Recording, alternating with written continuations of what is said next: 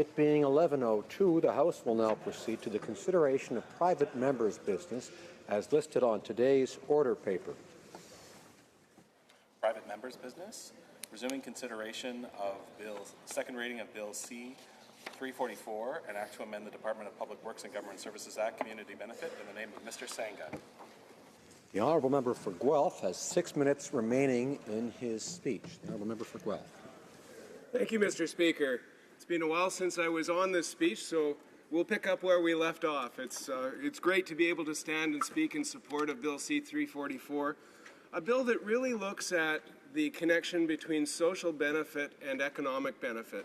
When we look at the triple bottom line, Mr. Speaker, we like to connect social, environmental, and economic benefits, and this bill really addresses the social part of that equation, connecting to the economic benefits. So in cases where construction projects are being procured by the government, we want to look at how does that project benefit the community in which it's located. In 2015, we campaigned on significant investments in infrastructure across the country, so now is a really good time for us to look at how that investment will benefit communities socially, as well as creating the jobs for which we're targeting those investments. It's an excellent opportunity also to look at the scope of supply that includes social innovation with SMEs. You know, Mr. Speaker, a lot of our construction firms already take this into account when they're working on projects, creating schools in neighborhoods, creating infrastructure through roads, but it isn't the standard practice across the country. So we're wanting through this bill to really encourage our contractors and other people applying for government funds to consider the impact that they have directly and indirectly in the communities through these projects that they're putting through. And the government plays a significant role in providing opportunities for these firms. And so looking at the opportunity that the government wants to create in terms of a better society, to make sure that what we're investing in is going to reach our objectives socially as well. An excellent example of empowering marginalized communities has already been raised by my honourable colleague from Sault Ste. Marie. Highway 17 was being constructed in his riding. It was going through the First Nation of Garden River, and they requested that there be a stronger community benefit in this investment. They listed a number of initiatives such as including employment for the Garden River people, training, the use of local aggregates, and subcontracting to local businesses, Mr. Speaker. Another example was highlighted by the now Minister for Immigration, Refugees and Citizenship, which is the Waneta Expansion Project. This project has the Columbia Power Corporation signed on with community benefits through an agreement that they have with the Contaxa Nation Council for the Waneta Expansion Project in British Columbia. The included provisions of assistance to the community in a small hydro development included green projects such as the Waneta Power Project, but it also looked at how it impacts the local community in terms of the triple bottom line approach, including education and social benefit for the community. Another benefit that arises from Bill C-344, Madam Speaker, is that it will ensure the whole community benefits from the publicly funded initiatives. The bill will make sure that proposed procurement initiatives will be of the most use to the community that they're in and have the most lasting benefit for the people that live in those communities. Moreover, this bill will increase transparency and accountability in the procurement process, helping to prevent the use of public monies to cater to special interests. It's common sense legislation such as Bill C-344 that Canadians elected us to work on when we were elected in 2015.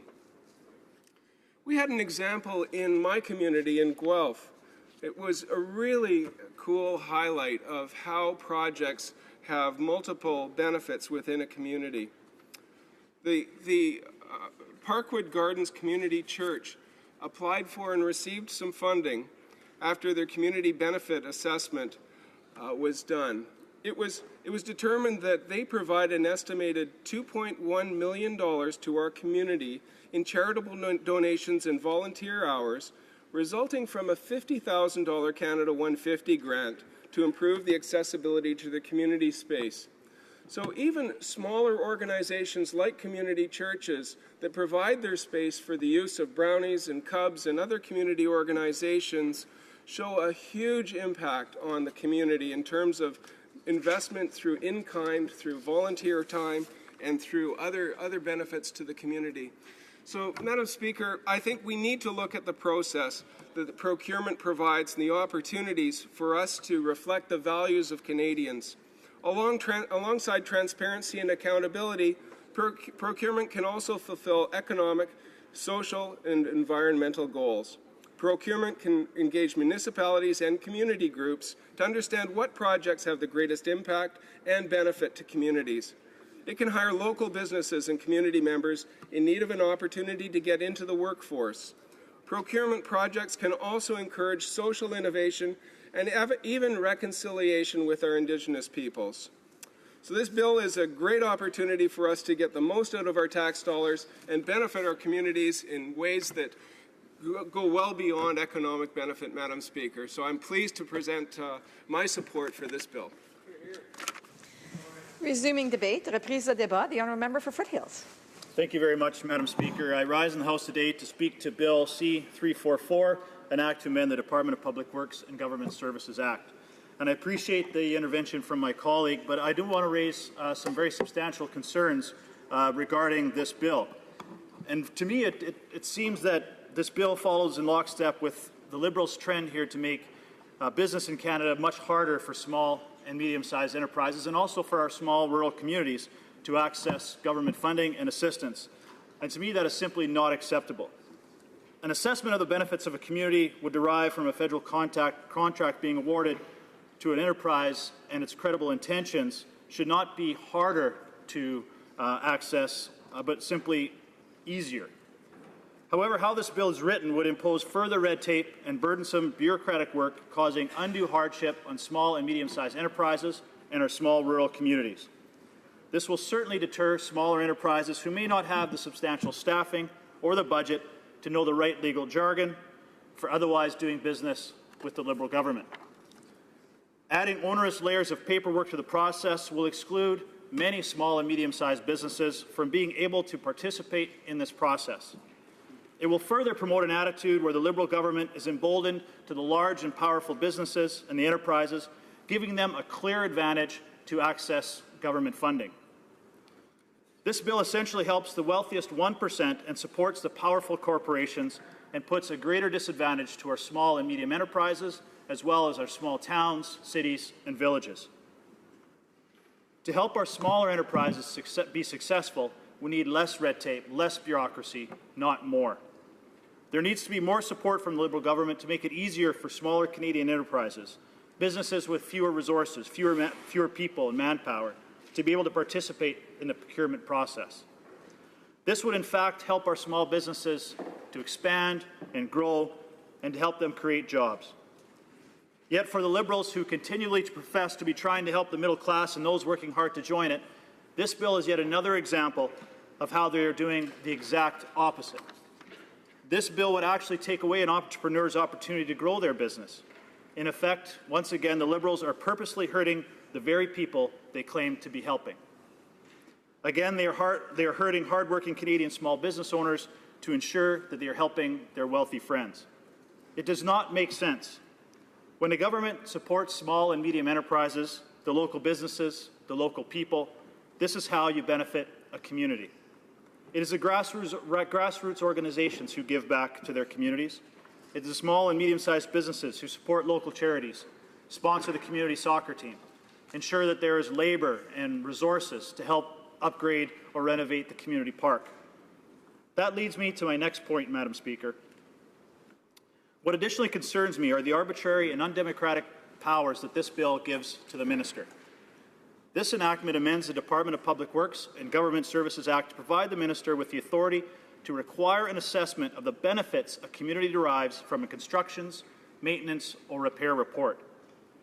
Based on the way this bill is written, it is the minister who gets to decide how the community benefits from a specific project. Madam Speaker, I can tell you, within my own constituency of Foothills, Each community, each municipality is unique in its own way. The people, the resources, and the things that they need to benefit their communities are unique and very distinctive. Over the years, I've had the opportunity to get to know my constituency, my riding of Foothills, extremely well. I spend time there. I live there. I raise my family there. I work there. I shop in the businesses there. And I know the people and I know the area. But do you know who else knows the people and the area? It is the owners of the small and medium-sized enterprises who work there every single day. It is the municipal councillors who have the passion and the dedication to their community that they know intricately what goes on there day to day. And for me, it is those people that we should be listening to when it comes to assessing the benefits to a community of a construction project. Is a minister here in Ottawa truly claiming that he or she knows every community across Canada better than the constituents, the small business owners, the municipal councillors who live there each and every day? It is those people who we should be listening to when we're asking about the benefits of a community project. Large and powerful enterprises may have the best resources to fill out a report, they may have the best vocabulary to make it sound compelling to the minister, and they certainly will have the lobbyists here in Ottawa trying to woo the minister to grant a procurement project to their company. But what I believe is most important is listening to the local groups who have the feeling, who have the pulse of their neighbourhood. It is these small and medium-sized enterprises and our small communities who understand the needs and the ways to best shape their municipalities. Because the community's success leads directly to their success. Unfortunately, this bill gives the minister the power to subjectively pick which report sounds best, without knowing or understanding, truly understanding, the community or its needs or what the people in those communities believe is best for them. But then who gets to also define the term of benefit? Is benefit a blanket definition, such that if the report uses specific terms to qualify community benefit, is it a set of boxes that gets checked by the minister or the minister's staff and ensure that you have the right words, the right buzzwords in that report? And we all know the Liberals' favorite buzzwords: open, transparency, fulsome, robust, broken promises. Or is it arbitrary? Is it subject to the mood of the minister to determine what benefit it is defined at a particular time? There's no clearly defined mechanism to identify what specifically qualifies as a community benefit in this bill, or as a scale to which the benefit is measured upon. Then it becomes nothing more than a game of who has more money and who has more resources, and it is no longer about the community, the people, or what would most benefit them. And that, Madam Speaker, is truly another example of Liberal entitlement scratching the backs of their Liberal friends on Bay Street instead of helping those on Main Street. There also appears to be no exemption for municipalities within this proposed legislation. I can speak firsthand. My constituency of Foothills in southwest Alberta is largely very small municipalities, towns, villages, districts, and rural communities. And I understand how difficult it is for them to be able to go through the application process when it comes to federal grants, procurement. They don't have the resources, they don't have the manpower to dedicate that kind of time that is needed to apply for many of these types of projects. They don't have the financial means or the staff.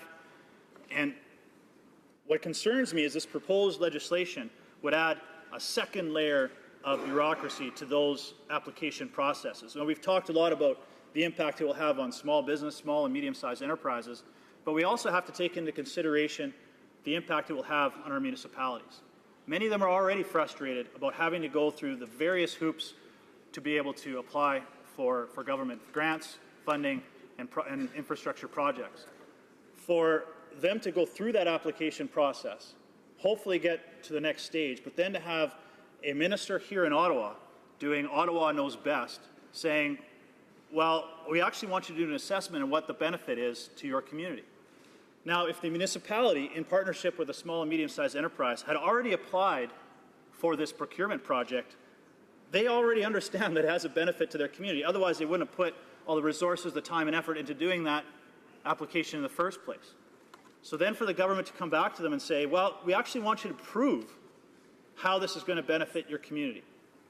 I believe that's very heavy-handed for a minister here in Ottawa to be trying to tell our municipalities across the country that we know what's better for you, or you need to prove it to us that this is a benefit to your community.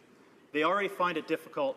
To add another layer of red tape and bureaucracy, I think is going to force a lot of municipalities to have a second thought about whether or not they're going to apply for these projects at all.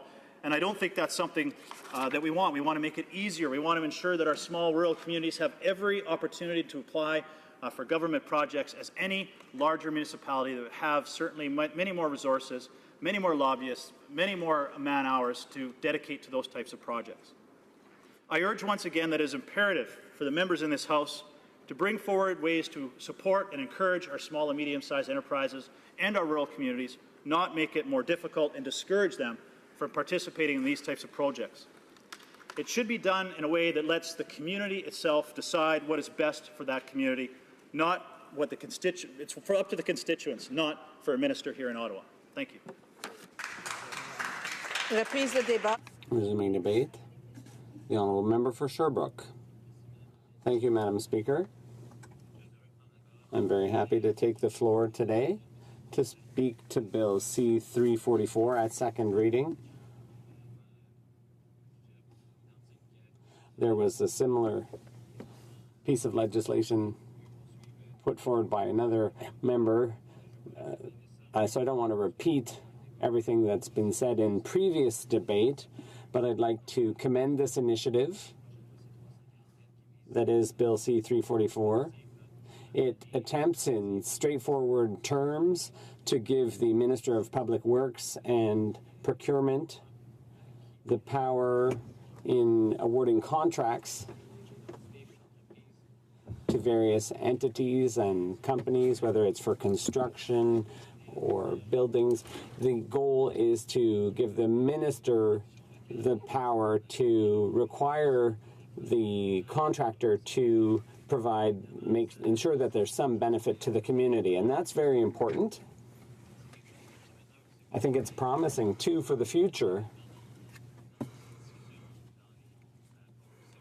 when proposals to the government are being discussed. Those making submissions to the government, I think it's good because it will make our procurement policies more respectful of the environment, more respectful of communities, because people will have to come forward, people who may be in rural and remote areas, far from the labor markets and so on. They may feel very far from government procurement, but this will give them an opportunity to participate. It will allow the government to use its power through procurement policy to make things fairer and more accessible. There are a lot of contracts given out by the government, including provinces and municipalities. There's a lot of money at stake, and procurement policy can be progressive. It can give more people access, and they can take advantage of these opportunities, and this will create benefits for communities. So I can only see this as being positive, and that's why I will be supporting Bill C-344 and its referral to committee so that it can be studied in greater detail, the terminology and so on, and the way in which we can make sure that we reach our goals. Because the devil's in the detail, of course, when you're examining legislation. And, of course, we'll have a lot of questions about the terms used in Bill C-344. And what we look at is how we could broaden this concept of community benefit, how we could make sure that there are even greater benefits than what this bill already provides for. Including for groups or individuals or contractors who are further away from that market and who are trying to access that market. I think that would be a good goal. So in terms of the requirements now for community benefits, well, they are related to, for example, jobs for First Nations, where that would make sense within the community. It also has to do with local businesses. For example, if there's a construction project, if the government is planning on building a new building in Sherbrooke, for example. We have many government buildings in Sherbrooke, and the construction of a building also involves maintenance, future repairs. And if there are going to be new buildings, it's true that that's rarer, but if there are going to be new buildings, then the Government of Canada obviously has to look at community benefits.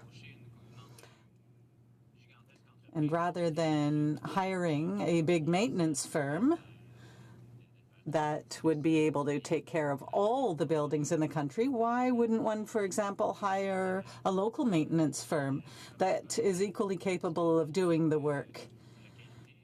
In each community or municipality where there are federal buildings, then priority should be given to local businesses. And that's something that we've been advocating for in the NDP for a long time.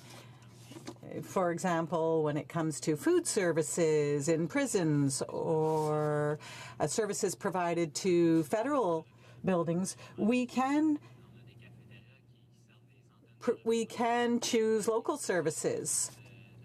There are cafeterias in federal buildings. That's one example.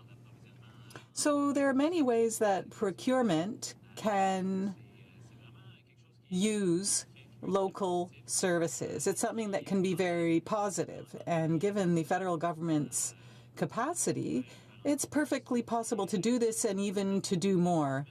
Only 2 weeks ago, there was a group appearing before the Finance Committee that, if my memory serves me well, was suggesting that within our procurement policy, I believe it was Oxfam, we ensure that employees are well paid, that they're earning a decent salary. That was their suggestion. It's not necessarily the one that I'm putting on the table today, but it's just an example of things that make sense.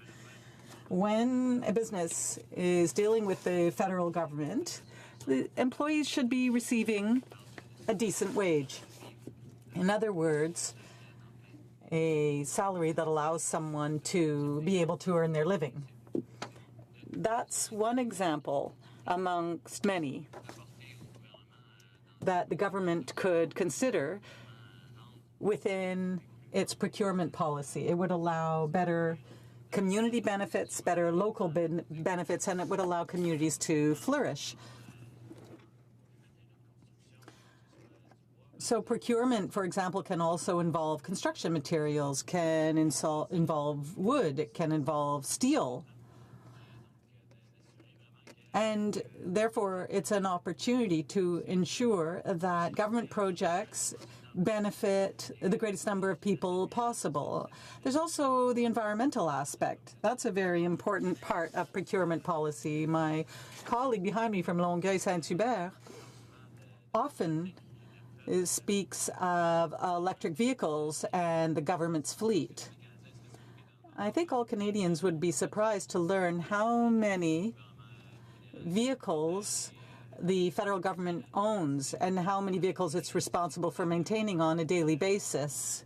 That's also an example of where a progressive procurement policy could have an impact. There could be electric vehicles in the government's fleet, and that would also make a difference when we're talking about the fight against climate change, for example. So these are important aspects of the government's procurement policy.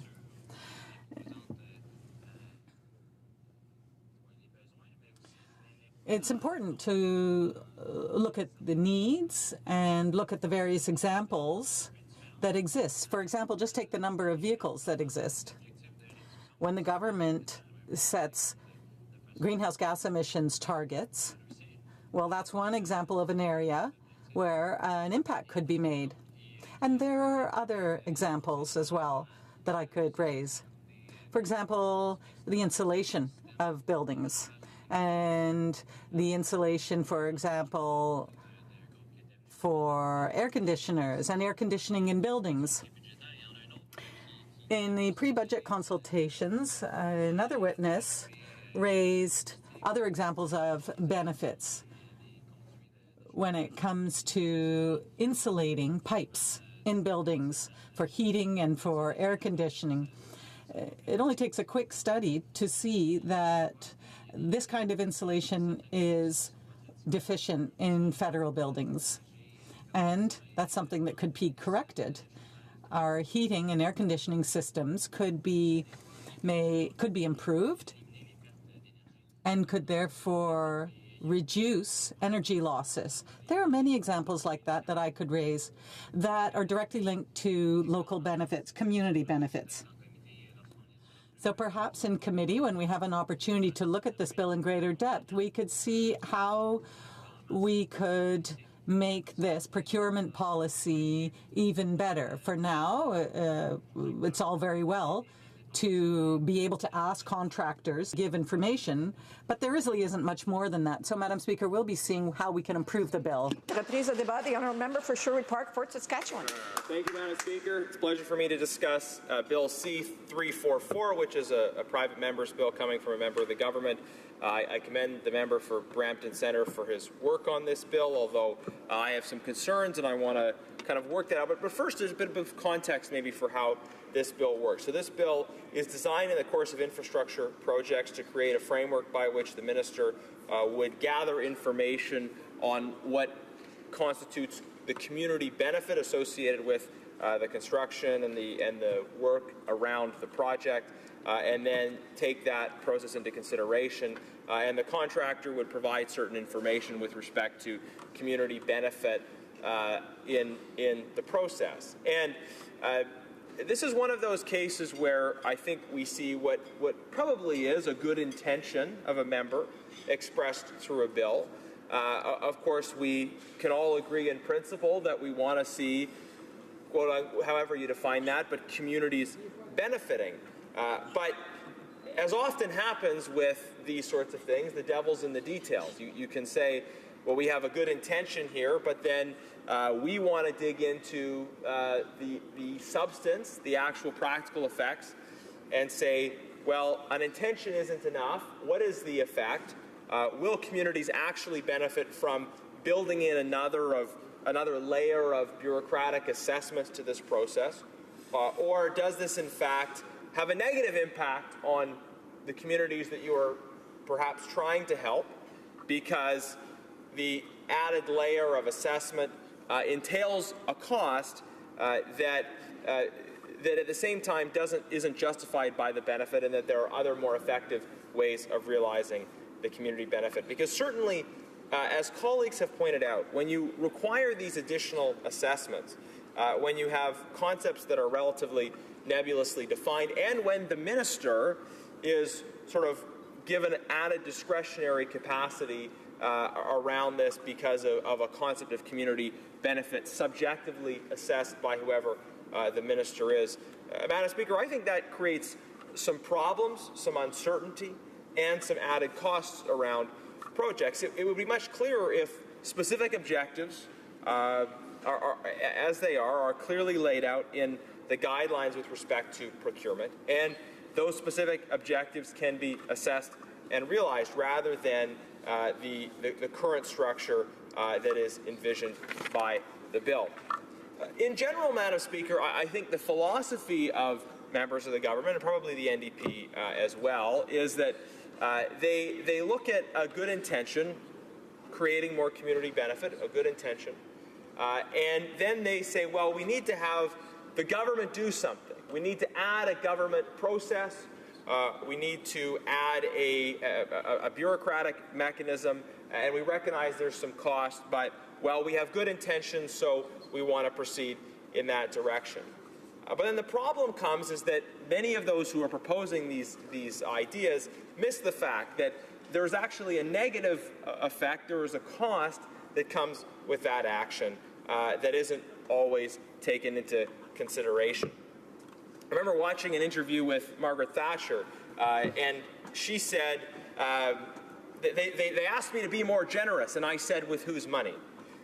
This is precisely the point, Madam Speaker, is that any time the government is being asked to be more generous, is being asked to do more, there is a cost that comes with that. There's a cost that comes with that action. Of course, we don't believe on this side of the House that there isn't a space for government action, for government to be obviously involved in infrastructure and making rational, efficient, effective assessments of what the impacts and the benefits of those things will be. But the money and the resources that the government use don't come at no cost. The assessment processes that are involved along the way don't come at no cost. They do come at a cost. And that is why we oppose a bill that, in our judgment, in our considered judgment, on balance, when we consider potential costs and benefits, does not realize its lofty objectives. Now, I might propose to the member who put this forward and to members opposite in general that we think that there are better ways of realizing benefits for communities, that there are more effective ways of empowering communities themselves to build up infrastructure, to strengthen themselves. And there are ways of ensuring that we have strong, vibrant communities and businesses and economies that have the capacity to do what they want to do anyways, which is provide benefit back to those communities. And that is why on this side of the House, we favor an approach that does not involve an overly interventionist, overly bureaucratic approach from the government that takes resources out of communities. And we've been very critical of this government for, frankly, what seems to be their desire to, at every turn, increase taxes, increase regulatory burdens, and the cost that comes with that. And we would submit to them that if they want to achieve benefits for communities, that they should actually be looking at cutting taxes, that they should look at giving more resources back to individuals, letting people keep more of their own money, that that's a way of really maximizing the benefits for communities. Now, one example that jumped out at me on this from the last budget was that they had a program proposed that was a program to help low-income families get access to the internet. And it's a legitimate objective, a good intention. But the way in which the program was structured is it implied that the government would have a process of assessment and people would apply if they weren't able to access the internet. The government would assess their application, there'd be a certain criteria, and they would decide when and how and to whom to pay out that money. And it just seemed to me that it would be so much more sensible, much more efficient to provide tax reductions to people in that same income category so that then they can make the investments themselves in access to the internet or other things that they consider a priority. That is, I think, reflective of our philosophy on this side of the House, which is that if you have a government program with a good intention even, but you don't consider the cost, you may end up hurting those that you actually want to help. Whereas if you empower those who need help through tax reductions, by letting people keep more of their own resources, by creating the conditions that allow businesses to grow and thrive and succeed, that actually that is going to do much more for the long-term well-being of communities and the economy. Now, we've been discussing a lot over the last couple of weeks the government's attack on small business. There are plans to bring in substantial changes that would have effectively increased the burden on and the tax paid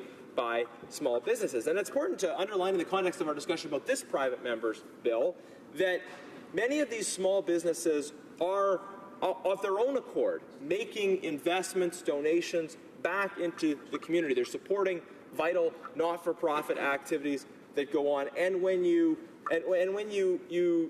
cut the ground out from under small businesses that are doing those things, it makes it more difficult for them to exist, to thrive, but also to be actively engaged in the well-being of their communities. If you want strong communities, if you want communities to benefit and be vibrant places, then we would argue that you need to have strong individuals and strong the economic capacity for businesses and individuals to be contributing to the development and benefit of the community.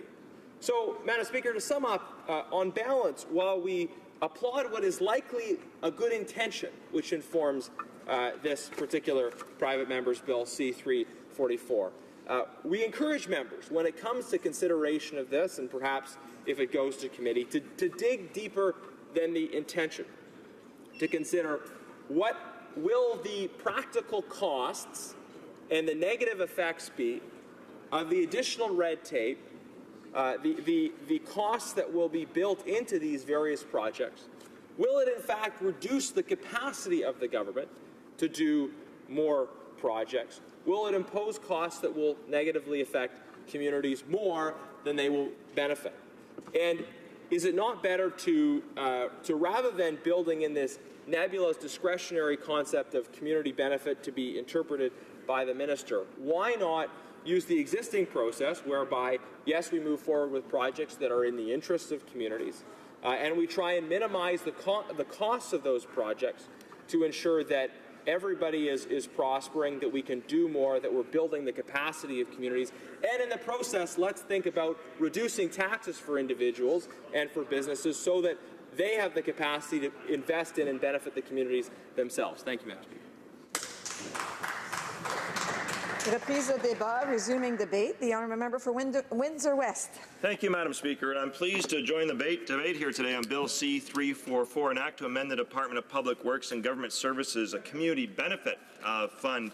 And this is interesting, Madam Speaker, because right where my riding is in Windsor West, we are going through this exact debate right now with regards to new border crossing. And in fact, this government and this bill will be interesting in terms of the response as it goes forth to committee, and I hope that the front bench doesn't switch their position on this, because what's happening in my community right now is really interesting about the Liberals and how they're approaching this issue with regards to community benefits. And we'll support this as New Democrats because we believe that government funds, which are taxpayer funds, should make sure that they go to helping people for jobs, the environment, value-added employment and services that are being expended, not to P3s, not to their friends, not to other things of that nature. These can be defined as they're done in Australia, as they're done in the United States, and, Madam Speaker, as they're being done by this government right now for Detroit, Michigan. Yes, Madam Speaker, right now there is a P3 process right now that the government is involved with, the Windsor-Detroit-Gordy International Bridge crossing process right now, where we are paying for the plaza, we are paying for on the Canadian side, we are paying for it on the American side, and the bridge, and part of that are community benefits. And we are also going to get some community benefits on the Canadian side, but they come a little bit after the fact that there's been negotiations going on the U.S. side. In fact, Madam Speaker, you can go to the WDBA website, the Windsor-Detroit Border Authority, and you can actually get some of these community benefits that are listed that Detroit will be receiving as part of this. And they involve everything from community partnerships. They talk about mitigation of construction and operation issues for nearby residents and businesses, community safety and connections, economic benefits, aesthetics and landscaping are just some of the things that are happening with this new border crossing that we desperately need in our community, and has been very much a long, thought-out and agreeable process for all. And we're also waiting for community benefits to happen on the Canadian side, Madam Speaker. And that is some work that needs to be done in Sandwichtown, because they have faced a number of traffic issues and nightmares related to pollution and disruption, losses of churches, losses of schools, losses of businesses, and losses even of homes related to the border. And they desperately need some type of support. Now, ironically, Madam Speaker, what's taking place at this time is that there's long accountable process that's been going on for community benefits that's getting support and is drawn out on both sides for this new Gordie Howe International Bridge that's taking place. We actually have 30% of Canada's daily trade that takes place in my riding on 2 kilometres, and we're finally getting some respect for that. What does this Prime Minister do, and what does the Minister of Transport do? They actually approve by themselves, when this Parliament is shut down, a new border crossing for the Ambassador Bridge through an order of council, Madam Speaker. An order of council. An order of council that basically, if you're not aware of what's happening out there with regards to process, and I don't blame you, it's a funny place. It's a logic-free zone here, and it takes a lot of work to make it that way. But the reality is the order of council gives the Prime Minister and Cabinet dictatorial programs and policies and legislation here that changes lives with no oversight. In fact, Madam Speaker, so they approved, after we're getting community benefits, this one project for the Gordie Howe International Bridge, they approved this one for a private American businessman who's actually served time in the United States because he didn't follow through on some of the legal processes over there. A brand new border crossing, and what did the Prime Minister and the Minister of Transport give the community for this? Nothing. Nothing. A private American billionaire got a new border crossing, and they have to do a few things in the community related to requests that may or may not have happened, but none of it was public, none of it was discussed with the people. One of them was moving a fire station because we're going to lose fire services and security elements related to times and a whole series of things. They got nothing. We got nothing for that, Madam Speaker. So what's interesting is that what we've asked for in this community and what we're fighting for, and it was interesting because Minister Garneau, Madam Speaker, Minister of Transport was in Windsor meeting with the mayor this weekend. One of the things they talked about was Ojibwe Shores. Ojibwe Shores is one of the last remaining properties on the waterfront in the Windsor area and the Windsor Great Lakes, old forest growth that we've been protecting. And what we could have seen as a community benefit is that property returned to the people. So it's a gateway entrance for all of us. It has endangered species. In fact, the port wanted to develop it, Madam Speaker, and this is critical, as the Minister of Transport is the minister responsible for ports across Canada. He's the one, at the end of the day, that is responsible for that. And so that land, we fought as a community to make sure they didn't bulldoze it. They tried to bulldoze it and clear-cut it for their own economic development, but the community stood strong. It was the Aboriginal community, it was the local community that was related to everything from social services to the environment to the businesses. Everybody together stood strong, and that property right now still is undeveloped, but we're waiting for it to come. So what has the port done? The port has asked $10 million from a community benefit fund that we're going to get from the border crossing. They've asked that $10 million for this land. And you know what, Madam Speaker? We did the research. The land, and by the way, the land owned by the Port Authority is the people of Canada. That's who owns the land. So let's get this straight. Full stop on this. Port authorities across Canada are stewards of public land. Simple fact, simple truth. It belongs to the people. So they've asked, the Port Authority has asked for another $10 million instead of going for neighborhood development, deal with social economic issues, environmental problems, human health problems, the businesses that have been closed, the schools that have been closed. They've asked for that $10 million from existing taxpayers' money. What the minister could have done to the mayor yesterday, or this past weekend, he could have given them the deed. In fact, there's a transfer process that could take place from the Port Authority to the Minister of Environment. First of all, they do management, and then they transfer the real estate from that to the actual department. It's a two-step process. Wouldn't cost a dime. It would give the community what it needs. So we're talking about community benefits here. Here's the ironic thing in all of this. This area that's been affected by all this border, getting 30% of Canada's daily trade, 10,000 trucks a day, 40,000 vehicles. We've had kids that have had to go to school with Health Canada monitoring devices in their backpacks to see what type of carcinogens they have getting in their lungs. They've had to do all that. We've watched all those different closures. So all they've asked for is a little something back. And what happens? What's happening right now? At the end of the day, $10 million is the Port Authority wants to take from a community benefit fund for the P3 that we're getting for a new border crossing, for land they already own, and they would lose out on that money for all the things necessary, I've well noted, and they got nothing when a private American billionaire got a brand new border crossing from this government. They got nothing at all to deal with this. It's simple, the solutions. And I sense something's going on in this, Madam Speaker. There's just too many things happening. The city has an appointment to the Board of Port Authorities. The province have appointments to the Board of Authorities. The federal government has appointments to the Board of Authorities. They have all those representation there. So why can't the people get what they want? And what they want is to maintain public land in good environmental stewardship that make our international obligations stronger, our national representation related to greenhouse gases and other types of environmental protection stronger. It also makes a community bond together. So, Madam Speaker, as this bill goes forward, I hope we get lots of witnesses that will come to committee. They'll come to the committee and they'll decide and they'll talk about what's happening. The Windsor-Detroit Border Authority, how it has a process how it actually has a very open, detailed process on how community benefits are being played for this new international crossing on both sides. So Detroit's getting them, their neighborhoods, Windsor's supposed to get some. And then also, too, as well, why is it that the Prime Minister and the Cabinet decided to grant a brand new border crossing in this country with zero community benefits? How is that possible? So I'll be supporting this legislation, Madam Speaker. Other New Democrats will. And in the meantime, what we'll be asking for is a simple request. Give the public land that is so environmentally important and is a significant piece of our heritage and is a significant part of what the future we want for Windsor, Essex County, and greater. Have the Minister of Transport, instead of coming down to Windsor doing a photo op, sign the one piece of paper he has to do in his department to start the transfer of the management. Sign the second document to actually give it over to the Minister of Environment, and we will preserve one of the most important heritage environmental spots of an opportunity that we have in this generation.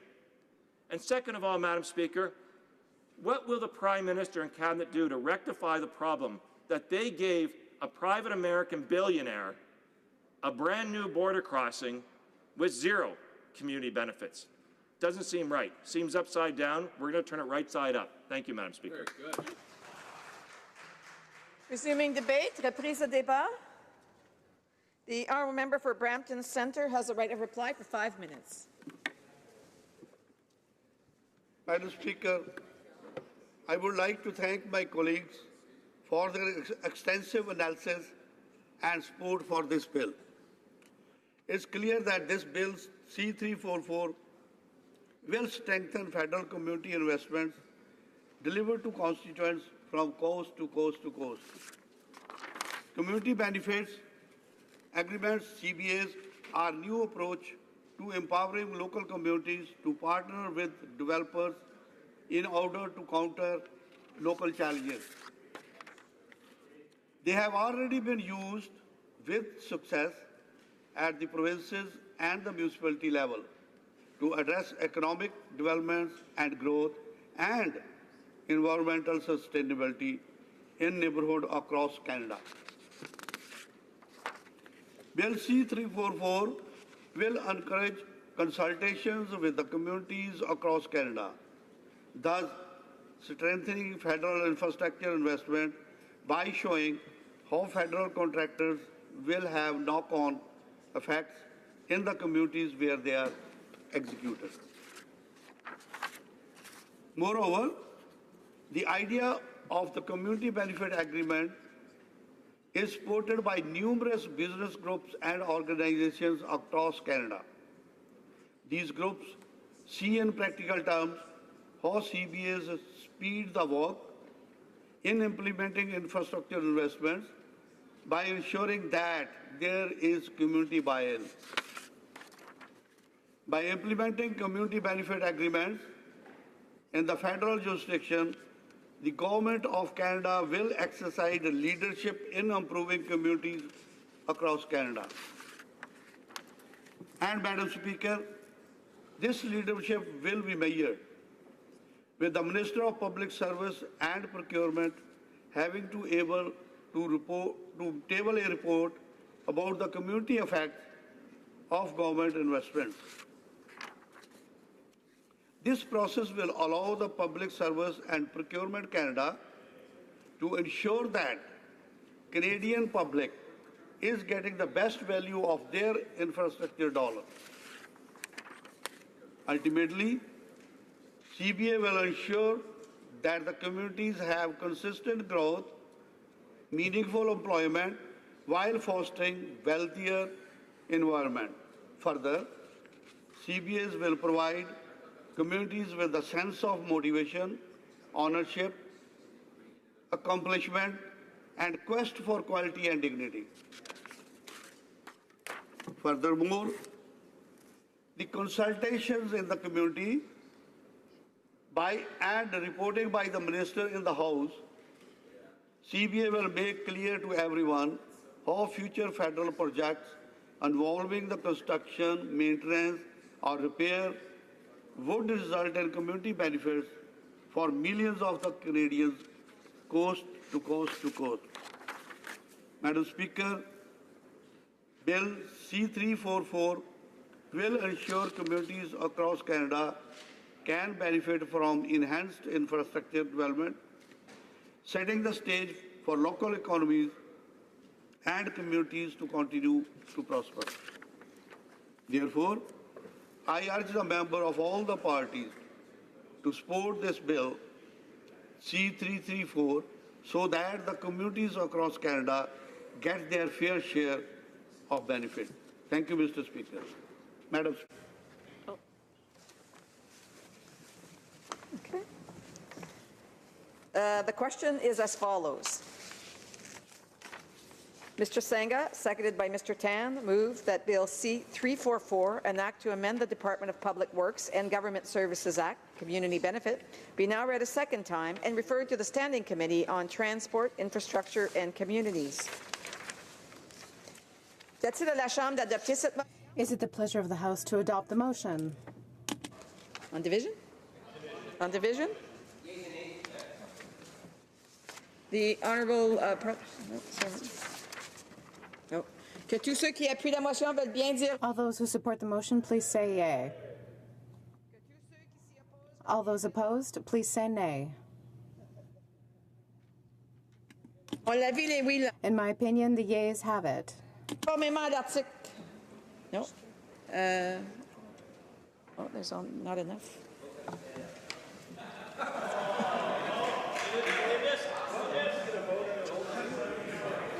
Conformément à l'article 93 du règlement. Pursuant to Section 93, the vote is deferred to October 25th, 2017, just before the period for private members' business. The sitting will be suspended until noon.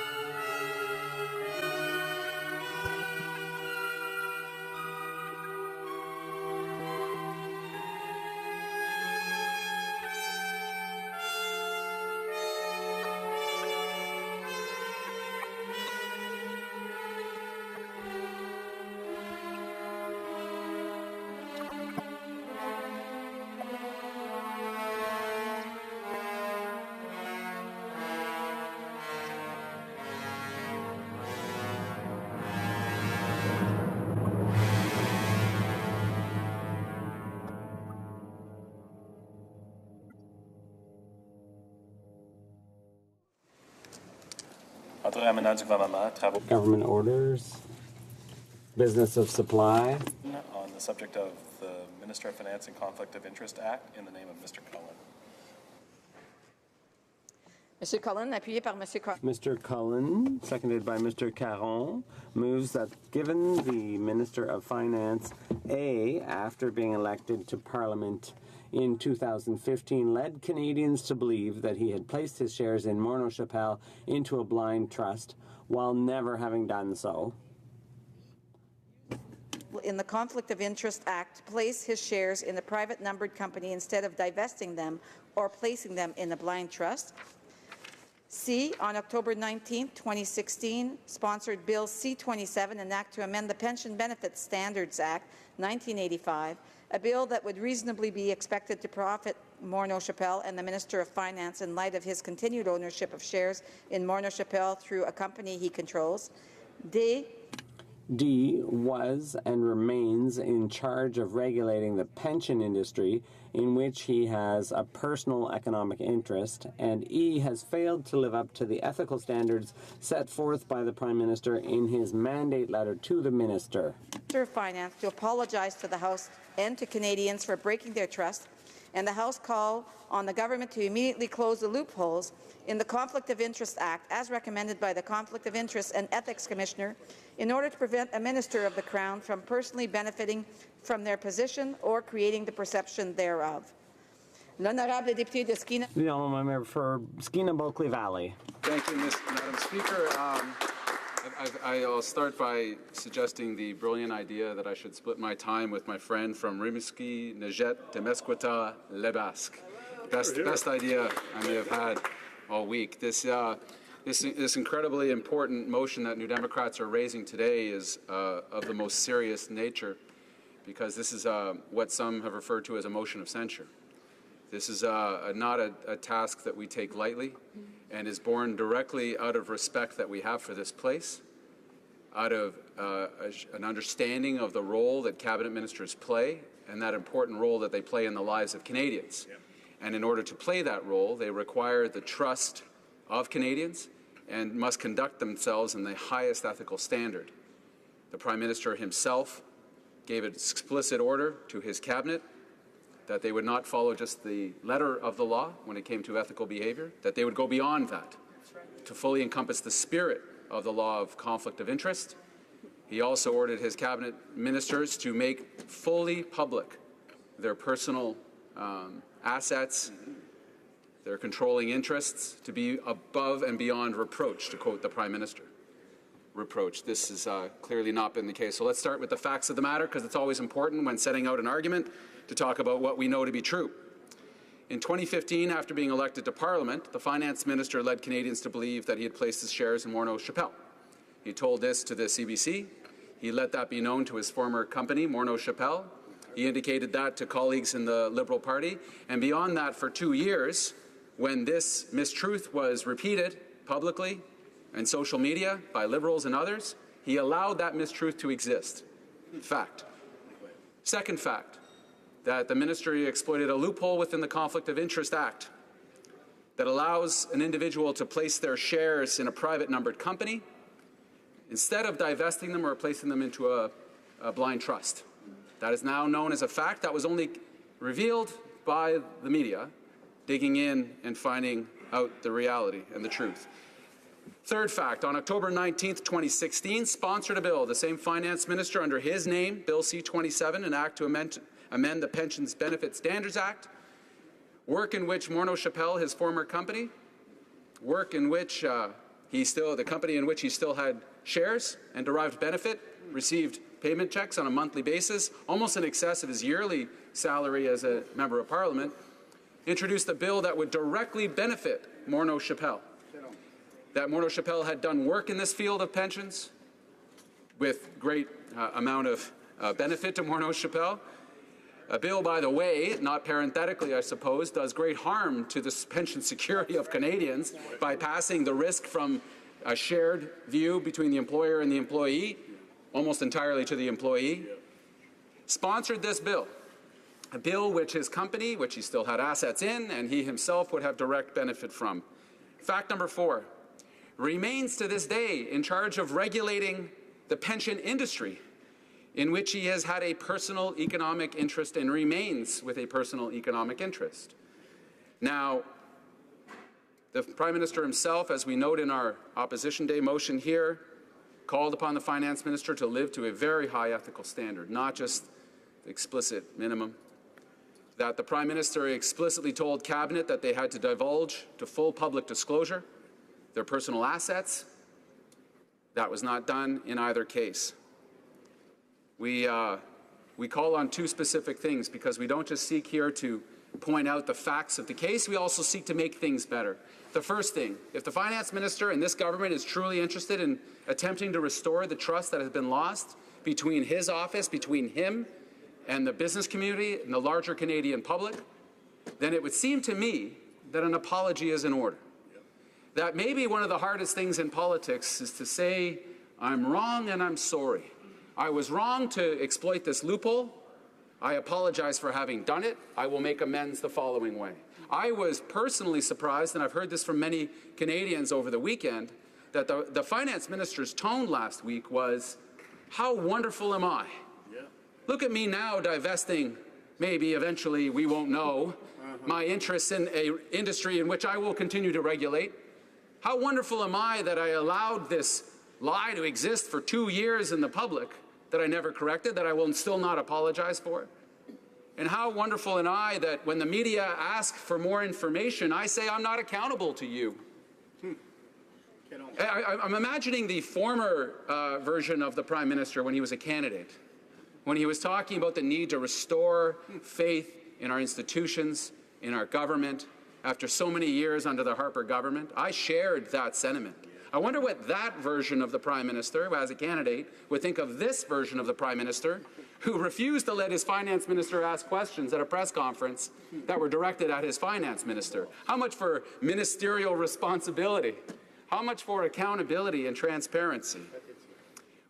Not only is an apology required, but we believe we need to fix the problem.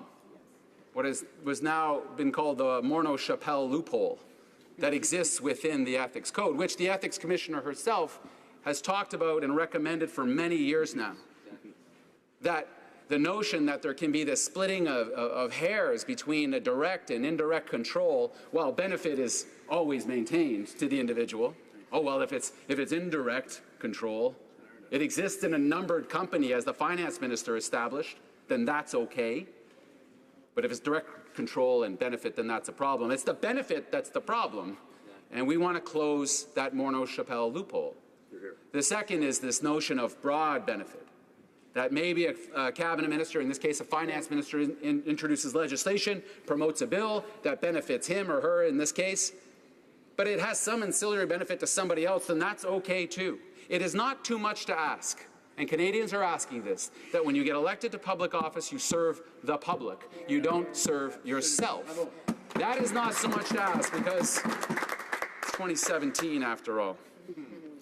If the idea of placing holdings in a numbered company and then introducing legislation that benefits that numbered company, which you still derive benefit from, as was the case with Bill C-27, if that's not a conflict of interest, then essentially nothing is. I'm not sure what's worse when I listen to my Liberal colleagues talk about how proud they are, how the Finance Minister seeks to say this is, what does he call it? Oh, it's a distraction. It's a distraction. Oh, I'm sorry to distract the Finance Minister from the ethical code that he'd agreed to when he entered Cabinet. The Prime Minister says this is petty politics. Oh, wow. That the ethics, the conduct of a Cabinet Minister not living up to the Prime Minister's own code to be fully transparent, to be ethical in his conduct, to be open to Canadians, to be above the law. All of those things have been broken, and the Prime Minister says that's just petty. I'm not interested. That's gutter politics. Oh, it's in the gutter, all right. And it may be a distraction, or Liberals hope it's just a distraction for the Finance Minister. But the idea that when looking to the small business community, as the Finance Minister has done for the last number of months, and waggled his fingers suggesting they were exploiting devious loopholes in the tax code, that they were cheats somehow, that they were unfair in their taxation, all the while knowing himself that he had used an ethical loophole to be in indirect control, but in direct benefit of legislation that he himself had promoted. If that's not hypocrisy, I don't know what is. And I've been holding town halls with my chambers of commerce, and business people have been coming to me. Honest, hardworking Canadians playing by the rules and saying, we don't understand this guy. We don't, in our small town business community, if someone conducted themselves this way, they wouldn't be in business. That you simply can't conduct yourself this way and then expect people to just say, well, he's a good guy. I remember he volunteered at the food bank once. I'm sure he did. I'm sure he's a nice guy. But I'm looking at the facts of the case. And in our motion today, we lay out the indisputable facts of the case. And Liberals may be entitled to their own opinions on this matter, but not their own set of facts. And the facts remain solid. The facts require action from this government. They require personal action from this finance minister, an act of contrition to say what I did was not right. I am correcting that behavior. I apologize. And it requires the urgency of now from this government to fix these loopholes that were exploited by one of its own, work with all of Parliament, the Ethics Commissioner and Canadians, so that we have an ethics code that is ethical, that we have a way of conducting ourselves in this place that builds up the competence of Canadians and doesn't continue to tear it down. Thank you very much, Madam Speaker. Questions and comments? The Honourable Parliamentary Secretary to the Minister of Public Services and Procurement. Merci, Madame la Présidente. Thank you, Madam Speaker. I'd like to thank the member opposite for his speech. He talks about facts. Let's take another look at the facts. The Finance Minister held a series of consultations that wrapped up last week, and they concluded with a lowering of the small business tax rate to 9%, which is something everyone in the House agrees with. That was the position of all parties in the House. He also clarified, to the great and pleasant surprise of our business communities, the rules around passive investment. He clarified the rules on family farms being transferred from one generation to the next. So the finance minister, in other words, took another step forward towards tax fairness. And that's something that the NDP used to support and advocate. Now, frankly, this is just an attempt to obscure. This is all show. Another step was taken towards tax fairness last week by the finance minister. Did not the NDP support just that very thing previously? Did not support what happened last week? I'd just like to remind the colleague that there's only 5 minutes for questions and comments, so we should endeavor to ask the question within a reasonable amount of time. So otherwise, people can stand up and make their own speeches. The honourable member. As mighty as he could to change the channel from the ethical transgressions of the finance minister, yet the facts remain. I omitted a fact, and it's helpful that he intervened to remind me of this, that the finance minister did break the Ethics Act, not just the loophole part, but he also forgot a villa in France that he put in a number of... But again, Madam Speaker, who hasn't? I mean, most middle-class Canadians and those seeking to join the middle class from time to time forget a villa in France that they placed into a numbered company to shelter away from taxes. I mean, it's a normal transgression of behavior, so he can be forgiven. Look, all of the policies are important, all of the efforts, and you see the backpedaling from the finance minister this week, again and again and again. First, they're going to tax employee benefits from somebody working in a coffee shop. Oh, that's a stupid idea. And now they're going to make it impossible for people to pass on the family farm, their fishing business, their forestry company, all the businesses that I represent in Skeena-Bulkley Valley. That was a stupid idea, so they're backtracking. So yeah, they're listening, but there's a part of this lack of connection to reality that one starts to wonder about with this government. And now we have this ethical disjunct where they don't even seem to see the problem. And you got to wonder what's worse, the fact that someone would act in this way, or the fact that after it's been exposed would simply continue to think it's okay. Questions and comments. The honourable member for South Okanagan, Similkameen, Nicola. Thank you, Madam Speaker, and I appreciate this member's intervention today and the motion that we're here to discuss. I know that this member has raised concerns about Bill C-27. The parliamentary secretary to the Minister of Finance over the weekend was trying to clean up, I guess, the minister's mess. And in regards to that, Madam Speaker, there was the question asked, has the minister profited from his position by putting forward C-27? Of course, the parliamentary secretary said no. But, Madam Speaker, would this member not agree that efficient market theory says that all information that is publicly available is immediately valued into the price of a stock? So does he believe that the minister has profited by the corporate structure he has undertaken by holding those shares in Morneau Shepell on this pension legislation? The honourable member for Skeena Bulkley Valley. Yes, the smoking gun, as it is, because a lot of times around ethical conduct, it's very, very difficult to point the transgression right to the benefit. Oftentimes in unethical behavior, you have the bad behavior, but it's sometimes difficult to find out if that person actually benefited from it. So on I believe it was October 19th, 2016, this finance minister introduced this pension bill. Within 5 days, the personal stock that he owned in Morneau Shepell went up 4.8%. And what we know of the stock that he owned at the time, he would have realized a profit of $2 million, which is far more than most Canadians earn in a lifetime of work. Again, there's that middle-class value coming forward again, scratching my back and scratching my back again. This is the Liberal way. Before I go to resuming debate, I just again want to just remind people, because I know there's a lot of people that were standing up to ask questions a while ago. So there's only 5 minutes for questions and comments. I would ask people to keep within, the 1 minute timeline to ask a question or make the comment. Resuming debate, reprise de débat, l'honorable député de... The honourable member for Rimouski, Neigette, Témiscouata, Les Basques. Thank you, Madam Speaker.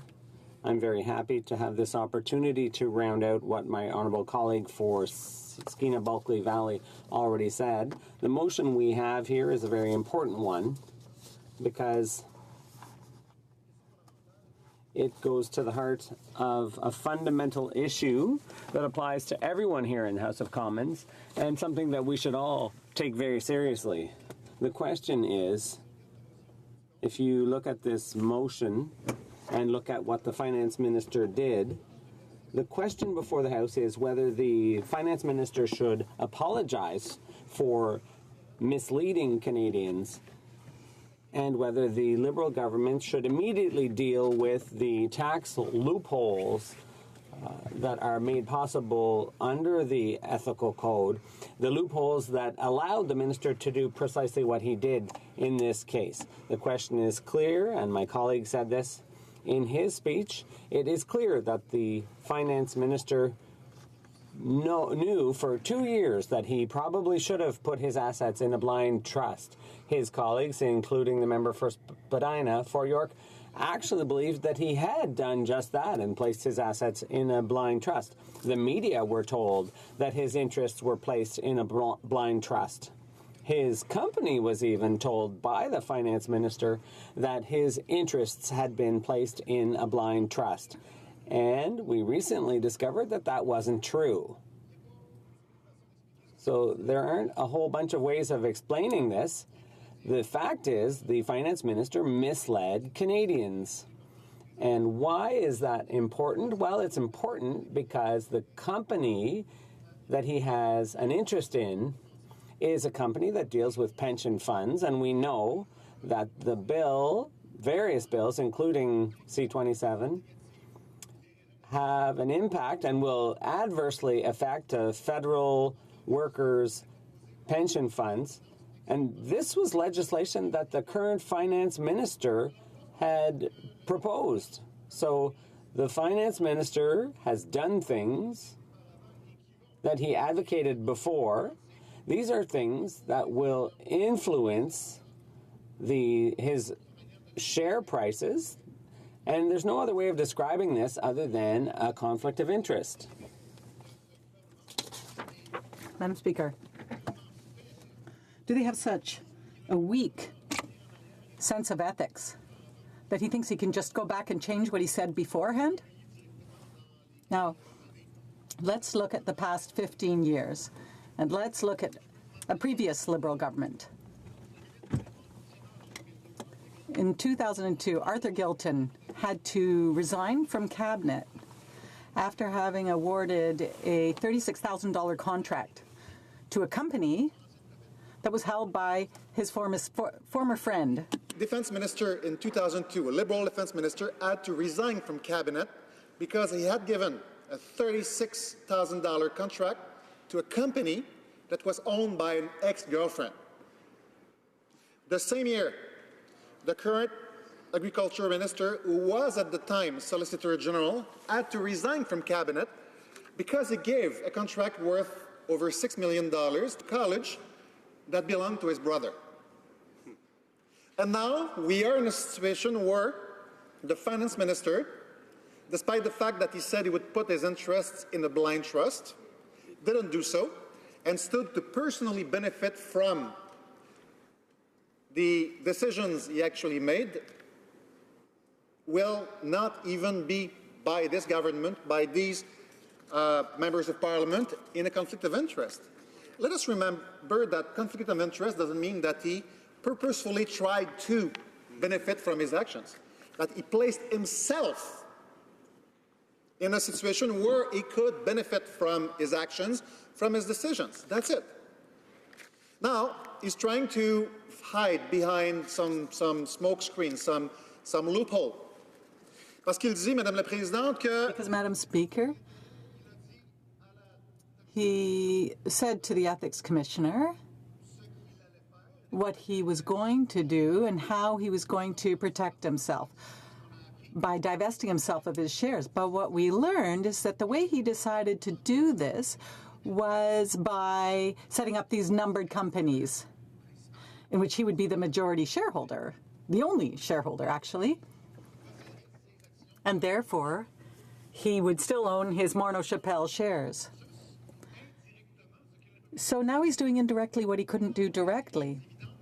He has received dividends more than $125,000 a month, for example, from his Morneau Shepell company. I can't understand how the Minister of Finance, who is an intelligent man, couldn't even see himself that he was in a position of conflict of interest. And what's even more shocking is that when he came to the House to respond to questions about this, he didn't even seem to regret what he'd done. He didn't even seem to regret the perception that he had fostered. On the contrary, he never said that he made a mistake. He never said that he should have done things differently. On the contrary, he seemed to be wanted to be congratulated by this side of the House for steps that he should have taken 2 years ago when he was elected. So we have a motion before us today. How can the Liberals vote against this motion? That's my question. It asks for the Minister of Finance to apologize for having misled Canadians. The motion also calls on the government to acknowledge that there is a loophole in our conflict of interest legislation and that they should close that loophole as quickly as possible.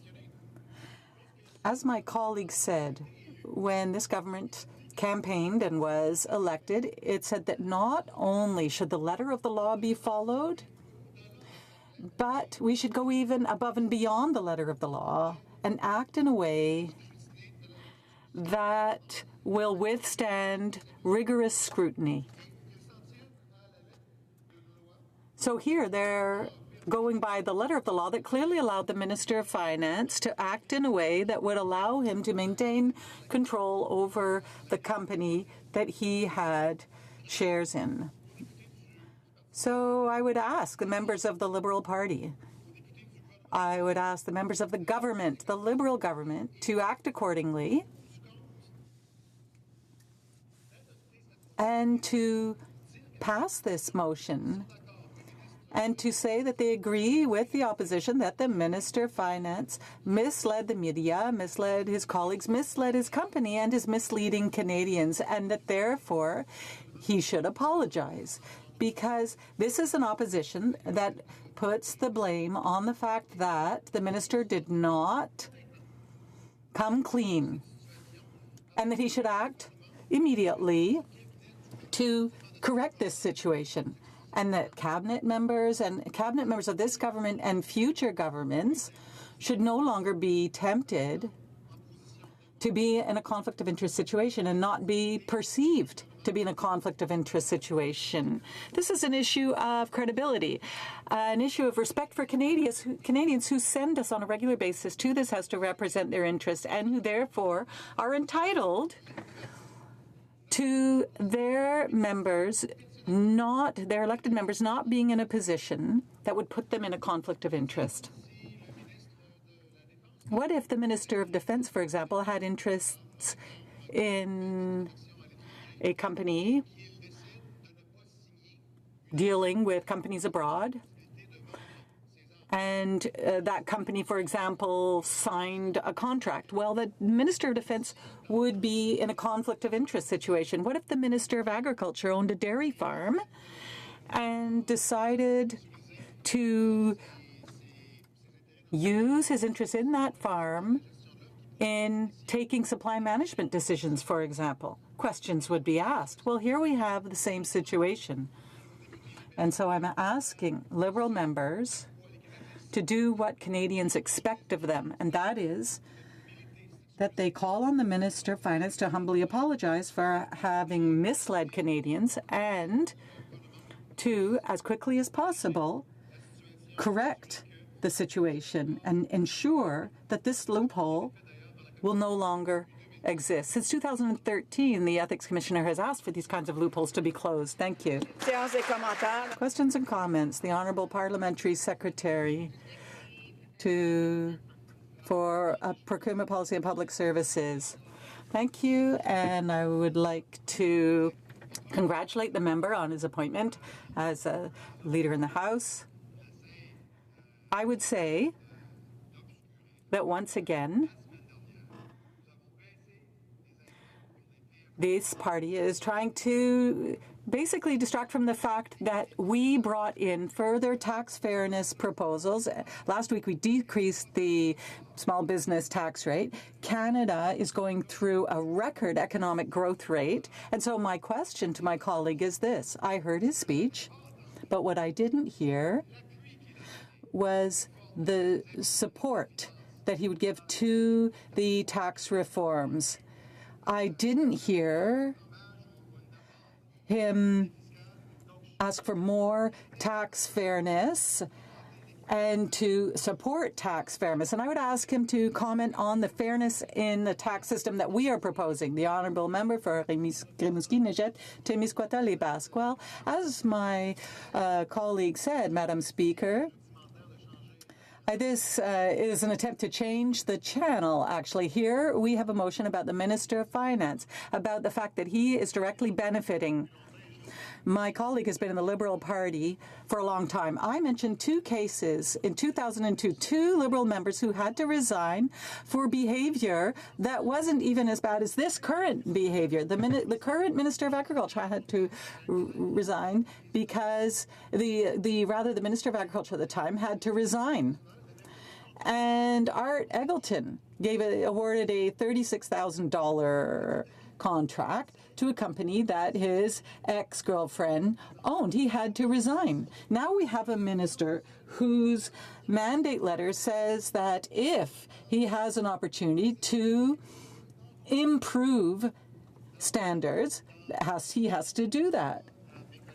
So my question is this. How do they feel about having been misled by the Minister of Finance, who said so long ago that his shares were in a blind trust? The Honourable Member for Portneuf-Jacques-Cartier. I'd like to first of all congratulate my colleague, who is now the House Leader for the Second Opposition Party. I'd like to congratulate him on his campaign. I listened to him in his speech. I listened to what you said. You listed unacceptable actions on the part of the Minister of Finance, and you described.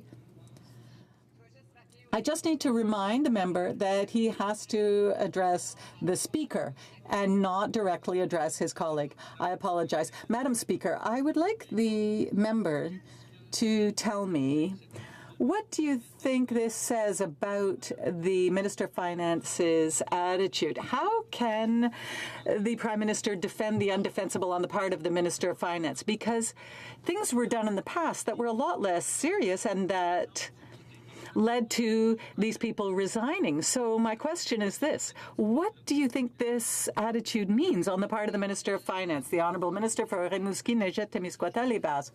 Well, what I would say, because I'm not in the head of the Minister of Finance, I can't tell what he's thinking, but what I could say is that the Minister refuses to be accountable. He refuses to acknowledge that he is accountable before all Canadians and that currently he is in an untenable situation.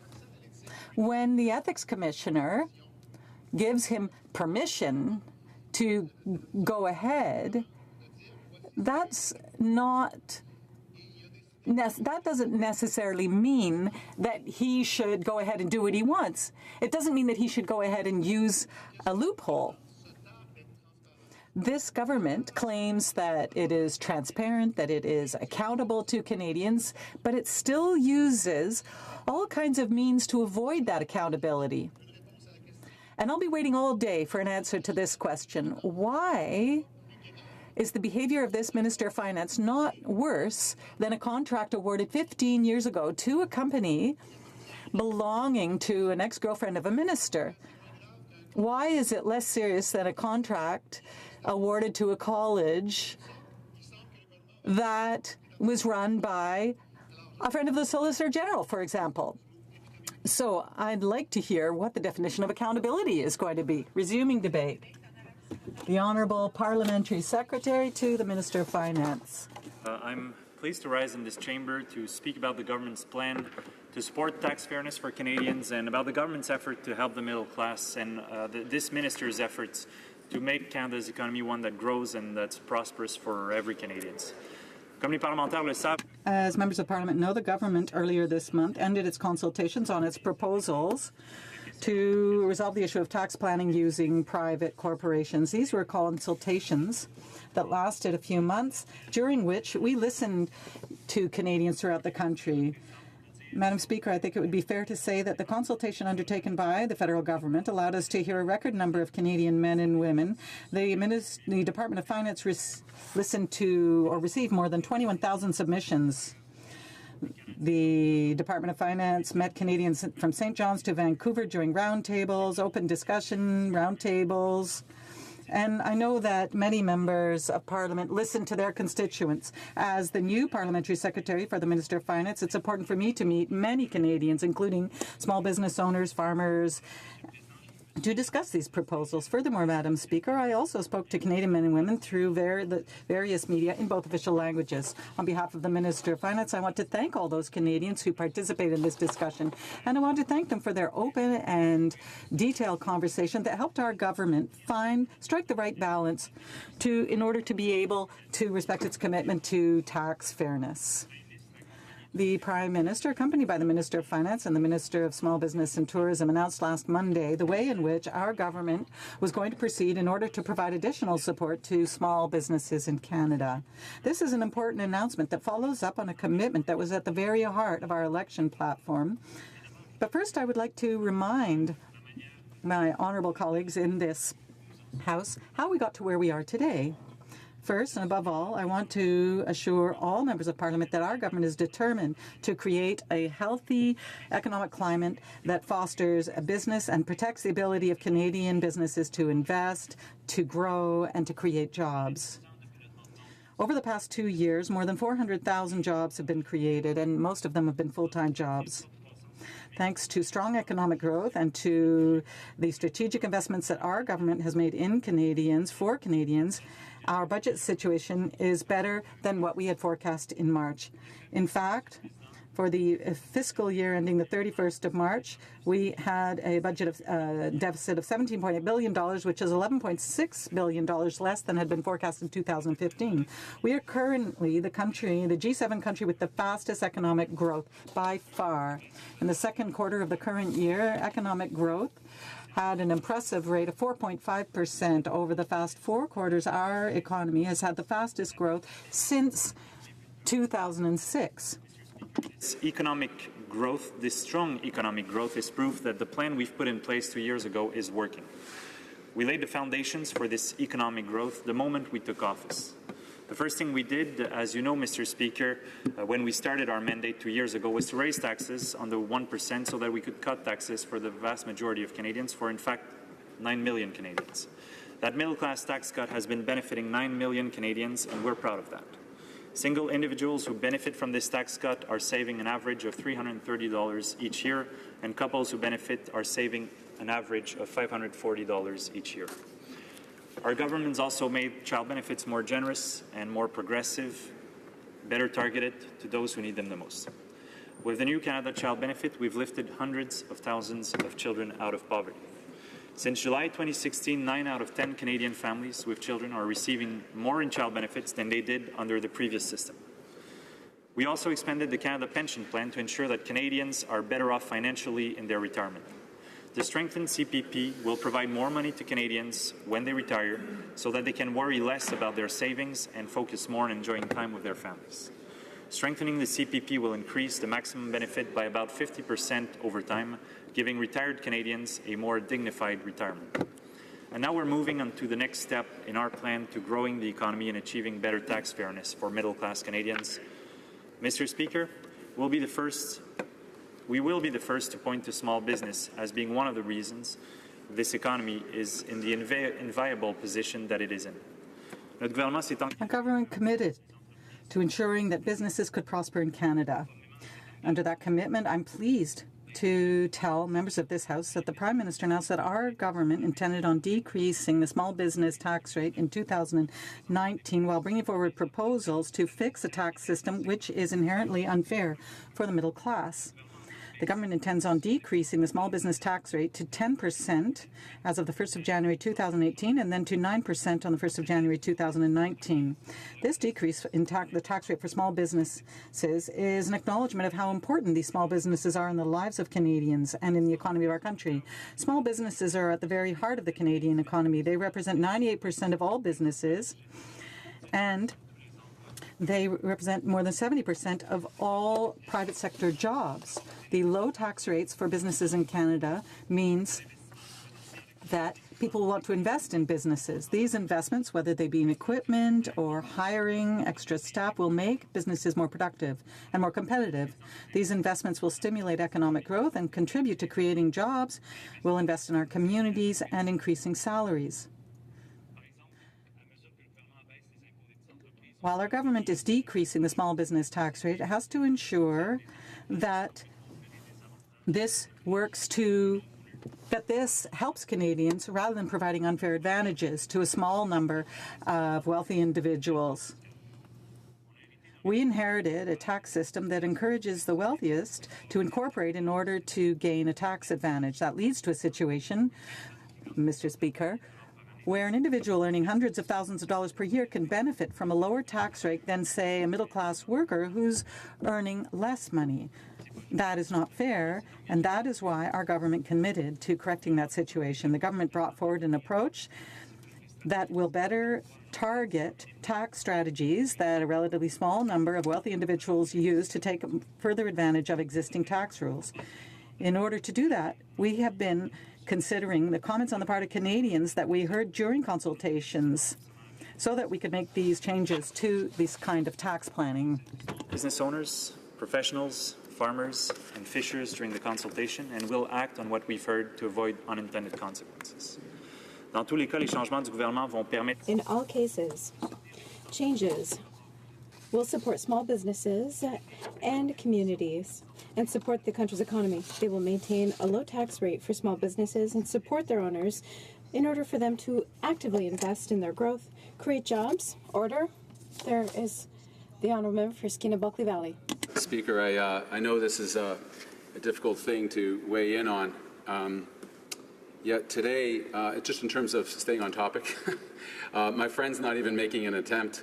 Usually we require some attempt to at some point glance back to the topic at hand. Reciting the government's economic plan has literally nothing to do with the topic we're talking about today. At some point he has to at least reference ethics, the ethics commissioner, Bill C-27. I know there's a lot of discretion and we allow a lot of latitude, Madam Speaker, but I've listened for the first number of minutes of my friend's speech. He hasn't made reference to what we're talking about here today once. And it's just hard to say that this is an attempt, even a small attempt, to try to talk to the matter before Parliament today. I want to thank the member for the point of order. As the member has mentioned, there is a lot of latitude when we're debating. However, the member does have to also take into account the motion. And je vais demander au député. I will ask the member to make sure that he speaks to the motion, even though he does have some latitude. Thank you, the Honourable Parliamentary Secretary. Thank you. Given the motion that is before us, I think it's important to remind everyone that the Minister of Finance has worked with the Ethics Commissioner proactively and transparently before even taking office. When it comes to the advice given, the advice was to set up a wall to prevent a conflict of interest between his holdings. All parliamentarians want to make sure that they work according to the recommendations and the rules as outlined by the Ethics Commissioner and by basing themselves on the path outlined for them. Last week, the Minister of Finance called the Ethics Commissioner to re-examine his situation and also announced that he was going to go further than the recommendations that had originally been put forward, which is to put everything in a blind trust and to divest himself of his shares in Morneau Shepell. But if you will allow, I will return to my speech, Madam Speaker, which is the Minister of Finance's track record and a record of the work he's doing on behalf of all Canadians. Despite some distractions in the political games, we need to look at the real work that the Minister of Finance has done, and that's what I'm talking about. One thing, Madam Speaker, that was clear after consultation, that it's important to avoid red tape for small business owners who are working hard. Also, the importance of preserving family farms and working with Canadians to make sure that transfers of family farms to the next generation, their importance has been recognized, and there has been a comparative analysis, a comparative gender-based analysis, in order to avoid a tax system that does not cause a gender imbalance. As the Prime Minister confirmed, we will proceed with creating a simplified proposal to restrict the capacity of a small number of private business owners with high incomes to lower their tax rate by sprinkling income to members of their family who are not actually contributing to the corporation. Only 50,000 private family businesses sprinkle their income, according to estimates. That is a low proportion, about 3% of Canadian-controlled private corporations. We are making changes to eliminate tax advantages that only the wealthiest can benefit from by using very costly accounting services. We've listened to owners of small businesses, professionals, farmers, and fishers, and we will follow up on what we've heard to avoid unintended consequences. Having listened to small business owners, the Minister of Finance indicated that our government will not proceed with implementing certain measures regarding the conversion of capital gains.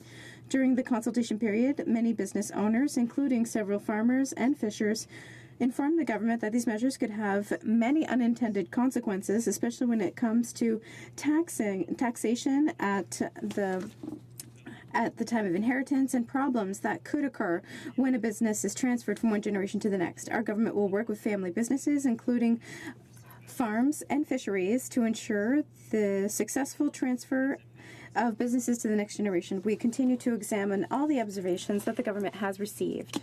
If we look at some key accomplishments, Madam Speaker, in addition to the middle class tax cut and the Canada Child Benefit I mentioned earlier, I'd like to highlight some of the government's other achievements to help support middle class Canadians. À titre d'exemple, au cours des 2 dernières années, As an example, over the last 2 years, the government has made transportation of people and goods a priority by making historic investment in infrastructure. Our government has made long-term investments in our infrastructure because it considered that this was the capital for our future, for our country and our economy.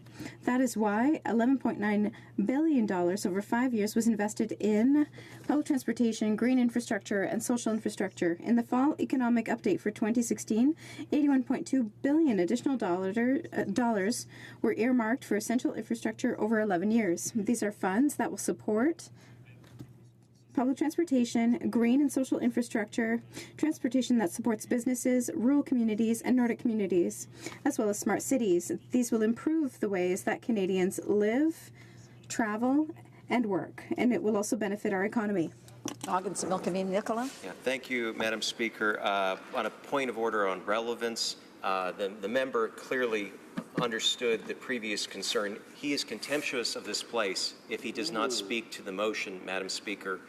We all support recycling, but so far the only thing he's recycling are the minister's own talking points. We are here not to talk about green infrastructure, but ethical infrastructure, particularly within the institutions of Parliament. So if he could please get off the talking points and get on with the motion, I think many of us would actually welcome what he has to say. On le dit tout à l'heure. So, je veux juste. So first of all, thank you very much again for the point of order.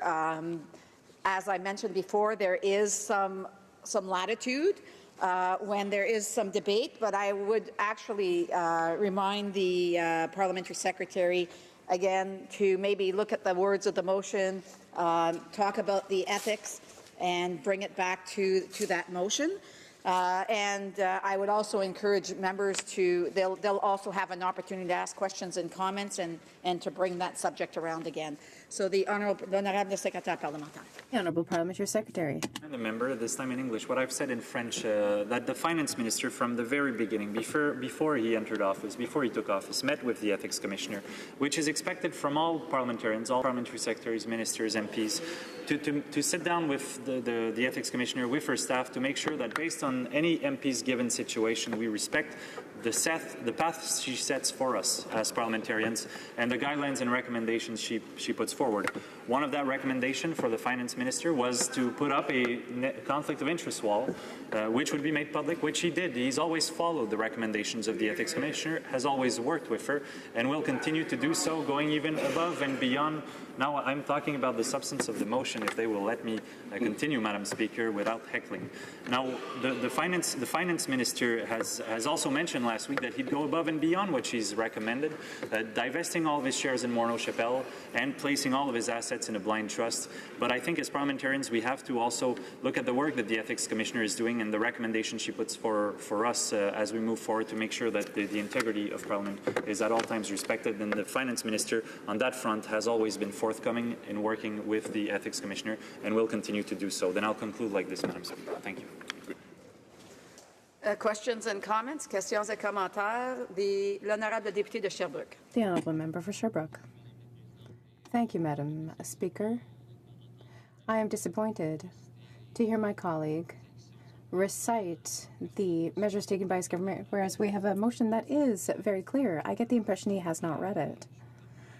I will, however, ask a question of my colleague related to the motion. Perhaps then we will get some more information on it.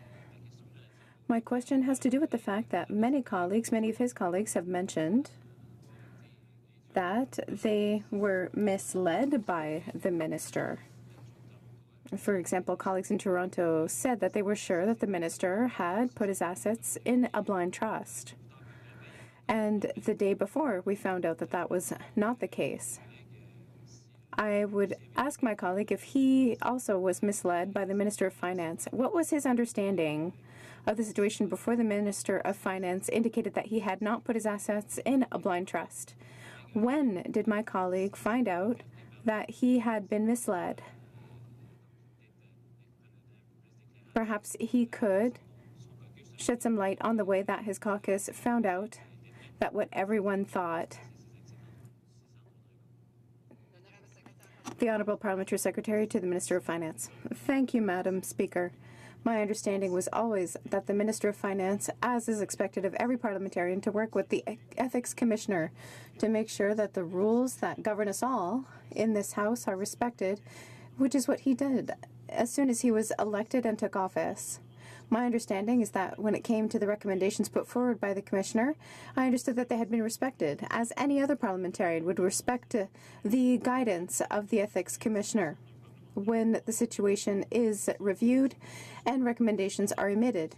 It's expected that those recommendations will be sufficient to respect the law and to avoid any appearance of conflict of interest. What the Minister did as soon as he took office, he always implemented the recommendations made by the Commissioner. Last week he announced he was going to go even further, and I will remind my honourable colleague, whom I respect a great deal, that he was going to place all of his assets in a blind trust. The idea is to make sure that working with the Ethics Commissioner is important. It is an institution that is charged with protecting the integrity of this Parliament.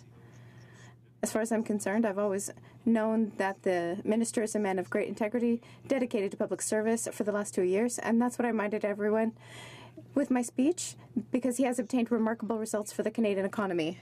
The Honourable Member for South Ottawa. Speaker, the Parliamentary Secretary again recycled a lot of talking points, but on the weekend, actually on the West Block, he said that since Bill C-27 had not been adopted by Parliament, that there was no conflict of interest for the Minister of Finance. Madam Speaker, when you hold something in a blind trust, you're not aware of if they've sold those shares or if they've diversified those shares. When you hold it in a numbered company, as the Minister of Finance has done, as a loophole, so to speak, Madam Speaker, what happens is that the markets react to that. Again, efficient market hypothesis says that publicly available information is immediately digested by the markets. Exactly. When you table a piece of legislation, Madam Speaker, the markets respond, whether it be positive or negative, putting the minister in a conflict of interest. Does the Parliamentary Secretary not understand that he is actually, he's actually putting up a false front for the minister? And where the heck is the minister? Shouldn't he be coming here to speak to his own action? I just want to remind the member for South Okanagan, Similkameen, Nicola, that he's not entitled to say who and who isn't in the House. The Honourable Parliamentary Secretary. The Honourable Parliamentary Secretary. Thank you very much, Madam Speaker. As I mentioned, I'm not sure. As I mentioned, Madam Speaker, the Minister of Finance has always worked with the Ethics Commissioner. That is what is expected of parliamentarians when we enter in this place after being elected. Based on the situation and the letter itself, Madam Speaker, that the Ethics Commissioner gave to the Minister of Finance, along with the recommendations were made public last week. It is clearly indicated that, first of all, that he should uphold the law that governs us all, and that the Minister of Finance should implement a barrier to avoid conflict of interest. A conflict of interest wall, which is what the minister is doing, which he has always had in place with anything having to do with the company. That's the recommendation made. That is what he followed. And the minister is being even more proactive by continuing to work with the Ethics Commissioner. Last week he wrote to her and he said he was going to go even further than what was initially recommended by putting all of his assets in a blind trust and by divesting himself of his shares in Morneau Shepell. Those are two measures that show that the minister is always ready to go further. I think this is a minister who, over the last 2 years, who left the private sector to work for the public and who has done so with a great deal of talent and has managed to achieve results. We have experienced the lowest rate of unemployment. I think this minister has a good track record. Honourable Member for Thornhill. Well, thank you, Madam Speaker, and I'll be splitting my time with the member for Louis Saint Laurent. Madam Speaker, I rise today to regretfully speak in support of the motion before us. Regretful not because I don't support the motion put by the third party, but because, and I certainly do, but because we find ourselves debating not only the Finance Minister's original deliberate violation of the spirit of the Conflict of Interest Act and subsequent actions, which by all accounts have enriched the minister as a result of his original decisions, but as well the minister's apparent inability, his refusal to recognize his several lapses of judgment, his unwillingness to accept responsibility for his poor decisions and actions, his attempt to shift responsibility and blame the Ethics Commissioner, and as important, his refusal to apologize to Canadians. Madam Speaker, when an adult faces choices, he or she exercises judgment. For decades, long before the Conflict of Interest Act, with its various provisions, was passed into law in 2004, ministers of the Crown either placed their wealth, including those fortunate enough to have family fortunes, into blind trusts, or they divested themselves of those holdings which might possibly be benefited by their actions as public office holders, as ministers. Now, the Prime Minister's mandate letter to the Finance Minister when he was sworn in 2 years ago wasn't specific in these details, but the PM said, and I quote, "As Minister, you must ensure that you are aware of and fully compliant with the Conflict of Interest Act." As well, the Prime Minister stressed that, again, I quote, "You must uphold the highest standards of honesty and impartiality, and both the performance of your official duties and the arrangement of your private affairs should bear the closest public scrutiny." The closest public scrutiny. This is an obligation that is not fully discharged by simply acting within the law. The Prime Minister also pointed out, and again I quote, "If we want Canadians to trust their government, we need a government that trusts Canadians. It is important that we acknowledge mistakes when we make them. Canadians certainly do not expect us, the Liberal government, to be perfect. They expect us, though, to be honest, open and sincere in our efforts to serve the public interest." Well, Madam Speaker, Canadians have learned very well that this Liberal government is far from perfect. In fact, in so many ways, it is far from perfect. But we're here today because the trust has been violated. We're talking about standards here. And because neither the Finance Minister nor the Prime Minister have been willing to acknowledge the many mistakes made by both of them in this sorry affair, this scandal is entirely of their making. The Finance Minister has told us that the Ethics Commissioner advised him to choose a third choice between a blind trust or divestment, a choice not taken by any other minister in this Liberal government. The Ethics Commissioner is on the public record saying that she informed the Finance Minister that there was a third way. Now, we don't know whether she specifically red flagged that alternative, in so many words, as a loophole she had already recommended that the government should close. But I believe, Madam Speaker, that any reasonable adult, certainly anyone with the business experience of the Finance Minister, not to mention the many financial advisors he has at his beck and call, would see that third way as a loophole that offends not only express intent of the Conflict of Interest Act, but the spirit of the law. And then, Madam Speaker, there's the matter of Bill C-27, the act tabled in the Finance Minister's name that would make a number of significant amendments to the Pensions Benefits Standards Act. Madam Speaker, the Minister in his previous life spoke of the need for exactly these same sorts of amendments, amendments that his family firm, Morneau Shepell, would use to expand its client base and grow the company. Now, we know that by not divesting all of his millions of shares in the family company, the Minister had already seen his shares increase in significant value. At the time of his election, shortly before being appointed Finance Minister, the shares of Morneau Shepell traded at around $15 a share. They have since grown to more than $20 a share. But worse than the basic violation of the spirit of the Conflict of Interest Act, was the minister's sponsorship of Bill C-27, which would, as the motion before us states, reasonably be expected to further profit Morneau Chappelle and the minister in light of his continued ownership of shares through a numbered company that he controls, and he will continue to profit from until his belated decision to sell those shares in what he described as an orderly fashion. So we see here, Madam Speaker, a clear and evident example, a textbook example of conflict, where the minister in charge is in charge of regulating an industry in which he has a personal and significant personal interest. Let's reflect back on the Prime Minister's mandate letter to the Finance Minister and the specific direction that he arrange his private affairs to bear the closest public scrutiny. Someone, Madam Speaker, the Finance Minister, and any who were aware of his choice 2 years ago should have heard alarm bells.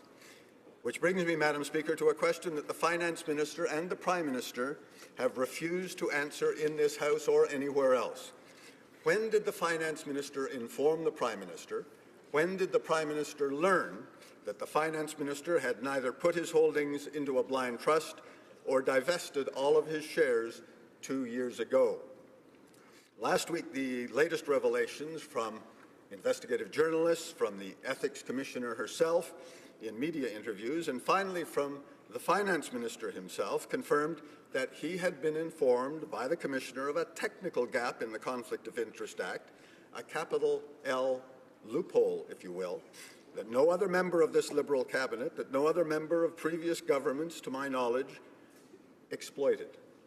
And he used it, again in clear and deliberate violation of the spirit of the Act, to push his considerable stock holdings in the company that bears his name through that loophole.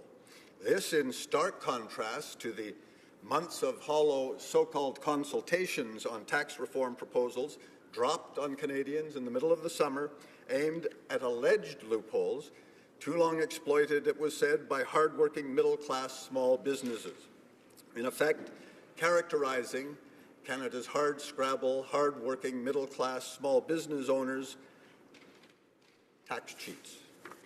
Madam Speaker, it's important to remember that this attack on plumbers, pizza shop owners, farmers, dentists and doctors, these so-called reforms have been pitched by bureaucrats, academics and theoreticians inside the Finance Department for years. It's important to remember that these reforms have been pitched to a succession of previous finance ministers, both Conservative and Liberal, and flatly rejected for all of the reasons put forward now by practicing tax and pension management experts, and the thousands of middle-class self-employed entrepreneurs who see this as an unfair and destructive attack on family businesses and their employees. Now, there was a way the Finance Minister might have avoided the deepening outrage and protest across the country. He might have responded by saying that he was surprised by the tens of thousands of responses and that he needed to extend the so-called consultation period with real consultations across the country to familiarize himself with the multitude of different ways his reforms would negatively impact hard-working taxpayers. Instead, the Finance Minister and the Prime Minister doubled down and framed their refusal to amend or scrap the worst of the proposals in language that came dangerously close to the divisive characterizations of class war. So, Madam Speaker, the Finance Minister, as has been previously quoted, has described the nationwide opposition and our criticism of his clumsily proposed tax reforms as a distraction. It is a distraction, a day-to-day still deepening distraction of his own making. Now, the Prime Minister seems to have lost confidence in the Finance Minister. The PM's big-footing of the Finance Minister at a press conference last week, saying he would answer the Minister's question, sent an ominous, not to mention arrogant, message to the Minister and to Canadians. So, Madam Speaker, the motion before us calls on the government to immediately close these loopholes and apologize to this House and to all Canadians. Thank you. Questions et commentaires? Questions and comments? Honorable Député de Sherbrooke. The Honourable Member for Sherbrooke. Thank you, Madam Speaker. I'd like to thank my colleague for his speech. This is a very important debate. and very timely given everything that's happening with the finance minister. I was wondering whether my colleague had anything to say about the situation, the loophole, the Morneau-Chapelle loophole, and how it could be fixed.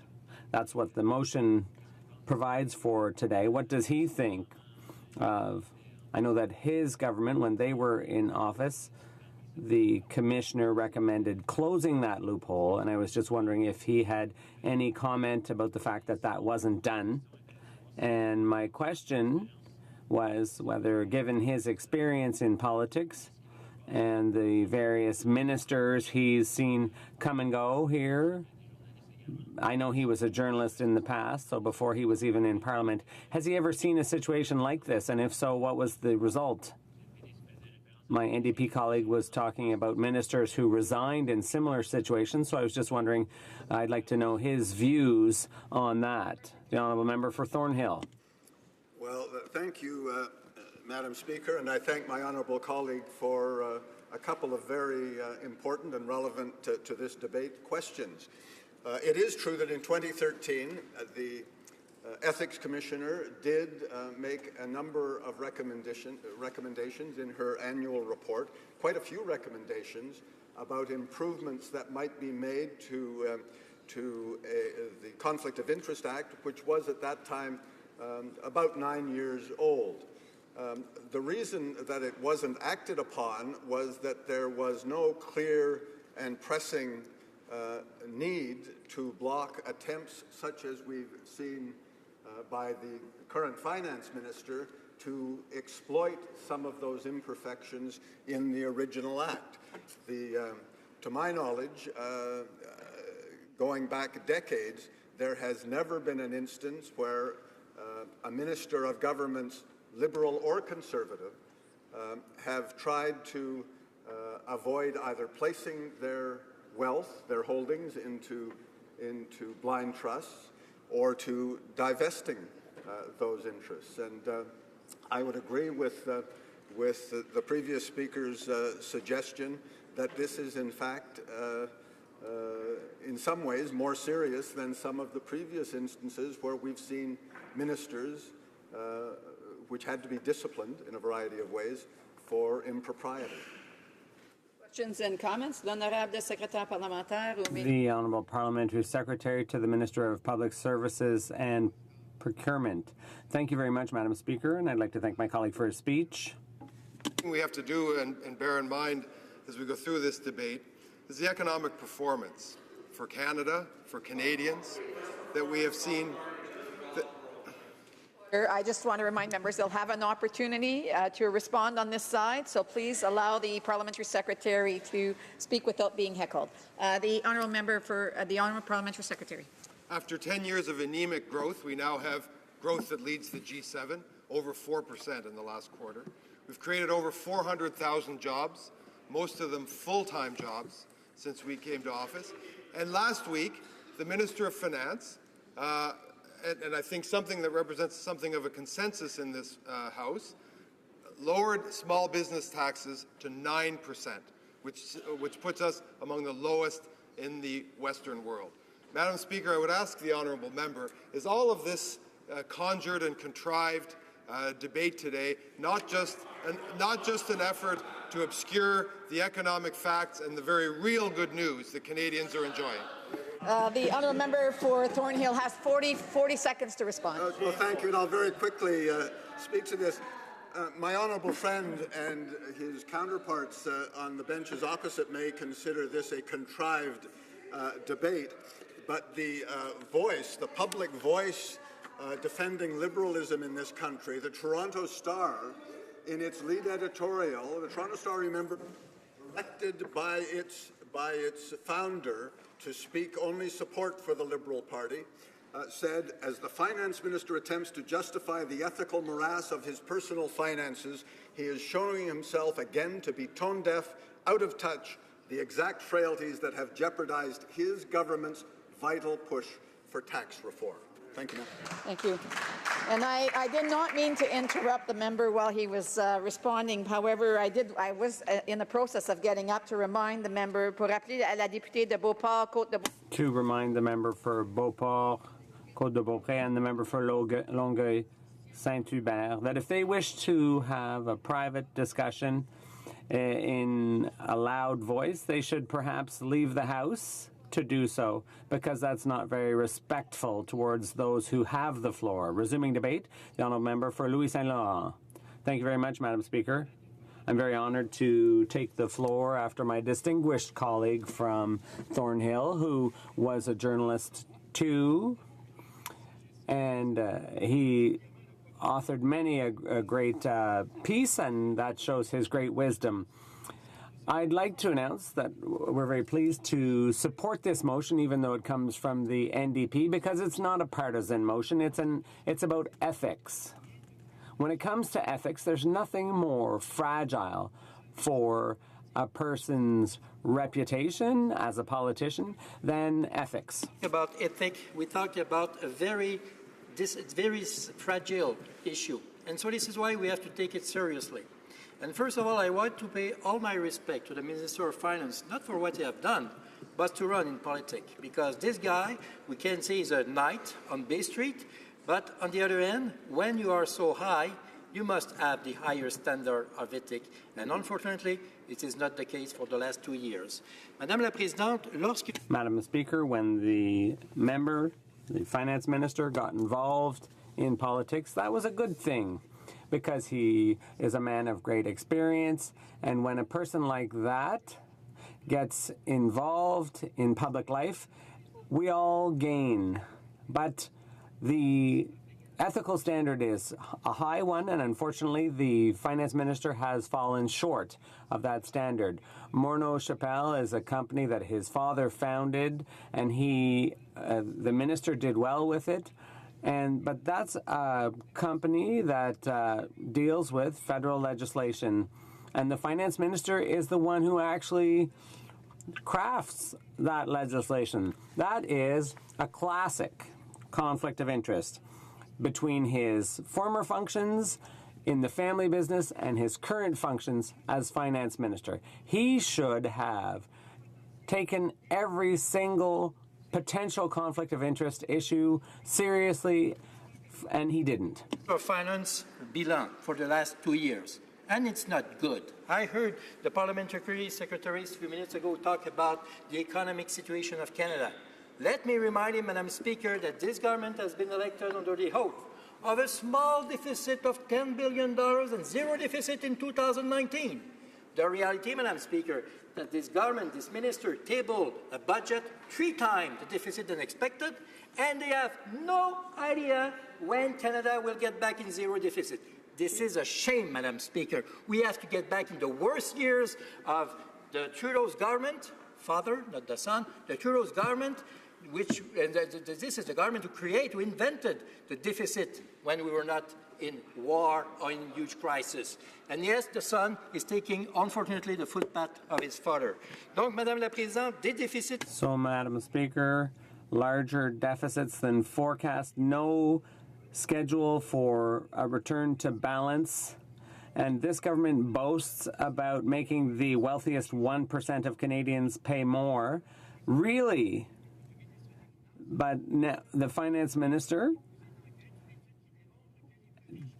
has actually shown, the finance minister tabled a study that showed that the wealthiest 1% are paying $1 billion less in taxes now than they were under the Conservative government. So they boast, but they're not walking the talk. They talk about all these great things they're doing for families in the middle class. It's not true. The Fraser Institute concluded that middle-class families are paying $840 more in tax since the Liberals took office. So the Liberals say one thing and do the opposite. When I'm talking about the finance minister, who's the subject of today's motion. Now, let's go to the heart of this NDP motion, which is the question of conflict of interest. Madam Speaker, the finance minister was the CEO of a company Morneau Chappelle that is publicly traded, and that former role is in direct conflict of interest with his role as finance minister. It's a head-on conflict of interest, and I'll come back to that. The finance minister has selective memory, Madam Speaker. When the member for Carleton stood up recently with a document proving beyond reasonable doubt that the Morneau Chappelle had they were headquartered in the Bahamas, and that's a tax haven. That was something that had not previously been known, and a journalist revealed that the finance minister owned a villa in Provence in France, which he had neglected to declare. He forgot.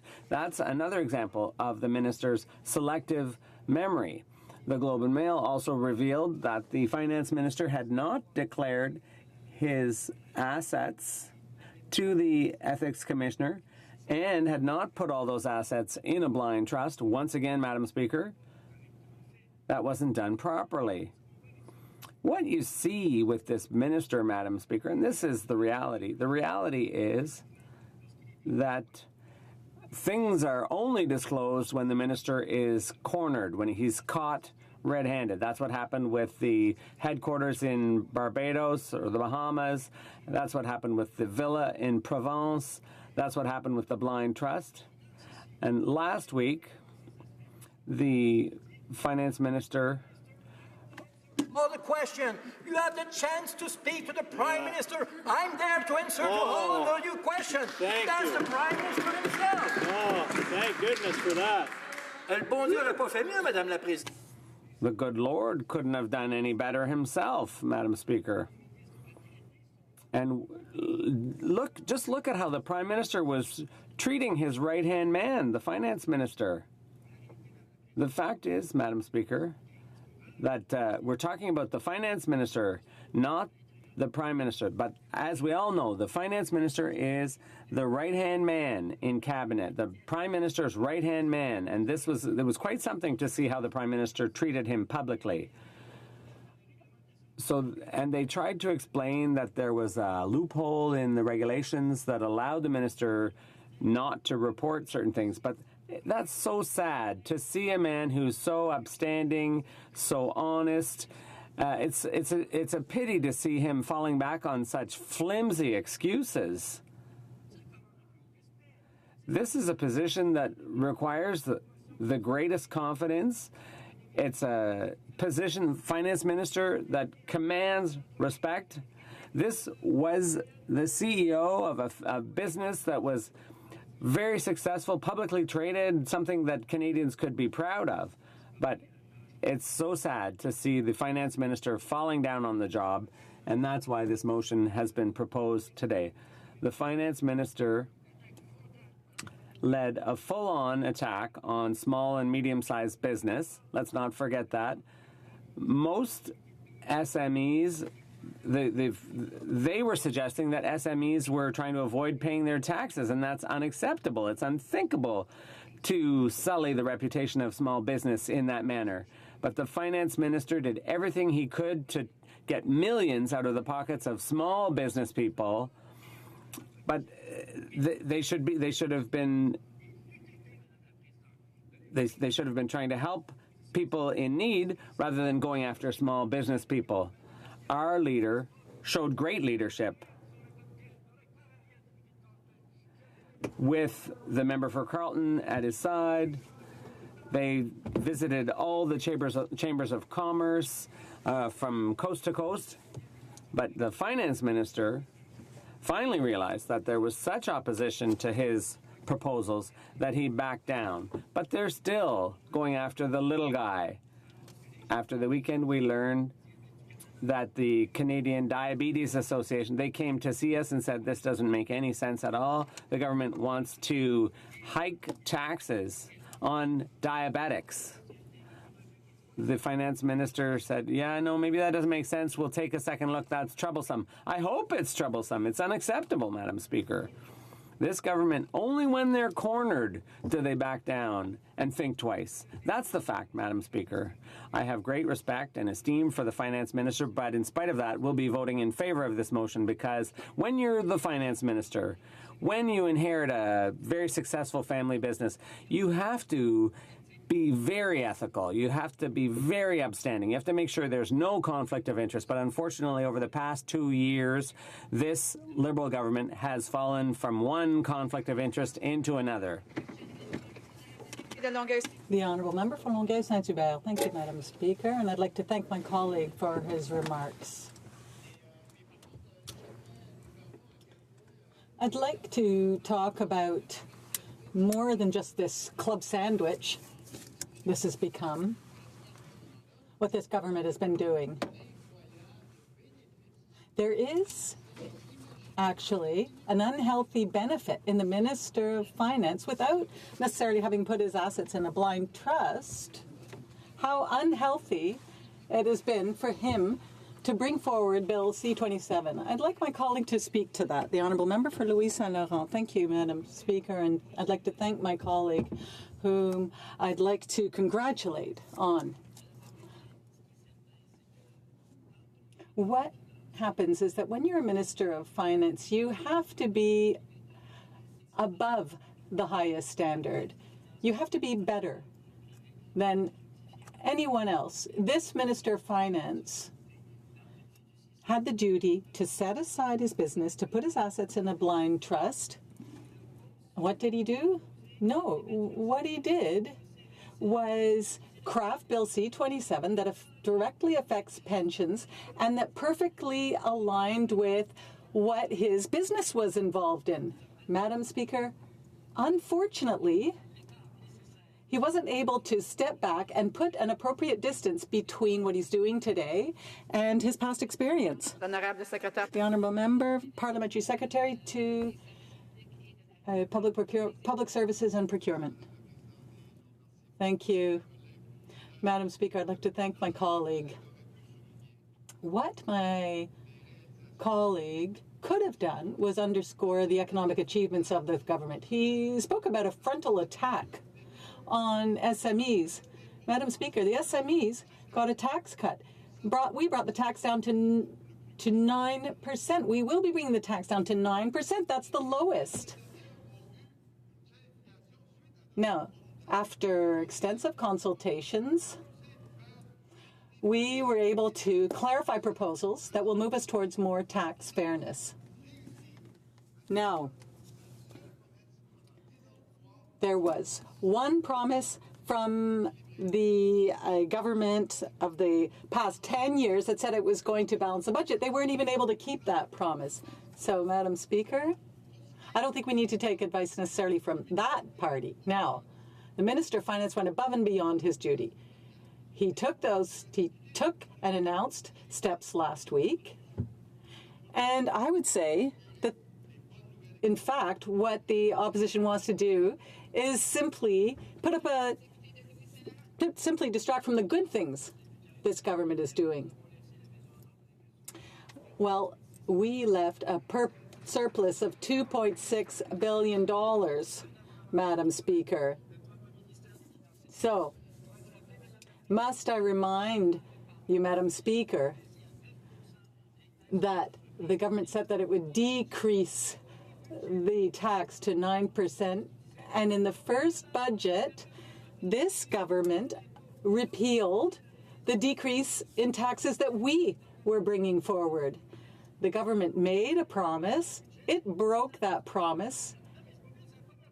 So how can you make a promise, break the promise, and then promise that you're no longer going to break the promise? Mata, questions and comments. The Honourable Member for the Northwest Territory. I just want to make sure. Yukon. The member talked twice now about the deficit.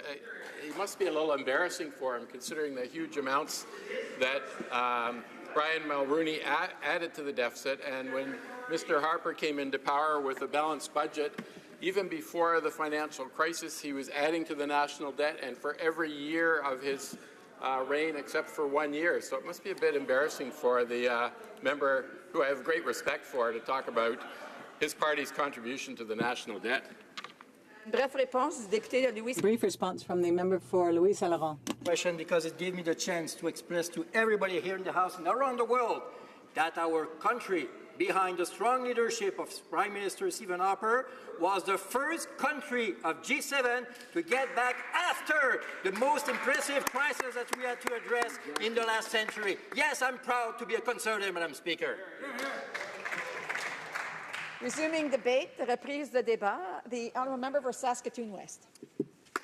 Thank you, Madam Speaker, and I would like to let the Speaker know that I'll be splitting my time with the member for Rosemont-La Petite Patrie. Madam Speaker, today we are debating what the Finance Minister would like Canadians and parliamentarians to believe was just a series of misfortunate events, a distraction, to use the Minister's own words. I don't share the Minister of Finance assessment of the matters we are debating today. Instead, respectfully, I would say what has transpired for the Minister is not a distraction, is not an administrative error, and certainly is not of the making because of the advice of the Ethics and Conflict of Interest Commissioner, but instead an error in judgment made by the Minister. The Minister must now find a way forward so that Canadians can trust that their interests are first and foremost in his mind. So let me share specifically what are we debating today, since we've gotten off track a little bit when we've heard from the other side. What are these so-called distractions? Well, after being elected to Parliament in 2015, the Minister of Finance led Canadians to believe that he had placed his shares in Morneau Shepell into a blind trust while having never done so. Used a loophole in the Conflict of Interest Act to place his shares in a private numbered company instead of divesting them or placing them in a blind trust. On October 19, 2016, sponsored Bill C-27, a bill that would reasonably be expected for reasonable people to profit Morneau Shepell and the Minister of Finance in light of his continued ownership of shares in Morneau Shepell, in which he's and through a company he also controls. The Minister remained and was in charge of regulating the pension industry, in which he has a personal economic interest, and finally has failed to live up to the ethical standards set forth by the Prime Minister in his mandate letter to the Minister. The motion also clearly outlines what needs to happen going forward, a proposal so that our Minister of Finance is not distracted by circumstances of his own making and can resume his focus on the important work of the Finance Minister. The motion provides a way forward for all ministers and all parliamentarians by asking the government to close the loopholes in the Conflict of Interest Act as recommended by the Conflict of Interest and Ethics Commissioner. Madam Speaker, 2 years ago, like many Canadians, I believed that the then newly elected Liberal government was going to lead differently and bring real change. I personally, along with many others here in the House, made the decision to run for political office to change Parliament and government for the better, so that we could better serve all Canadians. And of course, more specifically, I ran to advocate for the constituents of Saskatoon West, the community where I've lived and worked for over 30 years. And Madam Speaker, I believe I have taken every opportunity to point out when I believe the government has followed through on commitments that have helped my constituents, when, as the Labour critic, the government has made important policy changes that support workers' rights and make workplaces safer. Of course, I've also pointed out when the government didn't follow through on commitments and promises that they made during the election. But when I read the Prime Minister's mandate letters to his cabinet ministers, I was optimistic that we would see a different kind of government, not only in stark contrast to the previous government, but a different kind of Liberal government than we had seen in the past. I believe what was written down on paper in the ministerial mandate letters will be acted upon and would be more than just words. Here are some of the excerpts from the Finance Minister's mandate letter that stood out for me personally and led me to be optimistic that real change wasn't just possible, but indeed it would happen. Here are the phrases. We have promised Canadians a government that will bring real change in both what we do and how we do it. We have also committed to set a higher bar for openness and transparency in the government. It's important that we acknowledge mistakes when we make them. And finally, the phrase most relevant to today's debate. You must uphold the highest standard of honesty and impartiality in both the performance of your official duties and the arrangement of your private affairs should bear the closest public scrutiny. This is an obligation that is not fully discharged by simply acting within the law. Last week, the Finance Minister, because of pressure from the opposition and investigation by journalists, did the right thing. And after 2 years as a Finance Minister, divested himself and his family of all shares in Morneau Shepell. This was the right thing to do. Madam Speaker, I'd say that the Finance Minister still has more to live up to the Prime Minister's expectations as stated in his mandate letter. Let me elaborate by focusing on Bill C-27. The tabling of Bill C-27 by the Finance Minister when he still had business interests in his company and would therefore benefit if the bill was enacted also put the minister at odds and in direct contradiction to what was asked of him in his mandate letter from the Prime Minister and clearly was a conflict of interest. And it is possible that he may have indeed personally benefited from simply tabling the Bill C-27. And I say this because we now know the shares in Morneau Shepell increased in value after the bill was tabled. We also know from news reports that the Minister of Finance, while still in private life, advocated for such a bill. The bill would amend the Pension Act, allowing employers to change current commitments to defined pension plans with target benefit pension plans. Morneau Shepell is a major provider of these type of benefit plans. Madam Speaker, Bill C-27, should it be enacted, would erode pension security for thousands of federally regulated workers by allowing employers to remove their legal obligations to current and future retirees and convert defined pension plans, even retroactively, to target benefit plans. This bill would allow all financial risk of future pension benefits to be shifted to individual workers.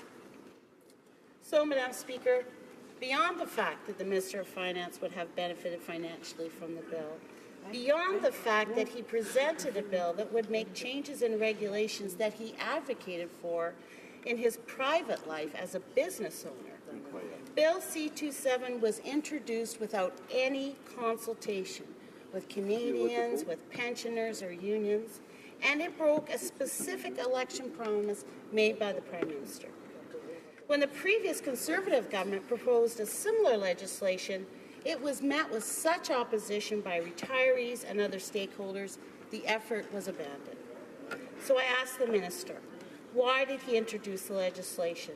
And does he not see how Canadians and parliamentarians would be somewhat suspect about in whose interests the Minister acted when tabling Bill C-27? I would respectfully ask the Minister to do the right thing and tell Parliament and Canadians that he will not proceed with Bill C-27. I believe Canadians expect the Minister of Finance to go above and beyond, not simply to technically be in compliance with ethical guidelines, but to do in word and deed as he was asked to by the Prime Minister in his mandate letter, and that is to carry out his duties so that his actions can bear the closest public scrutiny. This is an obligation that is not fully discharged simply by acting within the law. Madam Speaker, Canadians deserve a finance minister who doesn't see questions about ethics as distractions. Canadians deserve a finance minister who acknowledges he has made a mistake. Madam Speaker, I believe I've outlined a number of actions the government and the finance minister could take to move forward for the benefit of all Canadians.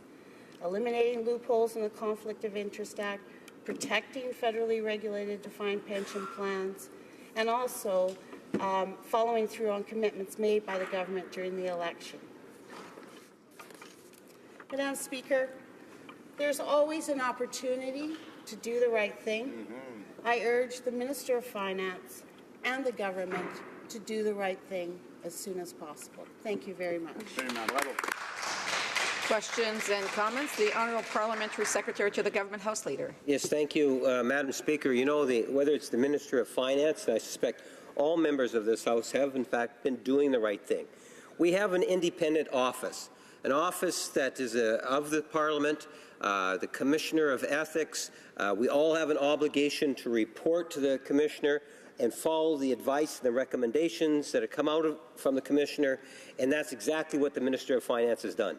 Now, having said that, you have both opposition parties, day in and day out, that have taken the opportunity to criticize every measure that this government has put forward, whether it's the tax on Canada's wealthiest, whether it's the tax cut for Canada's middle class, or any other measure that the Minister of Finance has put forward.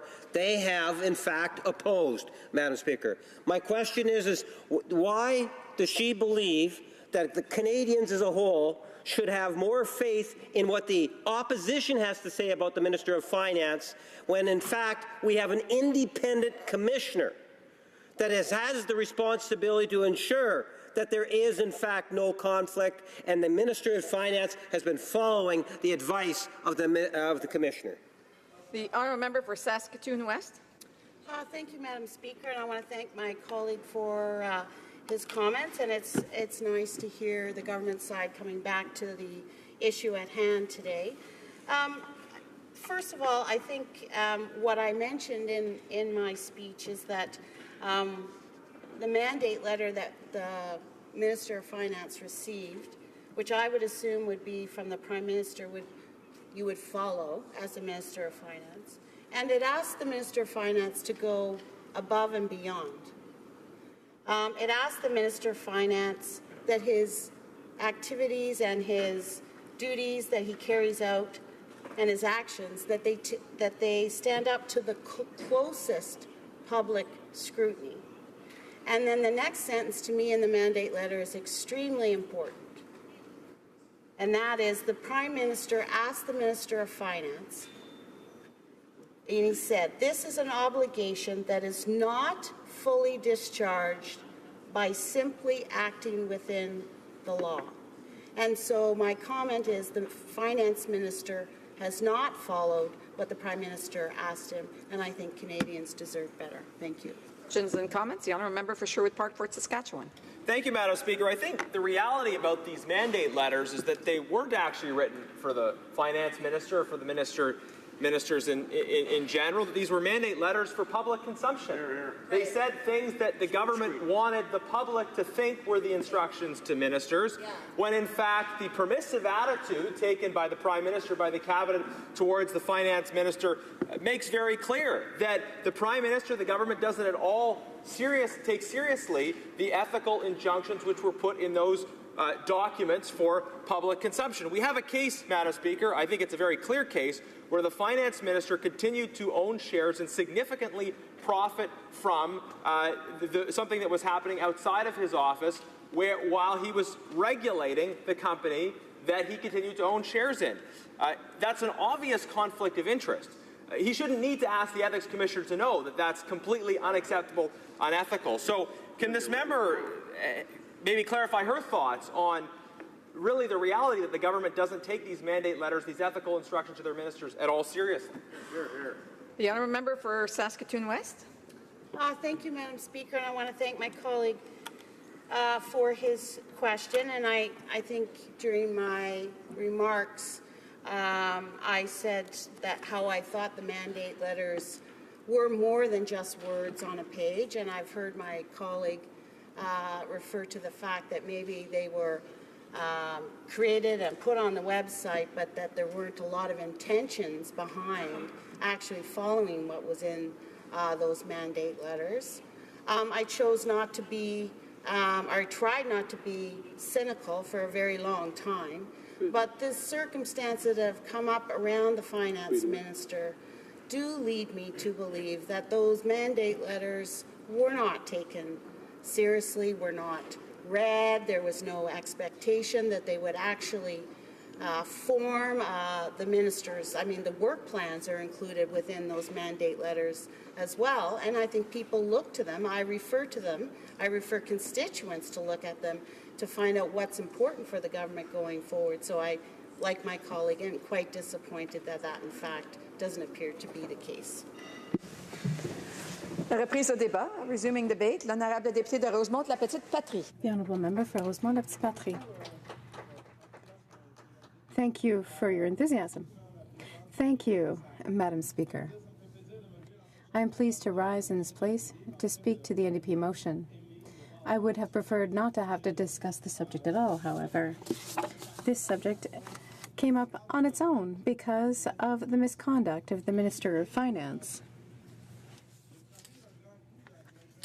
This has struck the collective imagination. By pretending that there is no problem with the potential of conflict of interest between his own decisions and the companies that he owns. I just want to take 30 seconds at the beginning of this little speech to remind everyone just how the democratic system functions. It functions based on trust. All citizens elect 330 people to this place. Most of them form a government, which forms a cabinet with ministers who are there to serve the public. The system functions because there are 36 million Canadians that trust these 338 people here in this place in order for us to act in the interest of the public good and to offer public service. What the Minister of Finance has done, or not done, rather, breaks that trust. It is at the basis of our system. If the people for whom we work, if the people that I see on Papineau Avenue or Beaubien Avenue in Montreal have the impression that we are here only to serve our own interests, the entire system could collapse. That's not a joke. They need to have the absolute conviction that we are here for them and not to fill our own pockets. What the Minister of Finance has done repeatedly for 2 years now is to feed that cynicism and the fears of a part of the population that we are not there for them, but rather that we are here for us. The Minister of Finance had the opportunity from the beginning to be honest, to distance himself from his own personal interests, his own financial interests in this matter, and he did not do so voluntarily. It's not an accident. He also did not declare his villa in France, which is unbelievable. Oh, yeah. Oh, darling, the villa. Yes, I forgot. It doesn't happen often that one forgets a villa in France for ordinary people, that that kind of mistake or omission is made. 2 or 3 times, maybe? The member for Hochelaga has corrected me. But what I want to say is that we have the impression that the decisions being made by this government, which drapes itself in the virtues of the middle class and everybody who wants to join it, is actually benefiting a certain elite, a 1%. A 1% that the Minister of Finance is part of, and we'll come back to that. When the Liberal government insists that it's helping the middle class by lowering the taxes of a certain part of the population, let us recall that the tax cut granted by the Liberal government benefits, above all, those who earn $120,000 a year and more. And those who earn less than $45,000 a year, well, they go unobserved. They don't exist. For the Liberal Party, people who earn $30,000, $35,000 a year, $42,000 a year are not part of the middle class, and they don't need help. That is the Liberal definition of it.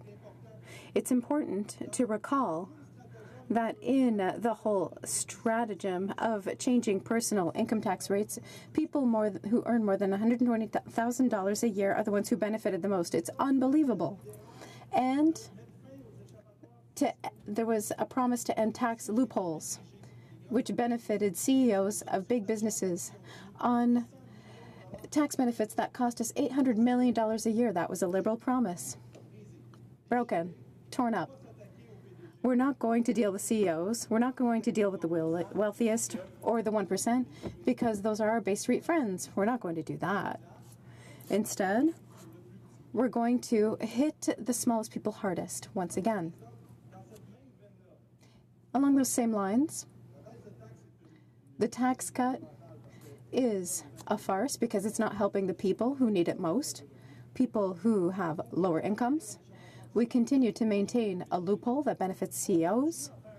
We continue to deal with tax havens. Last March, the NDP tabled a motion, and all the Liberals voted for it. That motion asked the government to review tax agreements that we have with tax havens, for example, the Cayman Islands and others.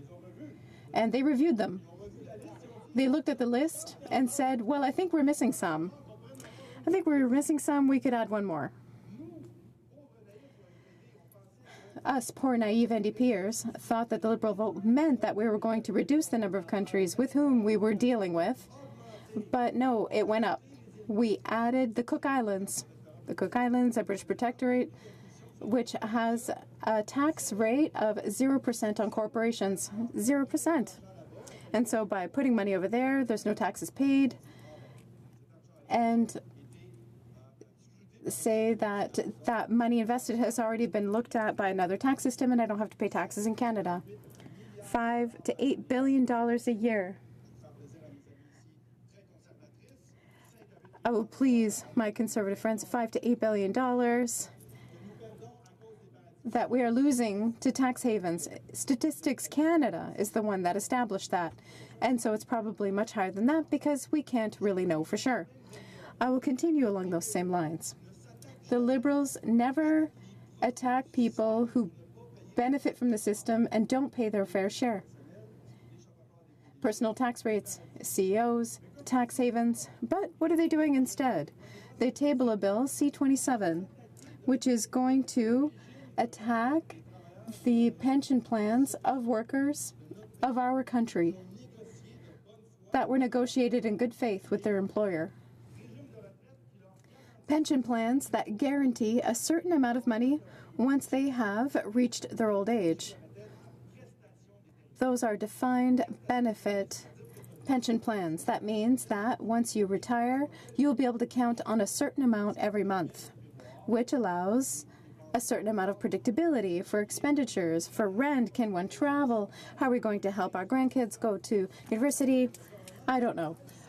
The Liberal government is attacking this principle of defined benefit pension plan with C-27. What one must know is that the corporation that the Minister of Finance owns, Morneau Shepell, is specialized in the management of retirement funds. No, yes. What a coincidence. The minister has 2 million, maybe 1 million shares. We could debate that. Probably 2 million shares in Morneau Shepell. And he tables a bill, C-27, that would bring business to his own corporation. He is personally benefiting from it because C-27 would change defined benefits to target benefits, and that's kind of like a Jell-O. It's a Jell-O retirement plan, and you have no idea how much you're going to get at the end. You have a target, an objective. We would like to have $1,000 per month, for example, but there's no guarantee. And it's extremely complex to manage. And it's companies like Morneau Shepell that do that. Did the Minister of Finance place all of his shares and his assets in a blind trust, as he had led us all to believe when he was elected? Surprise, we found out that no. And I feel the disappointment. The Minister of Finance, who is a brilliant man, used a loophole to not place his assets and his shares in a blind trust. He put them in a numbered corporation, and he thought that we wouldn't notice. When his own decisions, the bill that he sponsored, Bill C-27, would benefit his company and so his own portfolio. The Minister of Finance put himself in a situation of conflict of interest that is blatant. As soon as Bill C-27 was tabled, it had an effect on the markets. And what effect did it have on Morneau Shepell shares? They went up. Yep. Directly. Morneau Shepell shares went up. The Minister of Finance himself could benefit from that. That is why today we tabled this motion that we are having this debate in the House of Commons, because resuming debate. Questions and comments, rather. The Honourable Parliamentary Secretary to the Minister of Public Services and Procurement. Thank you, Madam Speaker. I listened carefully to my honourable colleague's speech. What I did not hear were the previous positions of the NDP in favor of tax fairness. And yet, last week, what we saw was a Minister of Finance who traveled all over Canada to lower taxes for SMEs, to clarify the rules in favor of SMEs, which is the result of long consultations over the summer, and we are not doing many of the things that my colleague is accusing us of. And the candidate for the leadership of his party accused us of this over the summer. Is this not a smoke screen from the NDP to hide this giant step towards tax fairness that we took last week? Before I recognized the member, I heard some shouting. I'm not exactly sure who it was, but I wish to tell the members and remind them that if they have something to say, they can rise during question period, during the questions and comments period. The Honourable Member for Rosemont-la-Petite-Patrie. Madam Speaker, this is fascinating to see the definition of tax fairness from the Liberal government, because I always believed that tax fairness was to take more from the wealthy to give more to the poor, whereas the Minister of Finance is doing Robin Hood in reverse. He's giving to the wealthiest. Questions and comments. The Honourable Member for Portneuf-Jacques-Cartier. Thank you, Madam Speaker. I would like to remind people here in the House that the Minister of Finance was elected 2 years ago, and it took 2 years before he created a blind trust. He voted in favor of legislation to allow his own corporation to benefit. I will ask my colleague from Rosemont-la-Petite-Patrie what's wrong with that. I think it's entirely normal and legitimate for a Minister of Finance to act in this manner. The Honourable Member for Rosemont-la-Petite-Patrie. Indeed, I thank my colleague for his comment and his question, and I see the irony in his question. Indeed, it's anything but normal. We have a Minister of Finance that is making decisions for workers and citizens that are not supposed to benefit his own shares and his own company and his own interests. This is the whole issue. Once again, the Liberals are betraying voters' trust and are breaking their electoral promises, and they are working in favor of their own interests and the interests of their friends on Bay Street and not the citizens of our country. Questions and comments. Secretary to the Government House Leader. Yes, thank you. Madam Speaker, I'm wondering if my colleague from across the way can indicate whether or not he has any faith in the Commissioner's office. We have a Commissioner's office that is truly independent. Unlike the opposition, whether you're a Democrat or a Conservative, no matter whatever the Minister of Finance has done.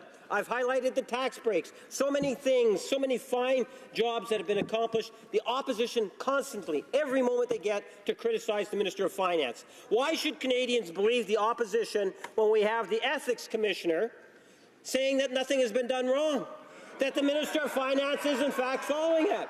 That's what each and every one of us have a responsibility for. Even the member across the way has to be held into account in good part by the Ethics Commissioner. Again, I'll remind the members that when someone has the floor, to please wait for that person to end speaking in order to ask questions and comments. Heckling is not really appropriate in the House. The Honourable Member for Rosemont-la-Petite-Patrie, 50 seconds. Thank you, Madam Speaker. I'm not sure what universe the Parliamentary Secretary is living in, but it's not the same world that the people in Quebec and Montreal who are living in and who are looking at what the Minister of Finance is doing. They've understood full well that he made decisions that benefited his own company, that are increasing the value of his own shares. Everybody finds that unacceptable. The Parliamentary Secretary needs to look at reality as it is and realize that his government is attacking people who are suffering from diabetes by taking away tax credit that they've benefited from. That's what the Liberal government is right now. Reprise de débat. Resuming debate. Debate. The Honourable Parliamentary Secretary to the Government House Leader, and I'll let him know that I'll have to interrupt him when it's orders of the day. Madam Speaker, seeing no one from the opposition who wanted to get engaged, I'm more than happy to be engaged on this particular topic, Madam Speaker. You know, I think it's really important that we do need to recognize, and I put it in the form of the question to the previous speaker, Madam Speaker, and that was that there have been so many wonderful initiatives that have been taken by this government that have been led through the Prime Minister and the Minister of Finance. And let me highlight a few of those initiatives. Canadians are very much aware of the tax break that was to the middle class. And when the Minister of Finance introduced that, what did the NDP and the Conservatives have to say? They voted no, Madam Speaker. They said no, and they were critical of the Minister of Finance. The same principle applied when it came to the tax, special tax on Canada's wealthiest. When that tax was put into place, again, we had the joint opposition parties criticizing the Minister of Finance. When the Minister of Finance over the summer tried to bring in tax changes that were going to make our system fairer, Madam Speaker, once again, what do we have? We have the NDP and the Conservatives working together saying no to the Minister of Finance. Every opportunity they get, the opposition, whether you're a New Democrat or you're a Conservative, standard policy, criticize the Minister of Finance. Madam Speaker, as we as a government, as the Minister of Finance and the Prime Minister have made it very clear from day one, Canada's priority is Canada's middle class and those aspiring to be a part of it. And if you take a look at the initiatives that have been underway and initiated by this Minister of Finance, you will find that it is Canada's middle class that is given #1 priority in all the initiatives that are being taken. And consistently, time and time again, on each and every one of those initiatives, we have the opposition joining forces to criticize the Minister of Finance. So Canadians should not be surprised today that once again we have the combined efforts of New Democrats and Conservatives coming together once again and calling for who knows what. All we know is it's against the Minister of Finance. Mr. Speaker, there is a commissioner, an ethics commissioner, and I would suggest to Canadians what they take into consideration is you have something to compare to. The ethics commissioner in which each and every one of us, even New Democrats and Conservatives, Mr. Speaker, have an obligation to follow, to consult and work with the Commissioner, and that is what it is the Minister of Finance has done in this case, Mr. Speaker. And I would suggest to Canadians that they disregard the criticism that's coming from the opposition benches and listen to what the Commissioner is saying, and that is something in which we believe Canadians will give attention to because we recognize the wonderful work that's being done for Canada's middle class. Thank you, Mr. Speaker.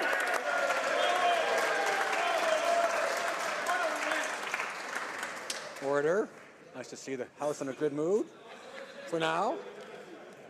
Statements by members. Déclaration des députés. The Honourable Member for Humber River Black Creek. I rise today to acknowledge the leadership and service of Monday Gala, former principal of C.W. Jeffries Collegiate Institute. In 2000, Mr. Gala joined the staff at C.W. Jeffries, becoming vice principal in 2007, and then principal in 2012. Incredibly connected to his students and school community, under his guidance, C.W. Jeffreys has seen a turnaround and is the fastest improving school in the GTA. Named one of Canada's 40 outstanding principals by the Learning Partnership, Mr. Gala believes in the future of his students and encourages them to aim high, genuinely believing no student should be left behind when often the people and communities of Jane Finch feel they are. Thank you to Mr. Gala for his dedication to our community, and I wish you the best at Westview Centennial Secondary School. Thank you, Mr. Speaker. The honourable member for Oshawa. It's my great pleasure to recognize and celebrate the outgoing President and Vice Chancellor of the University of Ontario Institute of Technology in Oshawa, Dr. Tim McTiernan. Tim has had a profound impact on Oshawa. His work at UOIT has been instrumental in developing our community as a STEM-based institution and a research and innovation hub. Tim is from Kilkenny, Ireland. He earned his Bachelor of Arts from Trinity College in Dublin and his Master's and PhD from the University of British Columbia. In his 6 years, Tim oversaw an increased enrollment from 8,300 to over 10,000 students. He opened the first new software and informatics research center, increased the number of scholarships and bursaries available to students, and finalized the agreement of the joint UOIT Durham College Campus Master Plan. The impact of these projects, Mr. Speaker, will be felt in our community for generations. Because of Tim, Oshawa students will be focused with the skills they need to innovate and compete in a globalized environment. Thank you, Tim, for all the great work you've done. Admirat, good luck. The honourable member for Coquitlam, Port Coquitlam. Mr. Speaker, this weekend, Baha'is in Coquitlam and Port Coquitlam celebrated the 200th anniversary of the birth of Baha'u'llah, the prophet founder of the Baha'i faith. Unity of humanity and world peace are among the main principles of the Baha'i faith. These values are of utmost importance. As Baha'u'llah said, the earth is but one country, and mankind its citizens. Ces valeurs sont These values are of the utmost importance to the whole world, and certainly to Canada. More than a century and a half ago, the Baha'i faith has spread around the globe. Members of the Baha'i faith live in more than 100,000 localities and come from nearly every nation, ethnic group, culture, profession, and social or economic background. Baha'is believe the crucial need facing humanity is to find a unifying vision of the nature and purpose of life and of the future of society. Mr. Speaker, please join me in celebrating the birth of Baha'u'llah and his mission. The honourable member for Saskatoon West. Thank you, Mr. Speaker. At the Wachitawin Aboriginal Conference in Saskatoon, I had the honour of attending a presentation by Dr. Jairus Swidovich. Jairus is a member of Yellow Quill First Nation and is the first self-identified Indigenous doctor of pharmacy in Canada. But after joining the profession, Jairus witnessed over and over again the systemic racism faced by Indigenous people accessing these services. So, Dr. Swidovich decided to change the way pharmacists practice and were trained in Canada. He gave up a professional salary, took a teaching position at the University of Saskatchewan, and did just that. He created the Indigenous Learning Outcomes for Entry to Practice for pharmacy programs in Canada. In 2017, his work was included as learning outcomes by the Association of Faculties of Pharmacy of Canada for first-degree pharmacy programs. Inspired by the calls of actions 18 to 24 of the TRC, Dr. Swidovich has taken on ending racism within the pharmacy profession as his personal call to action. Mr. Speaker, please join me in celebrating this exceptional show of leadership in my community. Thank you. The honourable member for Winnipeg North. Yes, thank you, Mr. Speaker. I'd like to offer my most sincere congratulations to Dougal Lamont, the new leader of the Manitoba Liberal Party, but also to extend my congratulations to my daughter Cindy and John Gerard for putting such a wonderful effort in the leadership contest itself. I'd like members across the way and all members to recognize the Canadian Parliamentary Review's latest edition has a wonderful read and encourage people to do so. In particular, page 8, I'm a little biased because it's something that my daughter had written. And it starts off by, "Dear former Cindy to the future Cindy. You can do this every day. Remind yourself that people are inherently good. And in this job, you have the opportunity to change lives for the better. Don't be discouraged by negativity, bad articles, and feeling pushed outside your comfort zone. Stay determined, remain honest, and always fight for your constituents. Politics has many highs and lows, but as long as you are surrounded yourself with good people, you take care of yourself, and you don't take anything for granted, you will be okay. Congratulations to all of those that were involved. Thank you. The honourable member for Red Deer Lacombe. Mr. Speaker, in February 2019, the City of Red Deer in central Alberta will host the 2019 Canada Winter Games. This will be the largest multi-sport event held in Alberta since the 1988 Winter Olympic Games and will have an economic impact of over $132 million. The 2019 Games will provide a stage for Canada's future national, international, and Olympic athletes to compete. These Games will leave a lasting legacy of new sports facilities such as the Gary W. Harris Canada Games Centre at Red Deer College and improved spaces at Great Chief Park and Canyon Ski Hill. Mr. Speaker, it is clear that events such as this are only successful with the support of the entire community. Thank you to partners like Nova Chemicals, the City of Red Deer, and Red Deer County, and the hardworking Games Committee under the direction of Lynn Radford and an army of volunteers. I would also like to take this opportunity to congratulate 12-year-old Mackenzie Van Dam for her outstanding design of the Games mascot, Waskasoo. Mackenzie's design was selected for more than 300 entries and truly captures the warmth and spirit of the people of Red Deer. Congratulations, Mackenzie. We can truly say that Red Deer is ready. The honourable member for Mercarel-Fortin.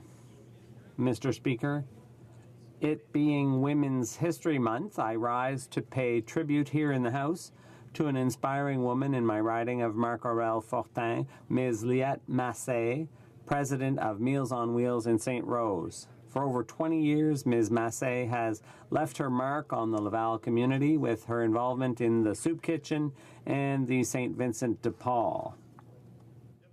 Through her dedication to these organizations, she sets an example and proves day after day that small acts can make a big difference. The efforts made by Ms. Massé and her colleagues on behalf of the disadvantaged, particularly those who are losing their independence, are remarkable. They provide humanity and compassion, and that is priceless. On behalf of my constituents in Mercarel-Fortin, thank you, Ms. Massé, and thanks to everyone like you. Member for Charleswood, St. James, Assiniboia, Headingley. Thank you, Mr. Speaker. I am proud to rise today and share that Manitobans gathered this past weekend to select a new leader of the Manitoba Liberal Party, Dougald Lamont. Dougald is a leader committed to changing politics in Manitoba. He knows that everyone matters and that for democracy to thrive, we have to have an economy that is focused on the many and not the few. In a competition with excellent candidates, Dougald's campaign focused on empowering Manitobans with grassroots job creation, local control of health care, and reconciliation by addressing the first 5 recommendations of the Truth and Reconciliation Commission, which are all concerned with the number of Indigenous children in care. Dougald's extensive experience and expertise in government, business, academe give him a unique perspective and insight into making Manitoba a better place. Mr. Speaker, I offer my heartiest congratulations to Dougald, and thanks to him and his fellow contestants Cindy Lamoureux and John Gerard for their tireless service to Manitobans. Thank you. The honourable member for Sherwood Park, Fort Saskatchewan. Mr. Speaker, the appointment of Robert Mugabe as the WHO Goodwill Ambassador was the extreme height of stupidity. Goodwill and Robert Mugabe don't belong in the same sentence. His government brutalizes its own people and has done severe damage to the country's economic and social infrastructure. Mercifully, this appointment has now been rescinded, but questions remain about how anyone could have thought this was a good idea in the first place. This event provides an opportunity to highlight human rights abuses in Zimbabwe, and we must also take this occasion to demand greater accountability from international institutions. Accountability to suffering people around the world and accountability to the lofty principles of the Universal Declaration of Human Rights. Current members of the UN Human Rights Council include Pakistan, Qatar, Cuba, Saudi Arabia, Venezuela, and China. The UN Women's Executive Board includes many of the same countries, with the notable addition of Iran. Canada must demand accountability and reform from international organizations and an end to the absurd spectacle of obviously unfit leadership in key areas. As long as autocrats and abusers run UN human rights bodies, and as long as Robert Mugabe continues to terrorize his own people, the work is far from done. The honourable member for Laurentides-Labelle. Mr. Speaker, The people of Laurentides-Labelle are all excited because in a few weeks a new ski season begins. The Laurentians are the cradle of skiing in Canada. It's thanks to our pioneers like Jackrabbit Johansson, Émilie Couchant, Lucille Wheeler, and even my own grandmother, Pat Paré, that skiing has become a veritable industry.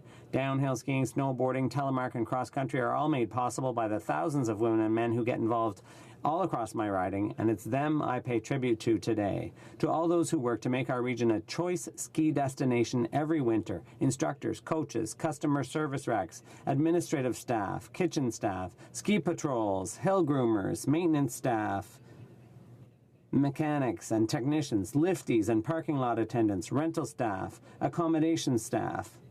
To all of you, I say thank you and hats off. Have an excellent ski season. Thank you, Mr. Speaker. Okay, Aaron Mills. Mr. Speaker, over the month of October, my city of Mississauga was engulfed in a generosity frenzy. Under the leadership of our Mayor, Bonnie Crombie, Mississauga participated in the One Bag Challenge, raising food and money donations for the Mississauga Food Bank and Eden Food for Change.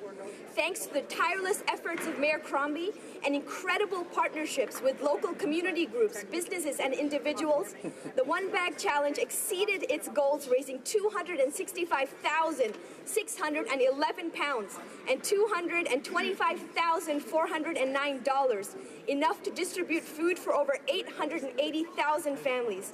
I want to thank Mayor Crombie for her efforts, for her energy and her passion in building stronger communities. I also want to thank the thousands of Mississauga residents for their generosity. Mr. Speaker, together we can. Thank you. Member for Caribou, Prince George. Mr. Speaker, this morning I received word of yet another first responder that took their own life. This is the 6th first responder suicide in a month. Every day I receive messages from people across Canada who desperately want to see Bill C-211 passed. 129 days, 8 paramedics, 6 firefighters, 8 police officers, 3 correctional officers, 4 military officers, 29 lives lost unnecessarily. Men and women of service who we've lost since C-211 passed in this House this past June. They were someone's father, mother, sister, brother, son, and daughter. They all wanted to make their community and country a better place. They served your family, Mr. Speaker, and they served mine. 129 days since we stood together and sent the message that we were fighting for those who fight for us. To our colleagues in the Senate and those in this House that influence them, I urge you to put aside partisan politics and let's get to work passing Bill C-211. Lives are depending on it. Honourable member for West Vancouver, Sunshine Coast, Sea to Sky Country. Mr. Speaker, as chair of the All-Party Juvenile Diabetes Caucus, I have the privilege of working closely with JDRF, Diabetes Canada, their volunteers and constituents. This government recognizes the impact that diabetes has on the lives and health of Canadians. In 2016, our All-Party Caucus worked with JDRF and the Canadian Institute of Health Research to jointly fund the historic $30 million partnership to defeat diabetes. Recently, a serious problem has arisen with the disability tax credit. It is critical to understand that for this government, there has been absolutely no change to the decision-making process. Rather, nurses who were cut by the Conservative government have created problems for all disability tax credit claims. Our Minister of National Revenue will address this problem with the full support of the All-Party Juvenile Diabetes Caucus. Thank you. Honourable member for Hamilton Mountain. Mr. Speaker, for 2 years I have called on this Liberal government to keep their election promise to improve the retirement security of Canadians. Unfortunately, the government has failed to respond. Now the government wants to wage a war on the secure defined benefit plans which many Canadian workers depend on in their retirement. Bill C-27 makes it easier for companies to convert their defined benefit plans to target benefit plans. Employers will benefit by facing much less risk. Employees will be given all the risk. Gone are the days when a person can look forward to retiring with a pension that allows them to live with the dignity they deserve. The finance minister company will make millions off of C-27. In fact, the value of his stock went up almost $2 million in the 5 days after he introduced the new legislation. That's more than Canadians make in a lifetime. Is this a conflict of interest? Canadians certainly think so. do the right thing for Canadian workers and withdraw Bill C-27 immediately. Honourable Member for Selkirk, Interlake, Eastman. Mr. Speaker, 3 years ago today, Corporal Nathan Cirillo of the Argyll and Sutherland Highlanders was gunned down while guarding the tomb of the unknown soldier. He was a proud soldier who loved his country, his family, and his dogs. Just 48 hours prior to that, Warrant Officer Patrice Vincent was killed when the terrorist turned his vehicle into a weapon in St. John-sur-Lachloe. Warrant Officer Vincent was looking forward to a quiet retirement after 28 years in the armed forces. These members of the Canadian Armed Forces were specifically targeted because of their service to their country. As we honor the memory of these two brave soldiers, we are reminded that Canada is not immune from the threat of jihadi terrorism. Many parliamentarians, myself included, remember the terror that filled these halls only 3 years ago. We are forever grateful for the quick and courageous response by the parliamentary security officers, the RCMP, and Ottawa Police. Less than 24 hours after the attack, Parliament returned to work. Our determination was only strengthened that day. Terrorism will not stop the work we do. It will not shake our democratic institutions, nor will it intimidate us as Canadians.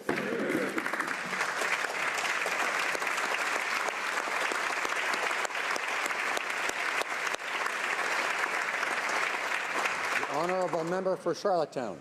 Mr. Speaker, 3 years ago yesterday, a shooter attacked the National War Memorial on Parliament Hill. Corporal Nathan Cirillo was killed and others were injured.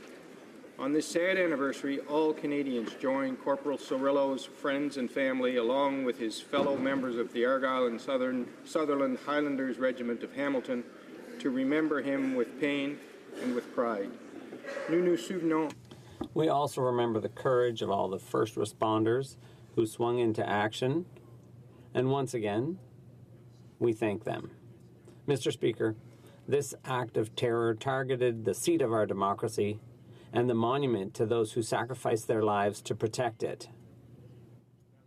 Despite our sorrow, we remain more attached than ever to the democratic values these institutions represent: freedom, solidarity, and the belief that diversity is our strength. Thank you, Mr. Speaker.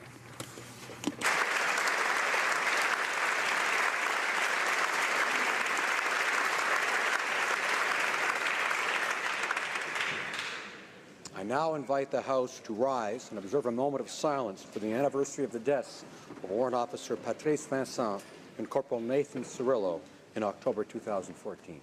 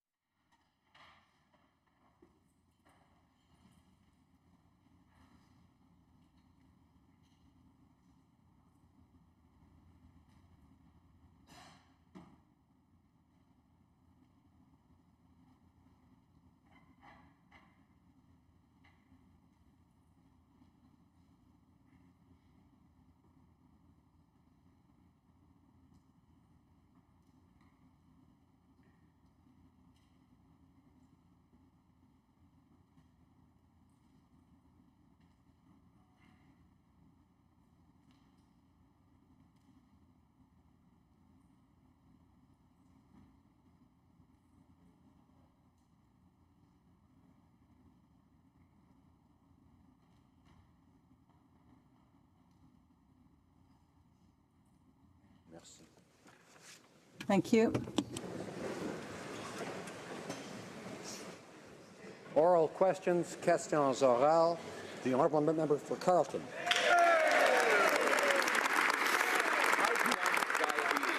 Type 1 diabetes requires half a dozen blood tests a day and regular insulin treatment, without which patients can suffer heart failure, comas, amputation, or even death. Diabetes sufferers have been eligible for the disability tax credit for over a decade, but now this government is stripping it away and raising taxes by over $1,000 on these vulnerable Canadians. Why did this finance minister use a loophole to make $65,000 a month from a company he regulates while targeting vulnerable disabled Canadians with a tax increase?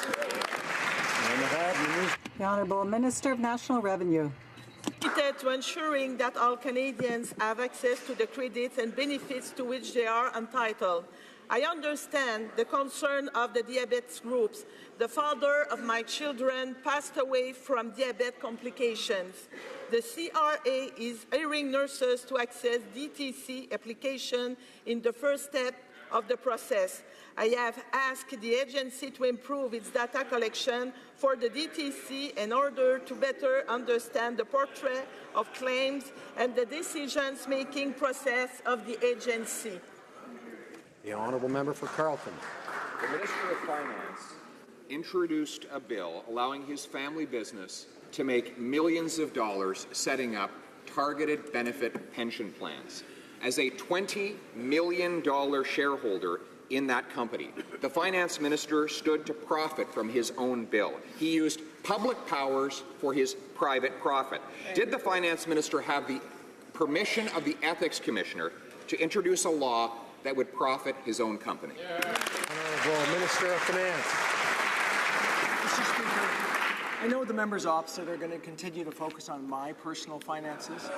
I'm going to continue to focus on the finances of Canadians and of Canadian families. And that work that we've been doing is making an enormous difference for Canadian families. We've seen over the last quarter 4.5% growth, hugely important for families.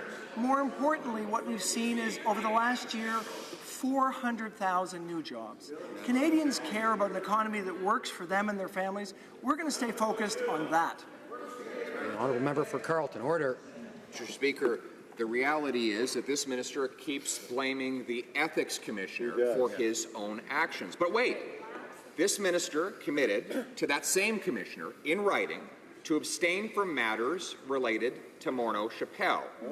So again, did the finance minister get written permission to introduce Bill C-27, a bill that profited him and his family business? Honourable Minister of Finance. Mr. Speaker, again, while others might want to focus on something different, I want to focus on Canadians. Since the question is directly related to pensions and Canadian success in retiring, what I would like to talk about is how well we've done in helping Canadians to retire. We enhanced the Canada Pension Plan, importantly for future generations. For current generations, we augmented the Guaranteed Income Supplement, helping 900,000 seniors. And in future, Canadians can take the old age security at age 65, so they can actually have a dignified retirement. We're going to continue to focus on how we can help Canadians to retire. That's important to all of us. The honourable member for Louis Saint Laurent. Mr. Speaker, well, this government appears to have completely lost control of its public finances. And now to make up for their bad management, they're trying to do what they can. After attacking SMEs, now the federal government is attacking sick people, people suffering from diabetes. This has never been seen before, and it's absolutely unacceptable. The government decided to abolish the tax credit for them. These people suffer immensely. And meanwhile, the Minister of Finance is benefiting from his own tax situation. Why does this Minister of Finance have a double standard, and is he attacking people who are suffering by diabetes? The Minister of Revenue, the government committed to giving all Canadians the credits and benefits they have a right to. I understand the situation in families who are suffering from diabetes. My husband died from diabetes a few years ago. We have already met with groups, diabetes groups. We will continue to meet with them this week, and we will continue to do our work. In fact, Mr. Speaker, the agency is currently hiring nurses to help assess claims for this tax credit in the first stage of the process, and I've asked the agency to improve its data collection process. The honourable member for Louis Saint Laurent. Well, Mr. Speaker, this is the problem. They only act when they're really caught in a corner. This is what is happening. This is what happened with the Minister of Finance. We know that Morneau Shepell is a company that applies rules of the government, but the Minister of Finance is the one who regulates these rules. We saw this with Bill C-27. My question is simple. When did the Minister of Finance get permission from the Ethics Commissioner to table Bill C-27? The Honourable Minister of Finance. Mr. Speaker, the opposition is interested in my personal finances, but I'm interested in Canadian families. That's what's important. Now, We have one of the highest growth rates in one decade, and that's very important for Canadian families. Over the past year, we've created more than 400,000 jobs. This is very good for Canadian families. The Honourable Member for Rimouski, Néjat, Témiscouata, Les Basques. Mr. Speaker, I teach my children how to take responsibility for their behavior, and I'm happy to talk to the Minister about this. Last week, he tried to avoid answering questions, but he had to change course and decide to put his assets in a blind trust. But rather than acknowledge that he hadn't acted sensibly, he said that this is simply a distraction. This government promised Canadians that it would set higher ethical standards. And so my question is simple. Where are those higher standards? The Honourable Minister of Finance. Mr. Speaker, what's most important is Canadian families. We have to improve their situation, and fortunately, under our policies, we are in a better situation. We now have the highest growth rate, economic growth rate of all G7 countries. This is a very good situation for Canadian families. It puts more money in their pockets. It helps families, and it helps our economy. This will continue to be our priority. Thank you, Mr. Speaker. The Honourable Member for Témiscouata, Les Basques. To be responsible for their actions. I certainly won't trust the Finance Minister to tell them to take the responsibility. He doesn't take his responsibility. The fact is the Minister led everyone to believe that he placed his interest in the blind trust. That's what the media were told. That's what Morneau Chapelle was told. That's what his own colleagues, including the member for Spadina Fort York, was told. Most importantly, Canadians believed it. What is it going to take for the Finance Minister to finally admit that they've done something wrong? Honourable Minister of Finance. Mr. Speaker, all of us on this side of the House are living up to the highest standards of integrity asked of us of our Prime Minister. I'll continue to do so. I also make sure that I focus on the goals that we have. We continue to work to make sure that families in Canada do well, that the middle class does well. We know that investing in middle-class Canadians helps them to have more money in their pockets, helps them to spend more in their families, and helps our economy to do well. That virtuous circle is what we're focused on, and we know that the long term is much better for our economy and for our country.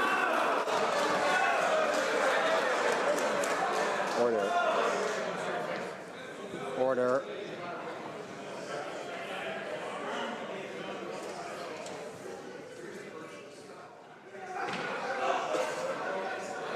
Order.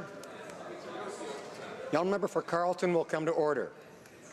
The Honourable Member for Rosemont-la-Petite-Patrie. Good Liberal can never admit he's wrong. I'm sure that the Finance Minister desperately wants to change the channel, and he will try again tomorrow with the economic update. But he has broken any trust that Canadians could have had in him. It's crystal clear. He tabled legislation that could benefit his company and himself directly. He didn't put his assets in a blind trust. Was he so blind that he couldn't see the conflict of interest of his own conduct? The Honourable Minister of Finance. Mr. Speaker, I appreciate the member opposite talking about the financial statement that we're going to give to Canadians tomorrow. It's important for us to report on the kind of progress that we've made. A couple of years ago, we told Canadians that we would invest in middle-class families. We told them that we'd lower their taxes. We told them that we would increase their Canada Child benefits. And what we've seen is that, in fact, Canadian families are better off and our economy is better off. The best growth in a decade, the most new jobs in a decade. This is really important, and that's what we're focused on. I'm looking forward to talking more about that tomorrow. Honourable Member for Rosemont-la-Petite-Patrie. Oh, well, maybe we should give him a remote, because he really is trying to change the channel. He's cleaning off his rose-colored glasses, getting ready for his economic update, but he still has some explaining to do. He has millions of shares in Morneau Chapelle. He implied 2 years ago that he would put this in a blind trust, but he did not do that. He tabled a bill that could directly benefit his company, including, therefore, himself. The question is simple. How much money has he made with Chapelle since he was the Minister of Finance? L'honorable ministre des Finances. Monsieur le Président, je sais que Mr. Speaker, I know that the opposition wants to talk about my personal finances, but I want to talk about the finances of Canadians. That's what's so important for me. It was our goal to do this from the beginning. We will be continuing with our policy. We will continue with our improvements to the situation of Canadian families. We will have more to say tomorrow, but what I can say today is that we are in a very good situation for our economy and for Canadian families. Lakeland. Speaker, there's nothing virtuous about a circle where the finance minister uses his power to make decisions to benefit himself and his family. Of Morneau Chappelle, he said, quote, "We need legislation enabling targeted benefit plans." Then, once he became finance minister, he introduced that very legislation. And the finance minister has been receiving roughly $65,000 a month from Morneau Chappelle the entire time. That's an obvious conflict. Did the finance minister recuse himself from all discussions about Bill C-27? The Honourable Minister of Finance. Mr. Speaker, while the opposition obsesses about my personal finance, I'm going to continue to focus on what's going on for Canadians. That's what we really care about. What we are talking about is how the economy actually works. We know that by investing in Canadian families, by giving Canadian families more money for whether it's healthier food or books for their kids, that they actually can put money into the economy. And what that does is that improves our economy, helping those families not only today, but tomorrow. So we will continue with our program, a program that's working. Here, here. Order. The honourable member for Lakeland. Mr. Speaker, last October, when the current finance minister himself introduced Bill C-27, which will set up the same targeted benefit plans that he had called for as executive chief chair of Morneau Chappelle. The finance minister has finally put his assets in a blind trust, but that doesn't fix the problem. Canadians are concerned about how he's admitted he has no moral compass of his own. For the last 2 years, he introduced and crafted legislation that directly benefits himself and his billion-dollar family company. Why didn't the finance minister recuse himself from all discussions about Bill C-27? The Honourable Minister of Finance. Mr. Speaker, I know the members opposite will look for specific examples about me, but maybe I can provide some examples for Canadians. The example of old age security, making sure that people can get their old age security at age 65. The example of the guaranteed income supplement, increasing it so Canadian seniors can be in a better situation. Or enhancing the Canada Pension Plan so that Canadians in future will have a better retirement. These are the sorts of retirement actions that we're taking to make sure that Canadians can do well today and tomorrow, that they'll have a dignified retirement. That's our goal, and we're going to stick with it. The Honourable Member for Beauce. Mr. Speaker, in 2013, the current Minister of Finance was a senior executive with his own company, Morneau Chappelle. At the time, he was talking about the necessity to table legislation in Canada that would change benefit plans, private benefit plans, and that's what he did as soon as he was elected. He continues to receive money from Morneau Chappelle. He has put himself in a conflict of interest situation, and my question is simple. Has he asked the Commissioner Ethics whether or not his behavior follows all those ethic rules? The Honourable Minister of Finance.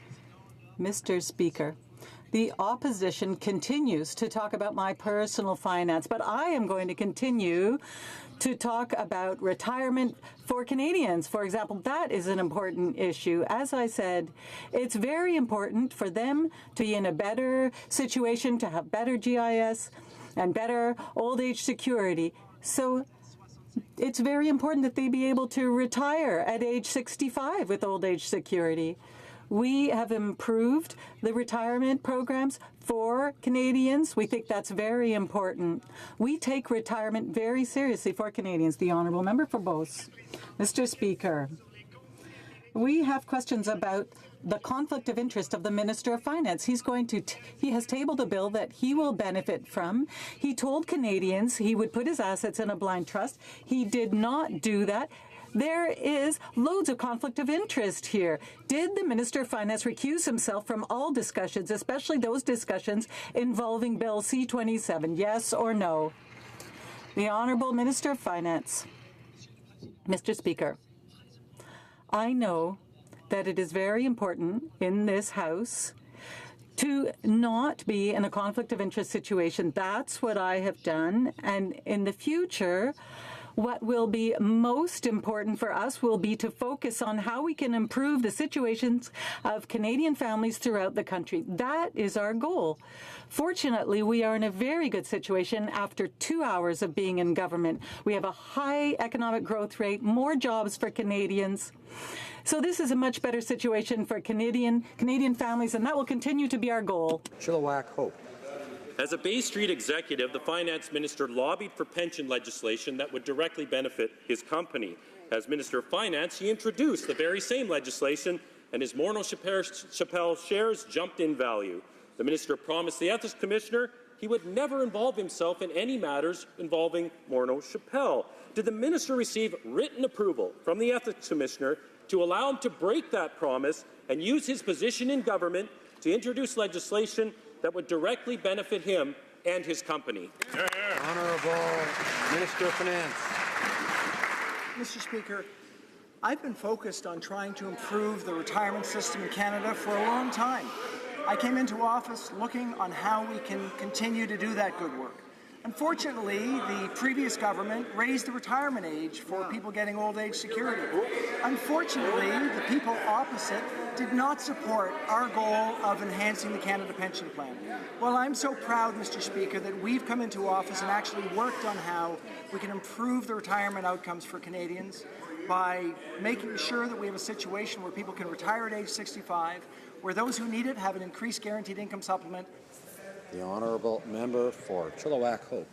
The finance minister introduced pension legislation that directly benefited his own company. It's very telling that not a single Liberal thought that the finance minister introducing the very legislation he had lobbied for as chairman of Morneau Shepell could present a bit of an ethics problem. Right. Did the finance minister receive written approval from the ethics commissioner to allow him to introduce pension legislation that he would personally profit from? Or does the finance minister, like the prime minister, believe that the ethics rules don't apply to Liberals like him? Right.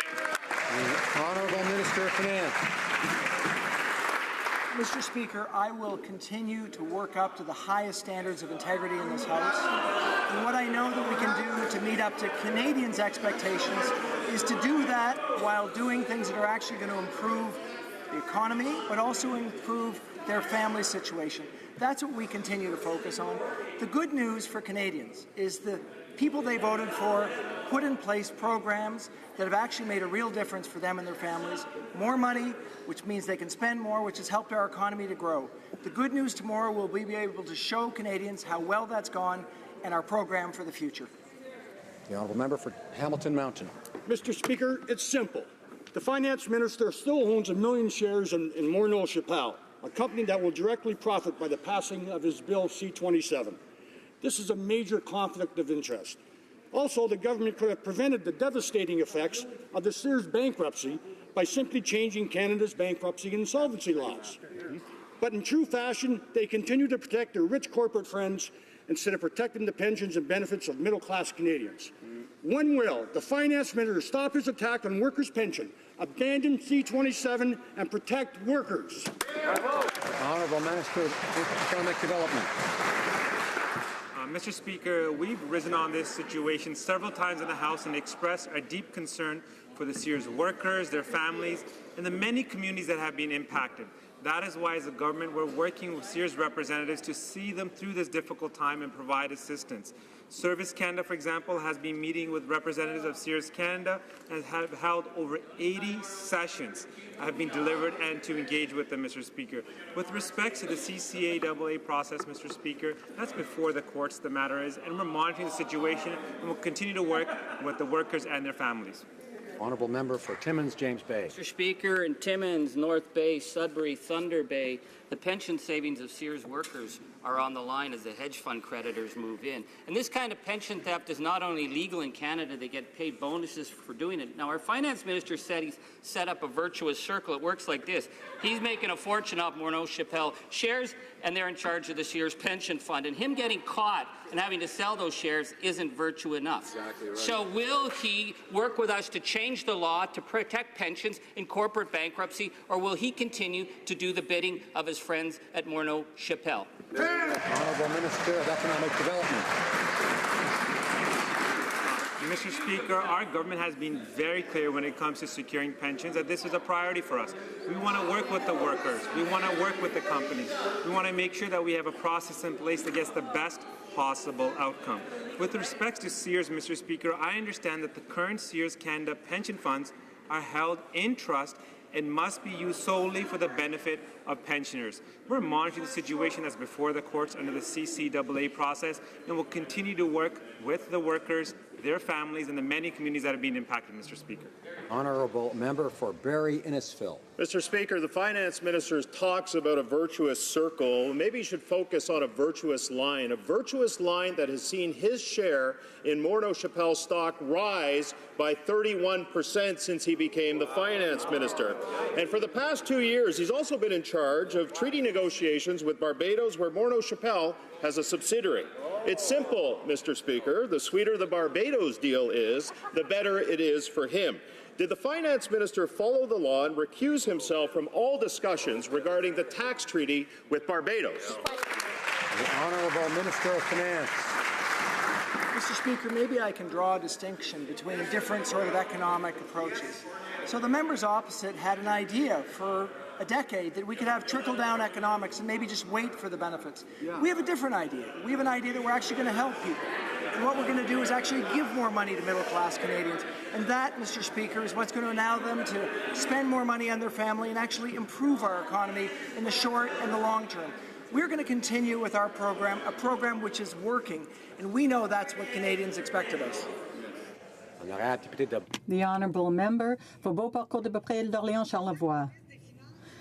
Mr. Speaker, as Minister of Finance, putting one's assets in a blind trust is simply common sense. What is unacceptable is when this same minister puts himself in a conflict of interest situation, as is the case with our tax treaty with Barbados.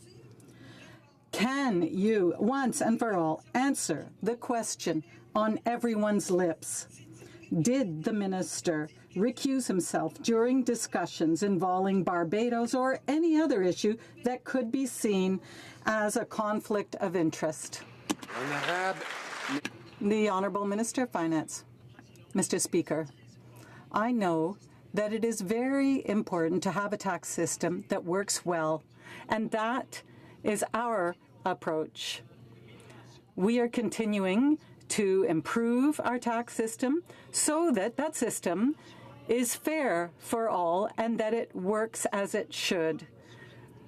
That's what we said last week, and that's what we did last week for Canadians throughout the country. We reduced the SME tax. That is very important for investment in our economy.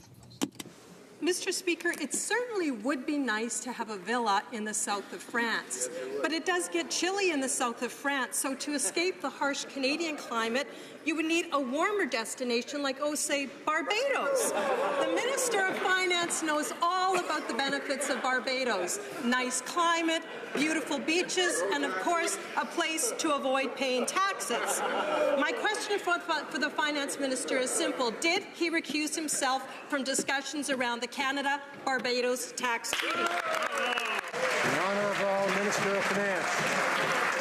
Mr. Speaker, as I've said, while the members opposite obsess about my personal situation, I'm going to remain resolutely focused on what we were elected to do. What we were elected to do was to help Canadians. They had been subjected to a decade of a government that wasn't actually focused on helping them. So we immediately turned the channel on that approach by helping families with the Canada Child Benefit and by working to improve our economy. And good news, 2 years later, we're all feeling more confident about our future. The Honourable Opposition House Leader. Mr. Speaker, one would have to be stuck on an island with their head firmly stuck in the sand to not see how bad a conflict of interest this is. Morneau Shepell set up an office in Barbados to avoid taxes. The finance minister owns and controlled shares in Morneau Shepell, while at the same time being responsible for regulating a tax treaty with Barbados, which was benefiting him directly. Again, we ask a simple question. Did the Minister of Finance recuse himself from any discussions around the Canada-Barbados tax treaty? The Honourable Minister of Finance.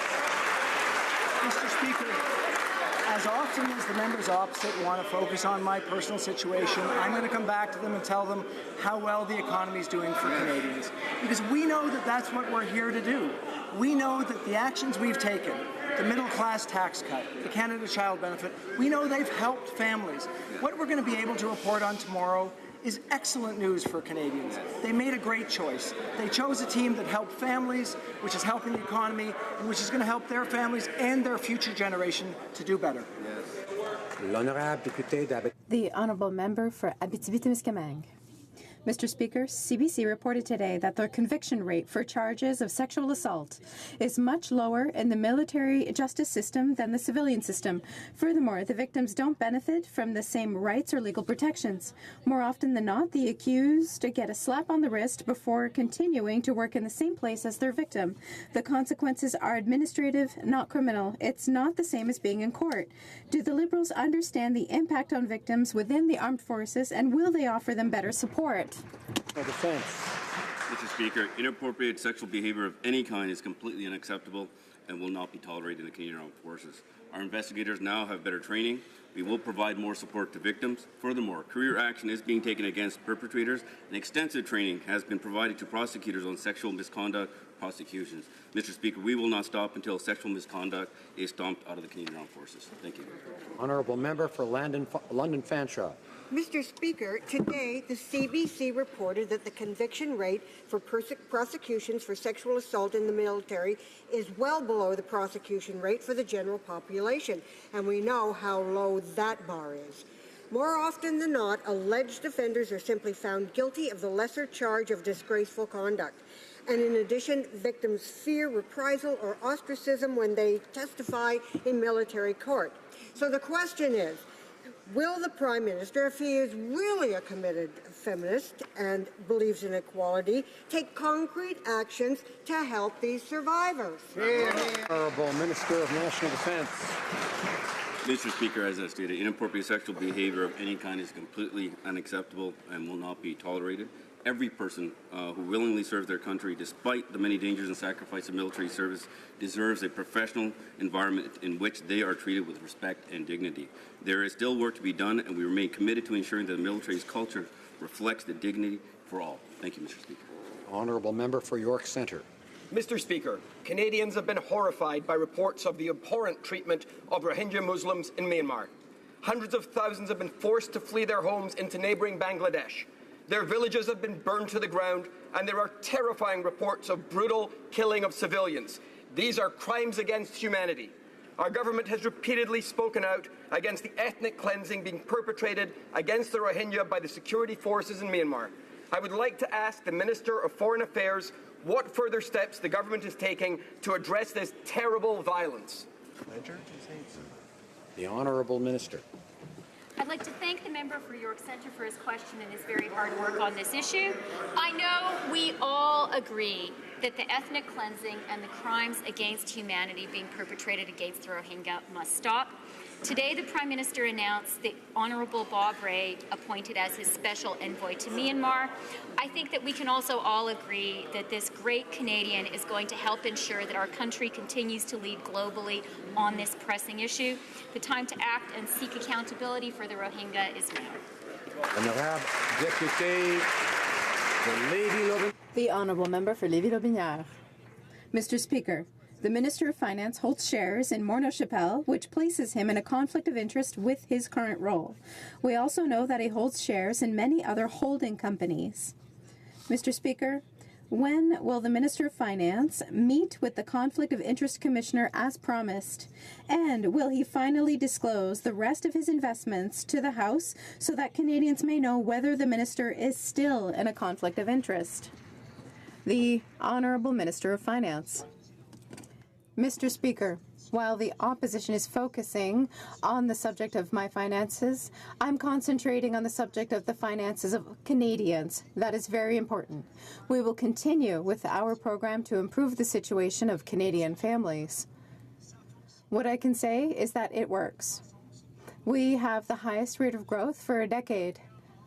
Over the last year, almost 400,000 new jobs were created in our country. That is an excellent situation, and tomorrow we're going to talk a bit more about that good economic situation. Thank you. Okanagan, Similkameen Nicolette. Mr. Speaker, by his own filings, the Minister of Finance has multiple corporate entities. We know that he has a numbered company in Alberta that has held publicly traded shares in Morneau Shepell, and this has led to controversy here and consternation right across this great country. Now, the minister must recognize this ongoing controversy impairs his ability to carry out his office and undermines Canadians' fundamental trust in our system of public disclosure. As this very same situation might exist with his other corporate holdings, why not clear the air? Simply disclose all of his investments in these companies. Mr. Speaker, will he do so? Honourable Minister of Finance.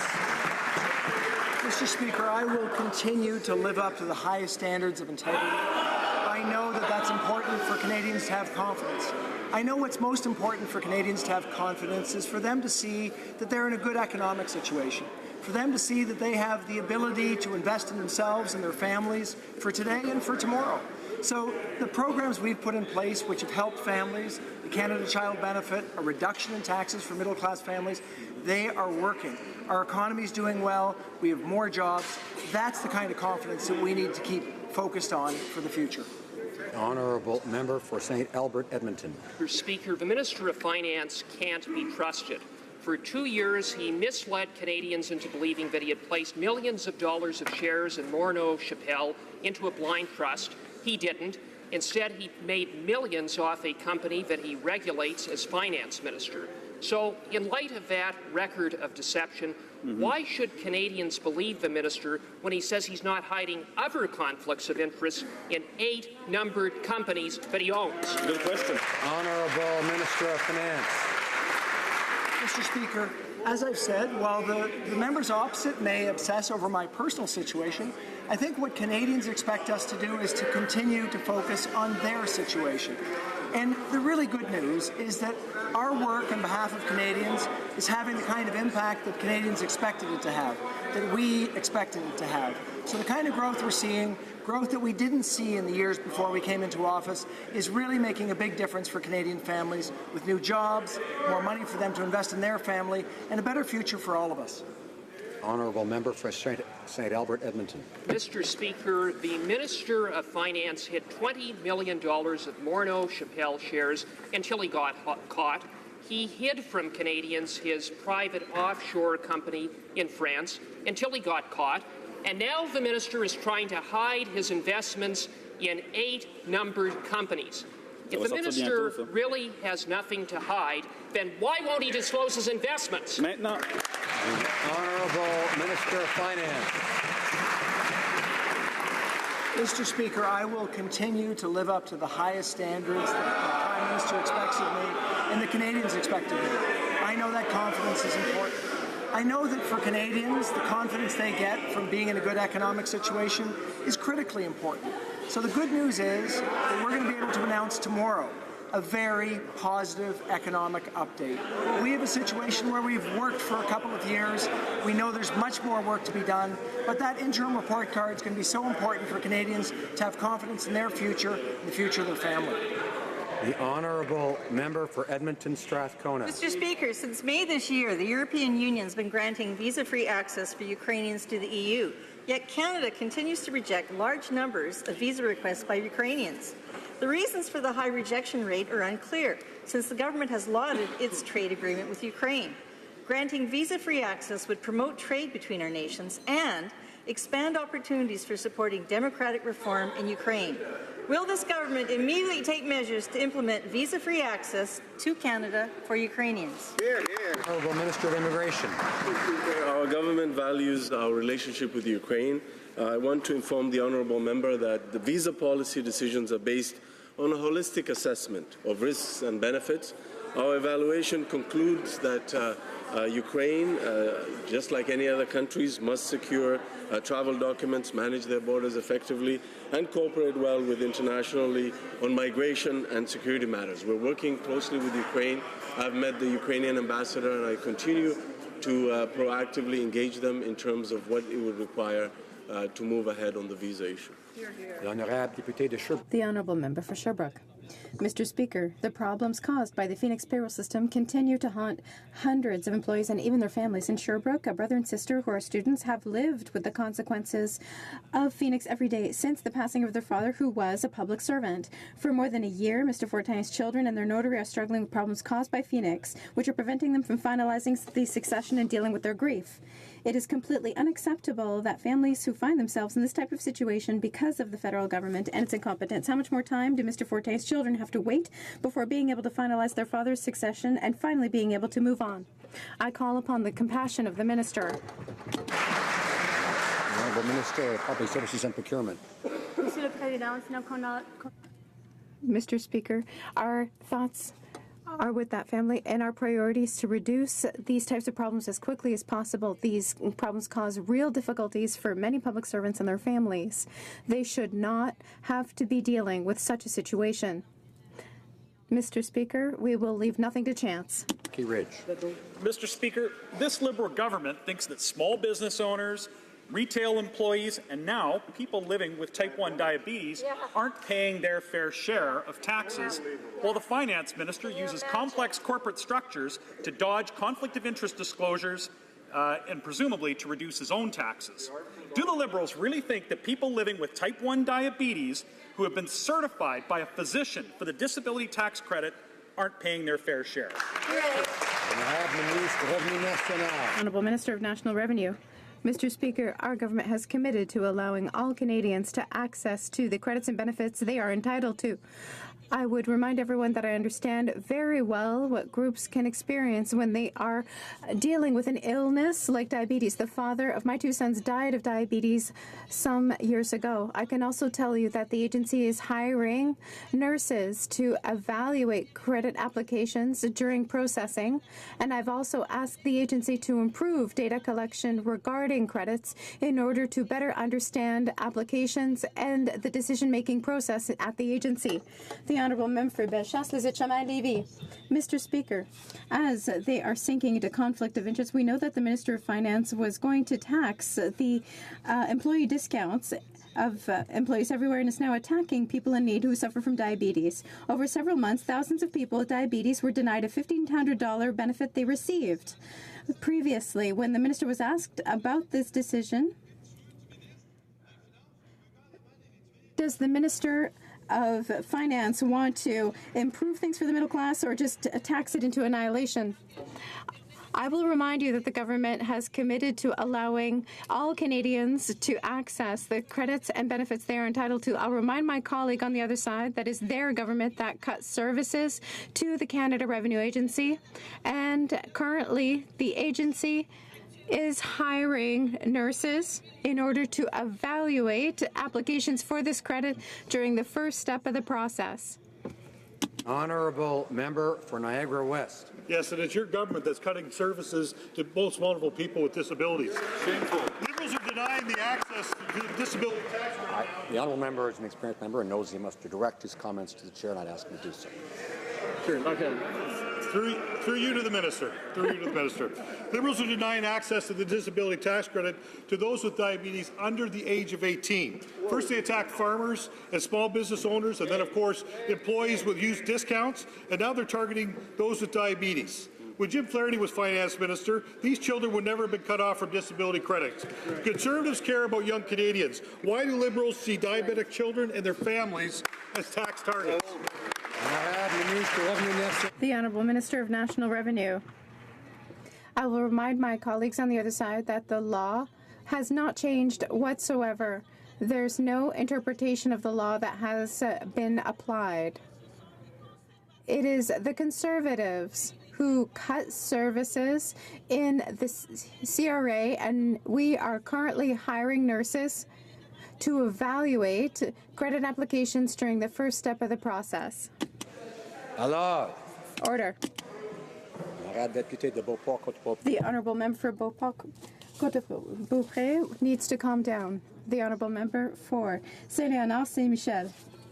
The news from Myanmar and Bangladesh on the Rohingya situation are highly alarming.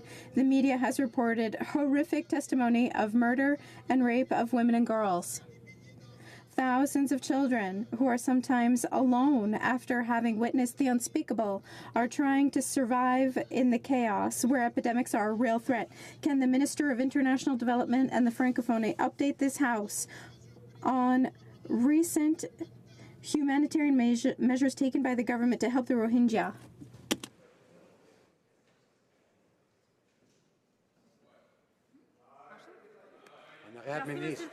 The Honourable Minister. I would like to thank my colleague for Saint-Léonard Saint-Michel for his question. We are all deeply concerned by the humanitarian situation in Myanmar. There are now 900,000 refugees in Bangladesh. That is why this morning I announced additional help of $12 million for a total of $25 million of humanitarian assistance in the region for this year. This help will be granted to our trusted partners to save lives, meet essential needs, meet the needs of women, and to protect children. Thank you. That's London. Mr. Speaker, kids hockey and soccer, piano and singing lessons, college and university tuition, textbooks, bus passes and Uber. What do these things have in common? The Liberals have raised taxes on all of them. Will the Finance Minister advise Canadian families how much money he's taken from hardworking families by increasing all of these taxes? The Honourable Minister of Finance. Mr. Speaker, I'd like to thank the member opposite for providing me an opportunity to talk about what we've done for Canadians. We've lowered taxes on middle-class Canadians, $540 per family, $330 per individual. But more importantly, what we did was by introducing the Canada Child Benefit, taking away checks for those who didn't need it, by giving it more to families who actually needed it. We've given, on average, including all those issues that we just heard brought up, $2,300 more per family after tax. It's a very good situation for Canadian families, which has led to a better economic outcome for our country. The Honourable Member for Salaberry-Sirois. With my company, I bring a wrecked ship to Shediac without the required authorizations or expertise. After public pressure, I sell the wreck to a dubious company and keep making money. For 6 years, the government has done nothing or almost nothing, and the wreck is about to fall apart. Would the Minister of Fisheries and Oceans give me $19 million to secure and dismantle a wreck that I dragged into his riding? If not, why is he playing this trick on the citizens of Beauharnois with the Catherine Spirit by giving a contract to the company that put it there? Does this uphold the principle of polluter pays? The Honourable Minister of Transportation. Thank you, Mr. Speaker. This gives me the opportunity to say that our government is determined to protect the health and safety of Canadians and our waters. We are taking necessary steps to make sure that the Catherine Spirit is moved safely and effectively, which the previous government did not do. Public Services and Procurement Canada conducted several evaluations and has conducted environmental evaluations necessary to dismantle the ship. We are going to implement what we said we would. The Honourable Member for Madawaska-Restigouche. Mr. Speaker, we all know that Canada's farmers are essential to the vitality of our rural regions and that they make a major contribution to our national economy. Place to focus on agriculture, investing $100 million in agricultural science, improving the transportation system for our grain farmers, and setting a target of $75 billion in exports by 2025. Could the Minister of Agriculture please also update this House on Canada's agricultural policy framework for the next 5 years? Honourable Minister. Mr. Speaker, I thank my honourable colleague for the question, and I was proud to stand with my provincial and territorial colleagues to sign the Canadian Agricultural Partnership. This $3 billion investment will strengthen Canadians' agricultural sector, ensuring continued innovation, growth and prosperity. Together with our government's investment in trade, science and innovation, the Canadian Agricultural Partnership will help farmers and processors create middle-class jobs right across this country. Honourable Member for Thornhill. Mr. Speaker, as we continue in a few moments with debate on the Opposition Day motion calling on the Finance Minister to apologize for failing to live up to the Prime Minister's mandate letter ethical standards and for breaking trust with Canadians, a couple of still unanswered questions again. When did the Finance Minister advise the Prime Minister that he was establishing neither a blind trust or divesting his stock holdings? And again, has the Finance Minister been served notice by the Ethics Commissioner of his violation of the Conflict of Interest Act? The Honourable Minister of Finance. Mr. Speaker, I am pleased to say that I want to live up to the high standards that the Prime Minister set for all of our Cabinet on ethical behaviour, and that's what I will continue to do. I know that that's what allows us to do the work that's so important for Canadians. That work is making sure that families feel better. They know that after 10 dark years that it's important to have people who are actually investing in their family so that they actually can do better, so they can help their family to succeed now and in the future. And that, Mr. Speaker, is exactly what we've done. The Honourable Member for Rivière-du-Nord. Thank you, Mr. Speaker. On September 21st, this House unanimously passed a motion that confirmed Quebec's right to debate and legislate any matter under its jurisdiction. Barely a month later, the Liberals have renounced the motion. It never fails. As soon as Quebec works on religious neutrality, Ottawa freaks out. Will the Prime Minister confirm today that he recognizes that the religious neutrality of the State of Quebec is under the jurisdiction of the State of Quebec, not Ottawa? The Honourable Minister of Canadian Heritage. Diversity is our strength. That is why Canadians expect us to defend the Charter of Rights and Freedoms, and we will always do so. As the Prime Minister has already said several times, it is not up to the state to dictate what people can and cannot wear. We are going to continue the discussion on this matter, and we are going to carefully study the application of the new law. The Honourable Member for Rivière-du-Nord. Mr. Speaker, we have members of Quebec's National Assembly that vote on legislation under their jurisdiction, and Quebecers pay them to do it. And now, here in Ottawa, there are those who want to challenge that legislation once again with money from Quebec's taxpayers. Another great example of federalism that doesn't work. Will the Prime Minister commit to not using Quebecers' money to challenge Bill 62, which was passed by Quebec's own government? The Honourable Minister of Canadian Heritage.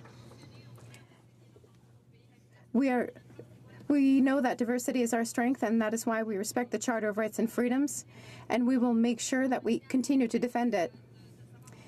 In the matter of what people can and cannot wear, the Prime Minister has mentioned several times already that it's not up to the state to dictate that. That is why we are going to follow the discussions over the next few weeks, and we are going to carefully study the directives of application of the Act. Saanich Gulf Islands. Thank you. Since my election in 2011, nothing was more painful than watching the destruction of our environmental laws in 2012. I took heart at the Liberal promises to reverse those changes and restore environmental protection, particularly in the mandate letter to the Minister of Transportation, which reads that he will review previous government changes to the Navigable Waters Protection Act and, quote, restore lost protections. But it now appears increasingly clear that's not the plan. A schedule of named waterways will be left intact. Will the Minister of Transportation honour his mandate letter and restore lost protections? The Honourable Minister of Transport. Mr. Speaker, I want to reassure my colleague that I take my mandate extremely seriously with respect to Navigable Waters Act. I remember spending all night long with my honourable colleague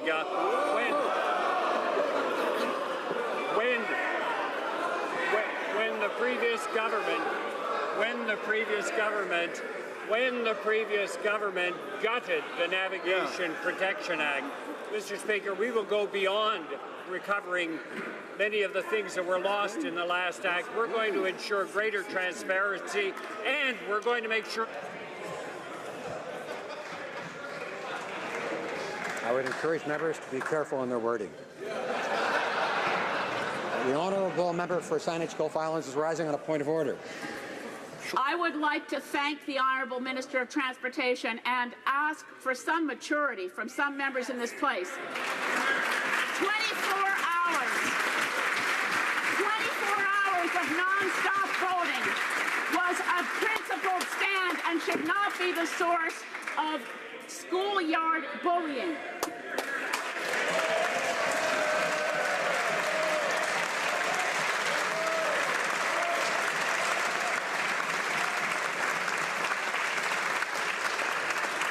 Thank the member for her efforts to assist me in encouraging members to act with proper decorum.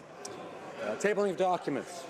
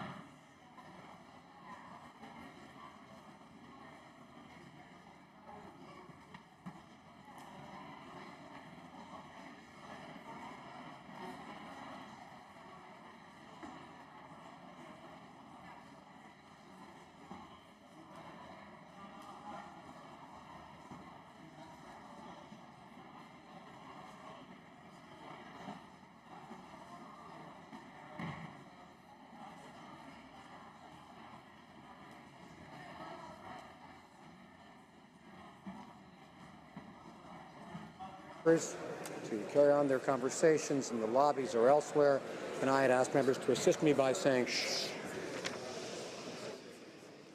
Order. Tabling of documents. Dépôt de projet de loi.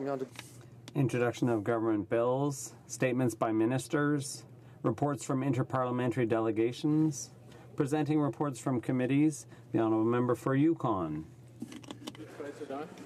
Mr. Speaker, I have the honour to table in both official languages the 41st report of the Standing Committee on Procedure and House Affairs concerning Bill C-50, an act to amend the Canada Elections Act, political financing.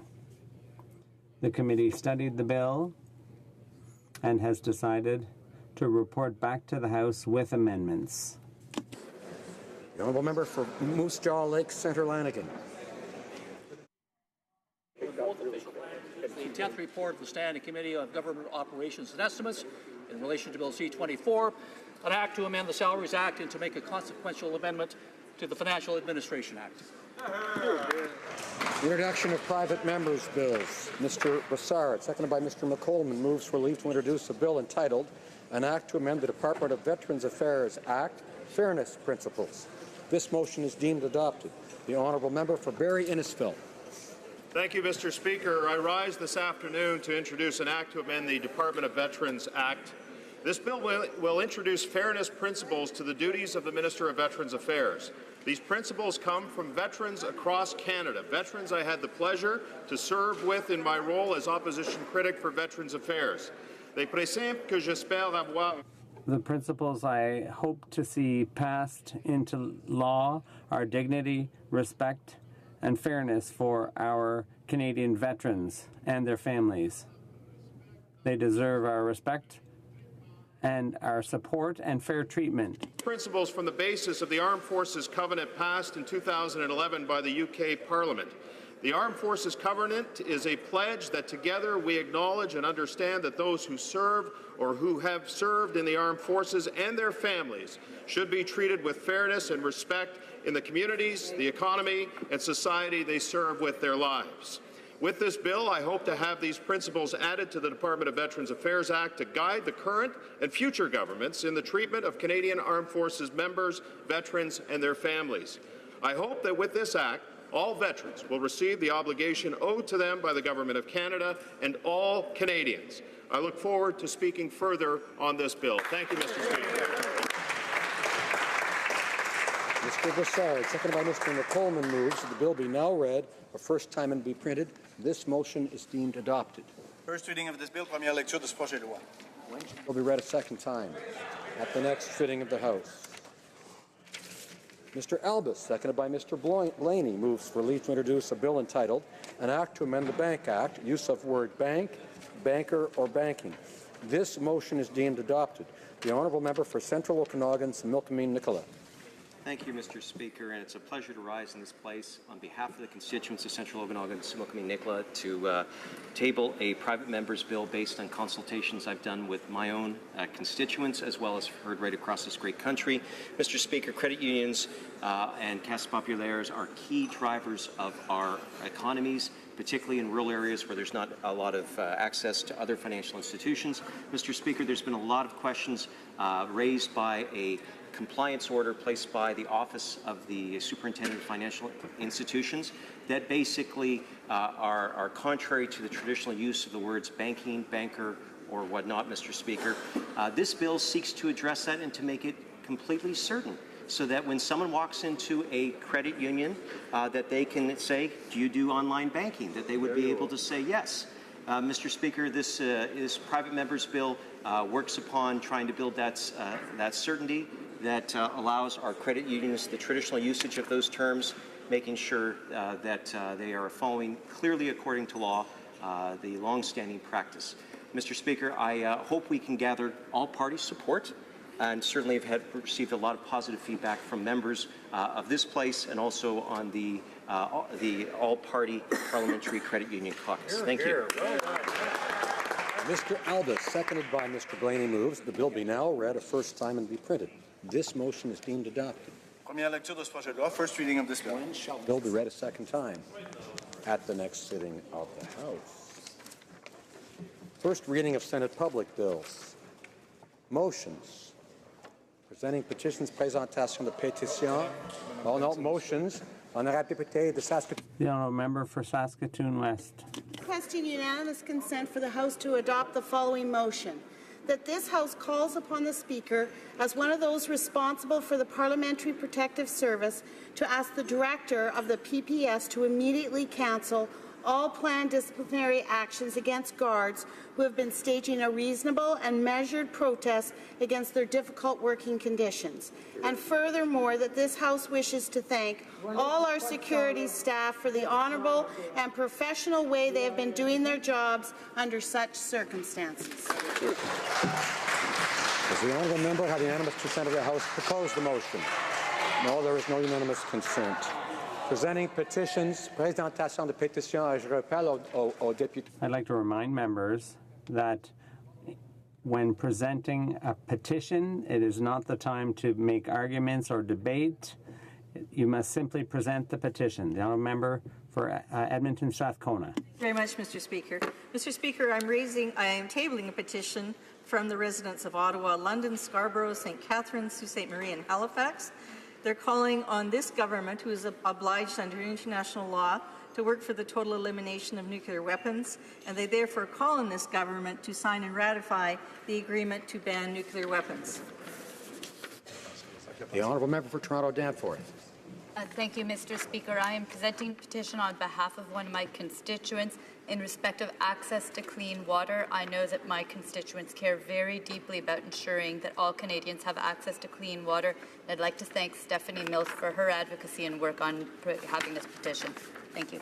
Member for Saanich Gulf Islands. Thank you, Mr. Speaker. I rise to present two petitions today.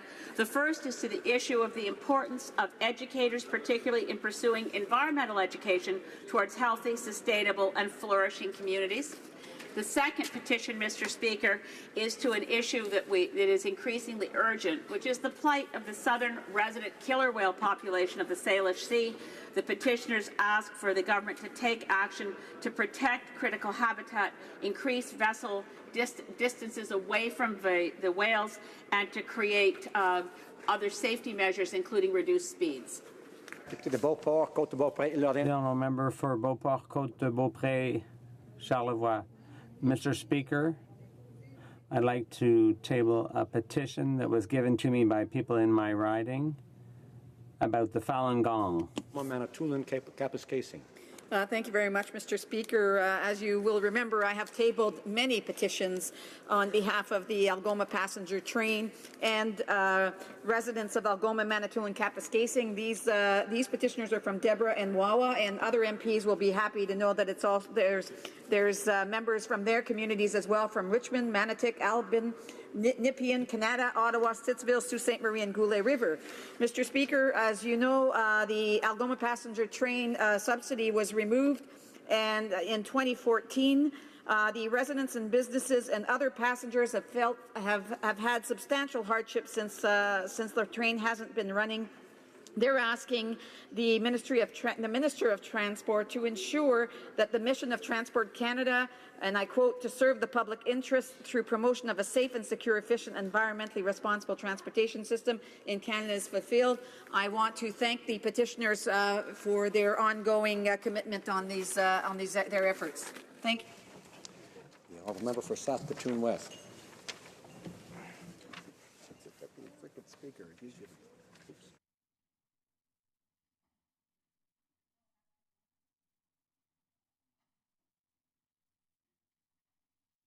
petitions. The honourable member for London Fanshawe. Thank you, Mr. Speaker, and I have a petition from residents across southwestern Ontario in support of protection for our river systems and lakes. And as you'll recall, under the Conservative government, the Navigable Waters Act was stripped of its strength and regulation, making rivers, including the Thames River, which is in my city of London, at risk.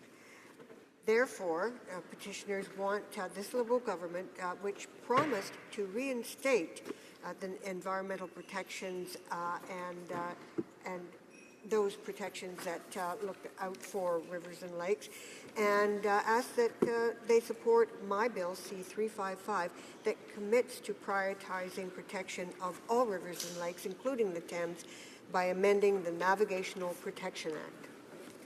My apologies, the honourable member for Nanaimo Ladysmith, who I referred to as the honourable member for Saskatoon West. The honourable member for Nanaimo Ladysmith. Thank you, Mr. Speaker. I stand today to present petitions from members in my riding, citizens of Ladysmith and Nanaimo and Duncan. This is a petition brought forward by the Canadian Union of Postal Workers, urging the government, because there's increased closure in rural areas of banking services and nearly 2 million people in Canada who are exploited by payday lenders. The petitioners urge Canada Post to add postal banking with a mandate for financial inclusion. It would be a way to keep branches open and viable throughout the country. The petitioners also urge the government to release the study, which has not yet been released, on the benefits of postal banking. Thank you. Presenting petitions, presentation of petitions. Questions on the order paper. The Honourable Parliamentary Secretary to the Government House Leader. So, thank you. Mr. Speaker, the following questions will be answered today. Question 1114 and question 1118 and question 1138.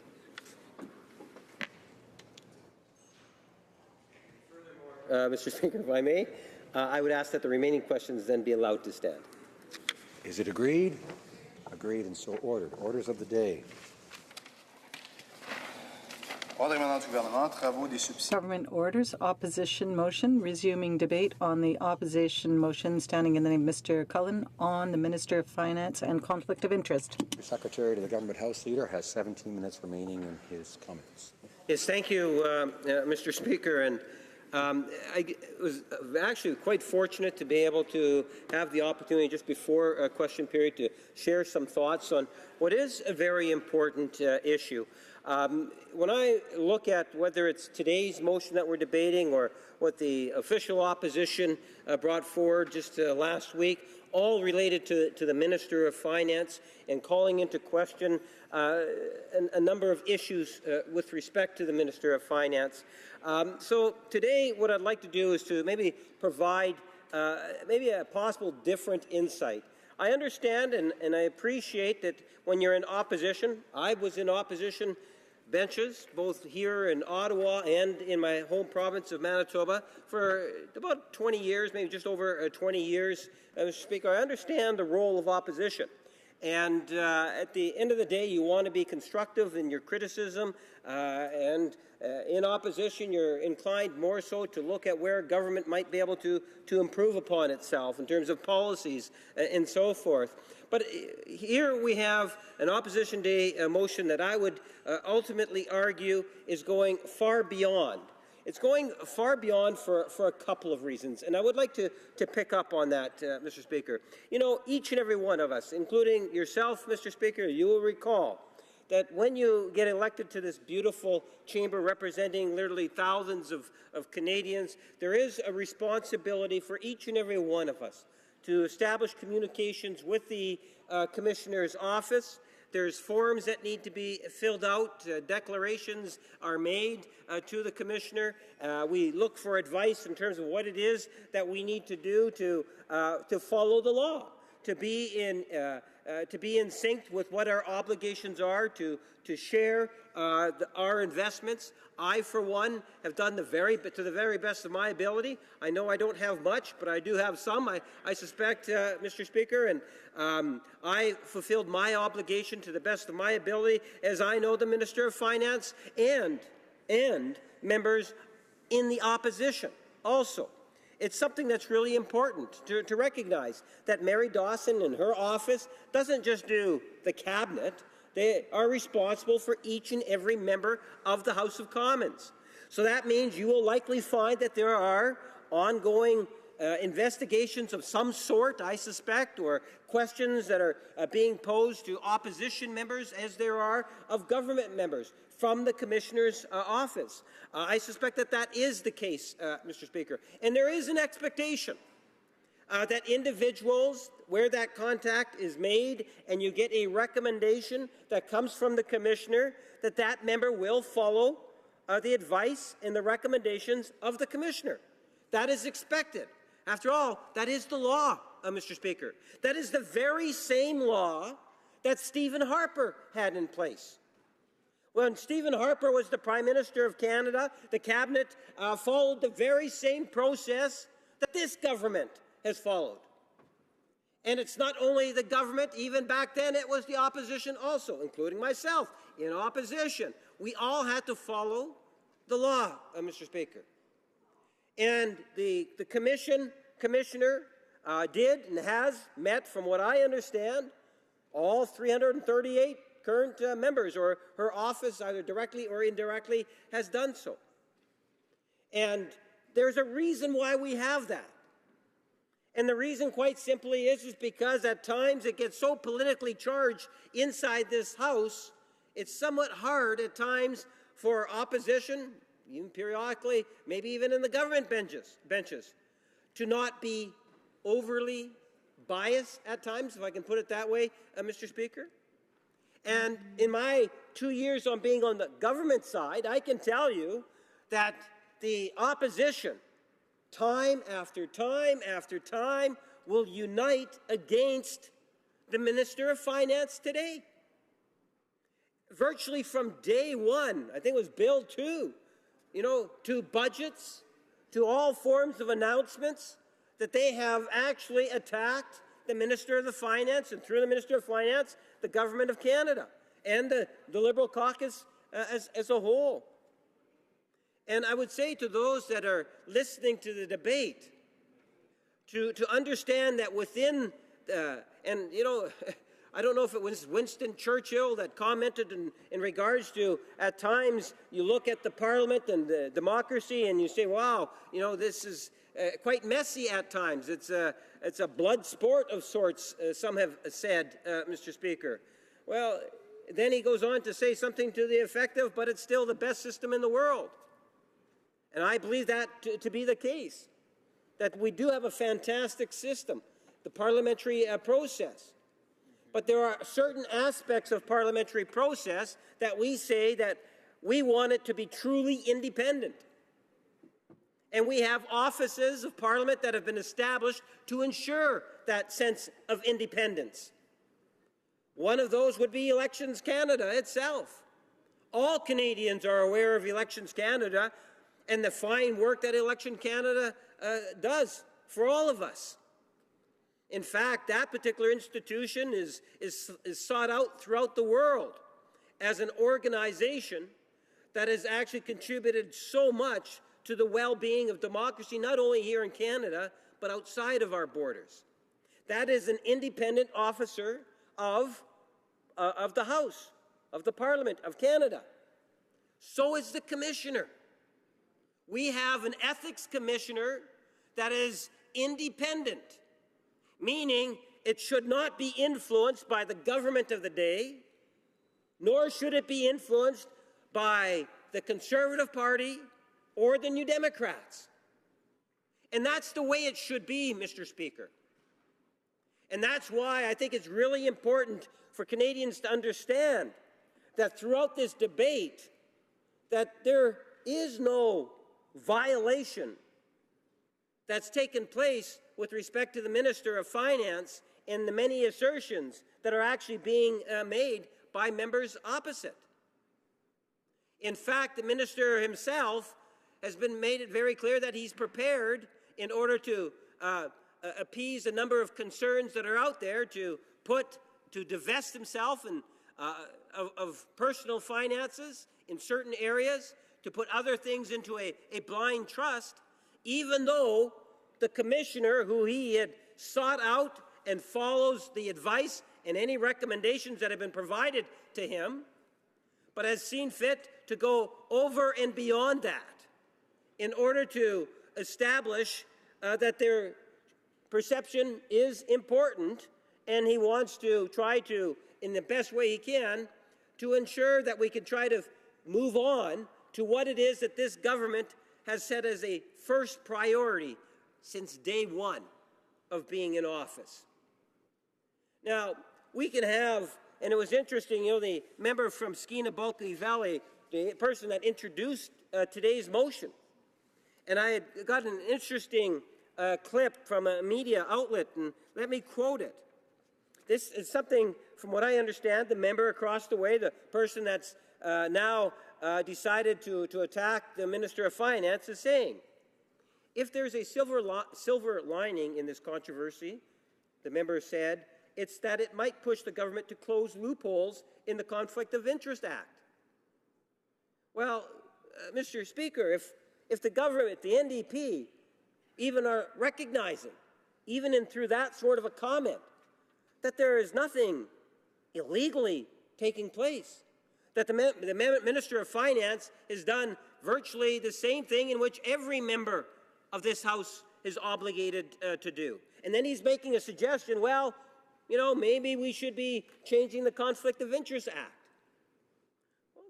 I would have much preferred having that sort of a discussion than a character assassination that we've been witnessing from both the NDP and the Conservatives, and I would ultimately argue the undermining of the independent officer of the Commissioner. And that is, in fact, what I've been witnessing from both opposition parties, Mr. Speaker. And I would say that because every time, whenever the Conservatives or the NDP have any hint of an opportunity to be critical of this Minister of Finance, they've jumped all over it, Mr. Speaker. Every time. So if you take a look at it and you say, well, what is the Government of Canada's priority? There's a litany of things in which we have done to reinforce how important Canada's middle class is and those aspiring to be a part of it. Now, the Conservatives are so out of touch with what Canadians want, and the NDP seem to want to buy into the Conservative spin and the issues of the day, that they're going to vote with them, and now they're following motions after them, opposition motions after them. I would suggest to you that they're going in the wrong direction. Because one of the things that the Conservatives have demonstrated over the last 2 years is that they continue to be out of touch with what Canadians really and truly want of government and expect of government. Instead, as I say, every opportunity they get, they are critical of the Minister of Finance. I'd like to go through some of those examples, Mr. Speaker, and then ultimately argue by using those examples that we have in opposition, a joint opposition, that are, again, so much out of tune with what is important in the everyday lives of Canadians. And one can start from day one, from this government, where we have a Prime Minister that made a commitment to Canada's middle class that we are going to put them as the #1 priority. And I believe it was Bill 2, Mr. Speaker. I'm not 100% sure of that, but I believe it was Bill 2, providing the tax changes for the tax cut for Canada's middle class. And how that then was incorporated into the budget bill. And there was a great debate on that first budget. And if you followed the debate at that point, Mr. Speaker, you had Conservative after New Democrat stand in their place and be nothing but critical of the Minister of Finance. They would criticize us because we're giving a tax break to Canada's middle class, the most significant tax breaks in generations, I would ultimately argue, that's been focused on the middle class, while at the same time, Mr. Speaker, there was a tax increase for Canada's wealthiest 1%. It's not an attack on the 1%, but rather it's saying that we want, and people and Canadians, I know the constituents I represent, they want a sense of fairness in taxation policy. And in that very first budget, they got to see a significant amount of a redistribution of wealth and responsibility in terms of paying taxes. A fair reflection of what it is that Canadians wanted to see. That's one of the reasons why we got the mandate that we got, Mr. Speaker. Well, look at in terms of what actually happened immediately following that. Whether it was a Conservative member of Parliament or a New Democratic member of Parliament, they would jump all over it and criticize us for it. In fact, Mr. Speaker, and all you need to do is just read the answer. It didn't matter. It was hard to tell them apart at times, Mr. Speaker. They were so close together. And what we saw was votes. They voted against the tax break to Canada's middle class. They voted against the tax on Canada's wealthiest 1%. There were other initiatives within that still tried to deal with the economic conditions of Canadians. Examples of that would have been, for example, the Canada Child Benefit Program. No surprise, both of them once again voted against that. The Minister of Finance brings forward something, and you have the joint opposition saying and being critical of the Minister of Finance. And I must say, on that particular point, that was the budget that ultimately ended millionaires from being able to receive that Child Canada benefit, Mr. Speaker, therefore, and giving more money to those individuals that had less. It literally lifted thousands of children out of poverty. Yet, both oppositions, I wonder if it was the merit of the bill, or maybe it was something that was personal against the Minister of Finance. What about the Guaranteed Income Supplement program? Same principle. What did the opposition parties do? One has to be convinced that they just did not support the Minister of Finance, because when he made that change, they were critical of the Minister of Finance. Hard to believe. Lifting thousands of seniors in every region of Canada out of poverty, and they're voting against that initiative too. Minister of Finance is the one that leads the way. Let's go to the summer, Mr. Speaker. This past summer, we have had a Minister of Finance that has gone out to all the regions. We've had members of Parliament charged with the responsibility to listen to what their constituents have to say and report back. And I'm proud to say that Liberal members of Parliament did just that, Mr. Speaker. From the initial announcement that was brought forward, from opening it up to consultations with Canadians, we saw tangible results, at least from Liberal members of Parliament, that went into their constituents and worked hard and effectively at improving and bringing forward a fantastic tax change program that is in fact going to, again, make the system fairer. And once again, we have, whether it's Conservatives or NDP, yelling and screaming at the Minister of Finance whenever they've had the opportunity to do so. I see I only have a few seconds left, Mr. Speaker. Let me suggest to those that are following this debate that the Conservatives and the NDP have clearly demonstrated that they don't like the Minister of Finance. But the Commissioner, I can tell you, the Commissioner of Ethics, the independent office of the Commissioner of Ethics is what the Minister of Finance is following, and has made the commitment to continue to follow any sort of advice and recommendations from that office, and he's even gone further by some of his own personal actions. Thank you, Mr. Speaker. Questions and comments. Questions et commentaires. L'honorable député de Longueuil. The honourable member for Longueuil-Saint-Hubert. Thank you, Mr. Speaker. It's great to speak after having heard for so long my partner on the other side, because it's obvious that in his rhetoric there is no nuance at all. He's always shouting. Whether we talk about the worst scandal we've seen about the Minister of Finance or anything else, it's terrible to see that such a thing is being minimized. We should trust him. Look at what he's doing. It's great. Come on now. This is a gigantic conflict of interest. We're going to read about this in history books. I will ask my colleague if he can make the people around him understand that this problem is serious. Does he understand what is happening? Oh, Mr. Speaker, I do understand. And that's why I'm disappointed that the combined opposition didn't want to use this day as this day possibly to look at the same rules that Stephen Harper and other prime ministers, but in particular Stephen Harper, had in place for his ministers that we all had in place.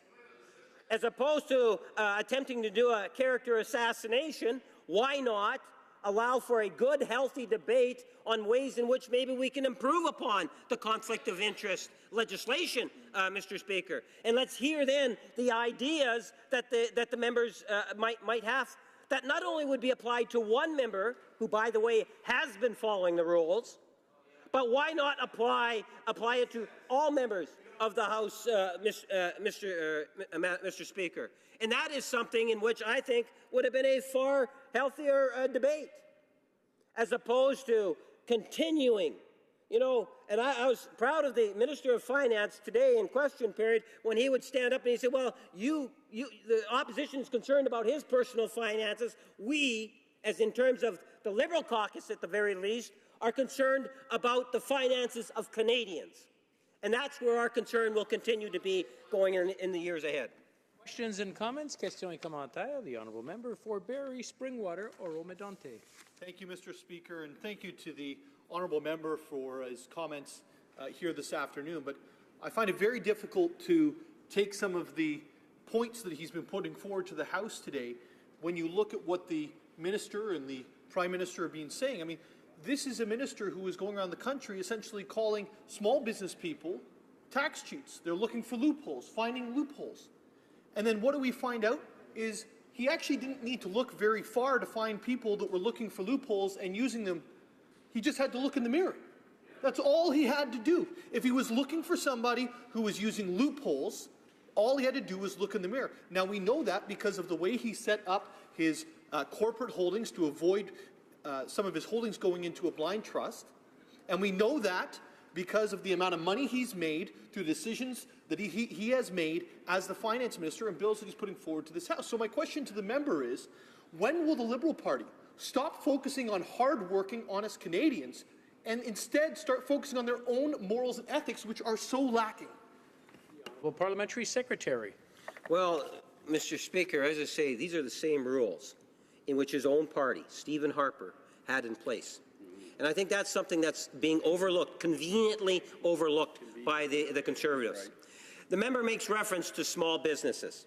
And, you know, the reach out that this government had conducted and all members had conducted over the last number of months has been simply amazing, and to the degree in which we've taken a package and we've actually, at least in this side of the House, Liberals had taken it seriously, and we are seeing a fantastic reform package that's going to make our taxes even fairer, better for Canada's middle class and those aspiring to be a part of it. The member makes reference specifically to small businesses. We just last week had a reduction in small business taxes from 10.5% to 9%. That was an election platform issue, Mr. Speaker, and that's... I'm sorry, I'm trying to hear what the honourable member is answering, and I keep getting this nattering in my ear. I just want to make sure it wasn't just me in the House. Okay, I'm fine then. Okay, I'll let the honourable member continue. Thank you, Mr. Speaker. It's actually something that's very good news. Good news for small businesses. You know, we had last week an announcement where businesses' tax is going to be reduced from 10.5 down to 9%. That was an election campaign platform, and that's an election campaign platform that has been kept, Mr. Speaker. And when he talks about, well, what about Canadians? Imagine over 400,000 jobs created in less than 2 years by this government. Put that in the perspective of the Harper government of just over 1 million in 10 years, I would say that this government is delivering. Questions and comments. The honourable member for Hamilton East Stony Creek. Before she asks her question, I just want to remind the honourable members that there is quite a few people who have questions from the honourable member, parliamentary secretary, and we'd like to get as many in as possible. So be concise, and the answers could be concise as well. The honourable member. Thank you, Mr. Speaker. Hamilton West Ancaster Dundas, and on behalf of my constituency, I'm very pleased to have an opportunity to ask the member a question this morning, or this afternoon. The first thing that I'd like to say is how impressed I am as a new member in the work ethic of all members of this House. And to see the diligence and work ethic put in is extremely impressive, and that's something that has been very uplifting for me as a new member. However, there is an area that I'm not so pleased with, and that has to do with the tone and the demeanor in this House. And what I've experienced is that it's actually a win in this place if you can make someone else look bad, if you discredit someone, if you put someone, you can make them feel that you are sort of putting them down. And I would like to see much more collaboration and people working together in order to heighten what we can produce in this place, and I know that my constituents feel the same way. So I'd like to ask the member, does he agree that there's more to be done so that we have a collaborative spirit in this place where we can get more legislation passed and work in the best interests of Canadians? And if so, what things could he present that would help us attain that goal? Honourable Parliamentary Secretary. Yes, thank you, Mr. Speaker, and I appreciate the fine question from my colleague. I know she's very genuine in terms of what it is that she's talking about, and we all want to be able to see more productivity out of the House of Commons. There's always room for to be better, as our House Leader will often say to us, remind us virtually on a daily basis, I must say, Mr. Speaker, and I think that's a good thing. You know, that's one of the reasons why I highlighted the fact that we need to respect that the office office of the commissioner is in fact independent. And I think we, at least in a good way, if we recognize the importance of the independence of all of our parliamentary offices, that would be a positive thing. Questions and comments? L'honorable député de Sherbrooke. The honourable member for Sherbrooke. Thank you, Mr. Speaker. With that, I would like to thank my colleagues for their speeches.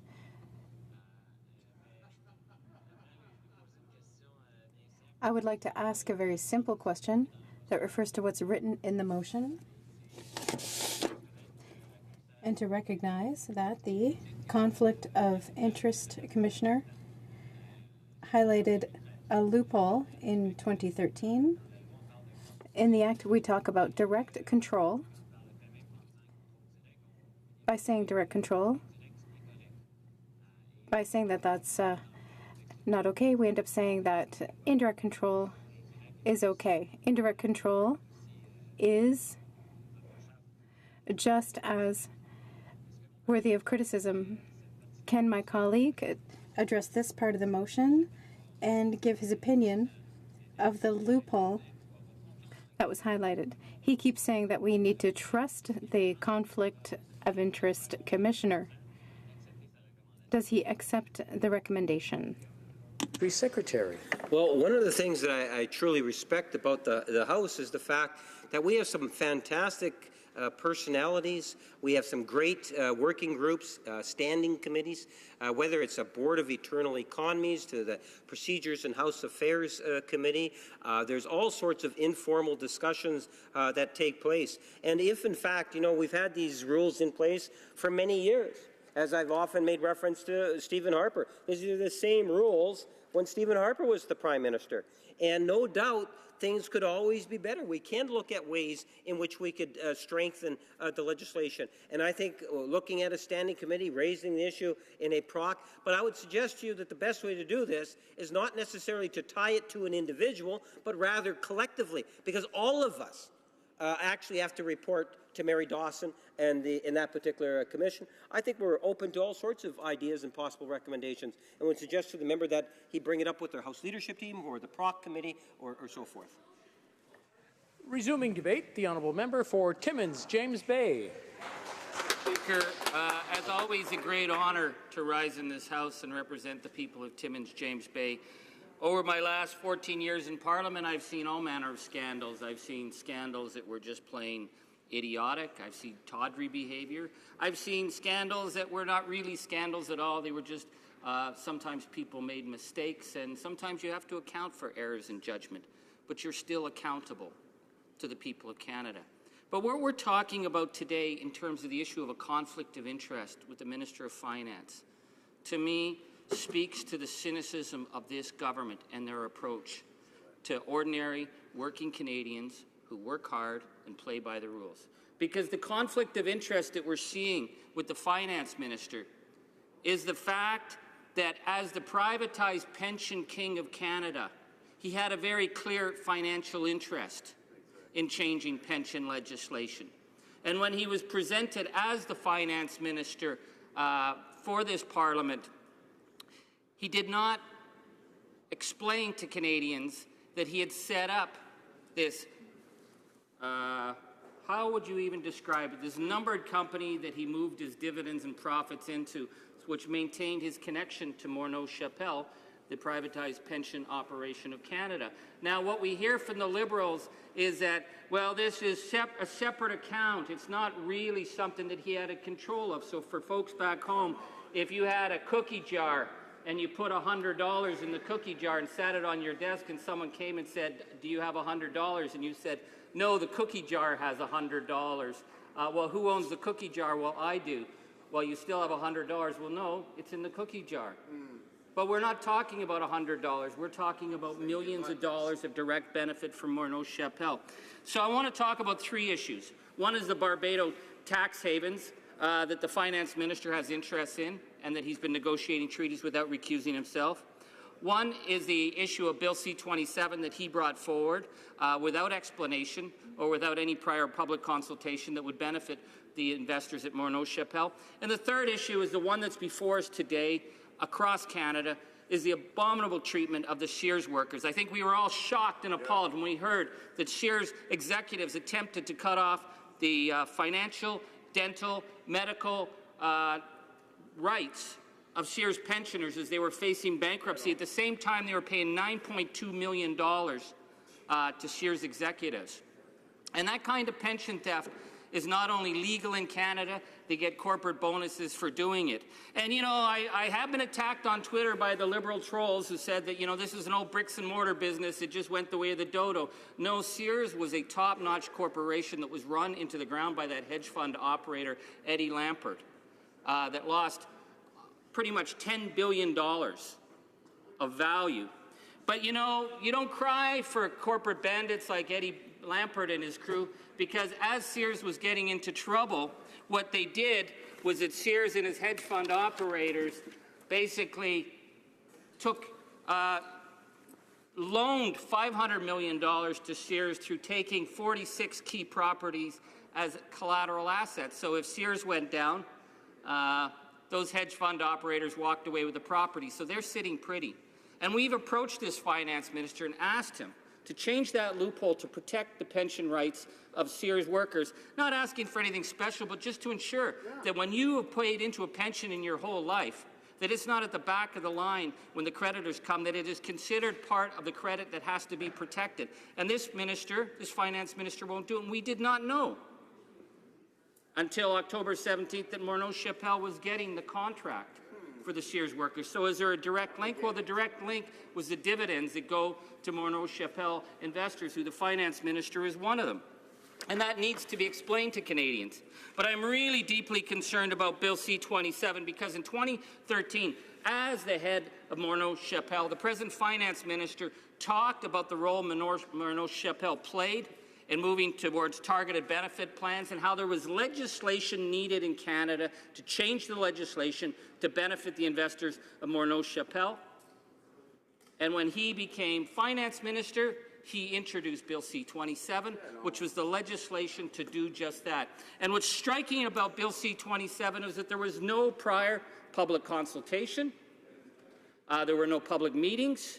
So who gave the advice to the finance minister to change legislation that would have an enormous impact on the company that he helped and his father helped found?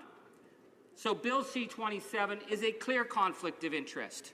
And it's a conflict of interest that touches Canadians across the country who are worried about the future of their defined pension benefits. And there's a right of Canadians to believe that parliamentarians will put the interests of the public ahead of their own pecuniary interests. That is the whole question of conflict of interest. And in the case of the finance minister, bringing forward legislation that would have a direct benefit to his company without recusing himself is an abuse of his role as a minister of the Crown and needs to be explained. But it is also abuse of the House because we did not know that he was receiving dividends from Morneau Shepell throughout this period. And I will be splitting my time with the member for Sherbrooke, Mr. Speaker, just to say. And then, of course, now we find out about the Barbados tax havens, which the finance minister is signing a tax treaty with Barbados. Now, Barbados, of all places, now I know it sounds like a great place for sand and hanging out on the beach, but it is notorious as a fiscal paradise for companies that don't want to pay their share. And what's really disturbing about Barbados is we find out that Morneau Shepell is involved down there. So there's a direct financial interest. The minister did not recuse himself. How could he be working on a treaty with a place that is a notorious fiscal paradise when Canadians are paying their fair share and they're looking to the finance minister for accountability? Now, I know my friends in the Liberals are in trouble on this issue because whenever the Liberals get in trouble on a file, they start throwing out that term middle class. Now, in fact, they say middle class and those wanting to join them. And I hope folks back home, if you were in some kind of university drinking game, if every time the Liberals gave a speech and you had to take a shot, you'd be bombed at the end of the first 5 minutes. I guess the finance minister grew up in a different middle class than I grew up in, because his middle class is going after dentists and farmers. His middle class is going after people who are suffering from diabetes. His middle class is going after employee discounts at restaurants where you work, to tax that. And meanwhile, the one first promise he broke was the $840 million corporate stock loophole that would protect 8,000 insiders on Bay Street, and he reassured Bay Street he'd have their back.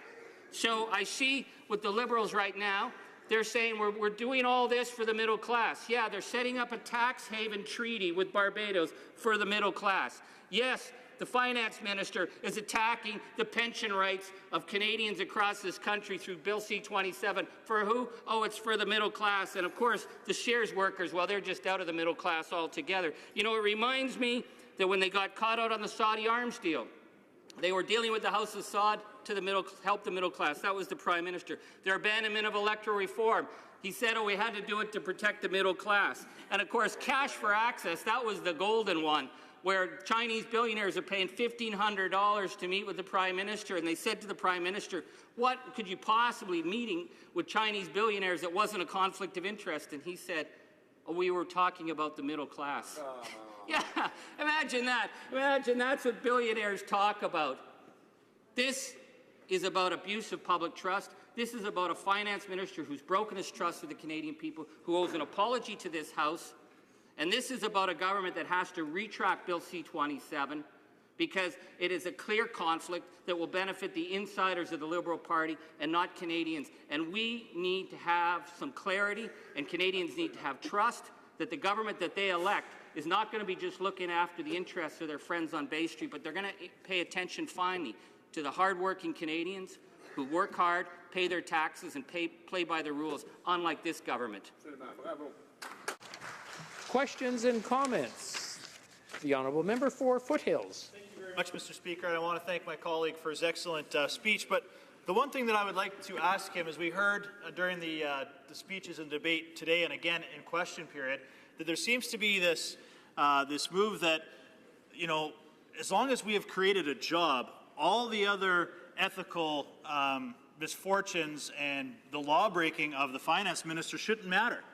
I would like to ask my colleague, despite all the mirror work that the Liberal finance minister is doing, don't you think that the Canadian public and certainly this House has lost its trust in the finance minister, and what he says tomorrow in his financial update shouldn't take away from the ethic mismanagement and breaking the law of the finance minister? Member for Timmins, James Bay. Well, I'd like to thank the honourable member for his question. And the issue here is about trust. This is about when you give someone a position of such immense power, you have to believe, whether you agree with their decisions or not, that they are making those decisions for the benefit of this nation. And we cannot say that this finance minister has put the interests of working people or the nation ahead of his own pecuniary interests. And that is a shocking breach that has to be addressed, particularly when you're the finance minister. Now, the Liberals are saying, they said last week, oh, we're all in this together. Well, no, not all of us get to decide pension policy in this country. And no, I don't know how many of us get to forget that we own a French villa through a numbered company. And I don't know how many of us are on that tax registry for the Barbados tax havens, but the finance minister is. And because of that, he cannot simply be trusted. And so whether or not he stays in that position, we have to have some real clear rules. Number one is an apology. And number two, we have to have real clear limits on his ability to interfere in any way with pensions or with issues of tax havens in the Barbados.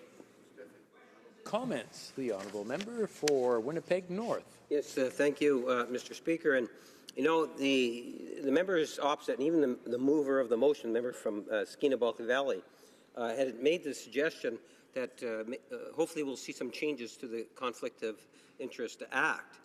And that's what's in fact has been implied, that there's always room for changes. But I'm sure the member across the way will acknowledge that these are the very same rules that applied during Stephen Harper, when Stephen Harper was the Prime Minister. And yes, maybe there is a way in which we can improve upon those rules. And eager to find out in terms of how it is, whether it's through a PROC committee or other venue in which we could take a look at the rules. All of us have a responsibility to follow the rules, And that is something that's really important for us to recognize.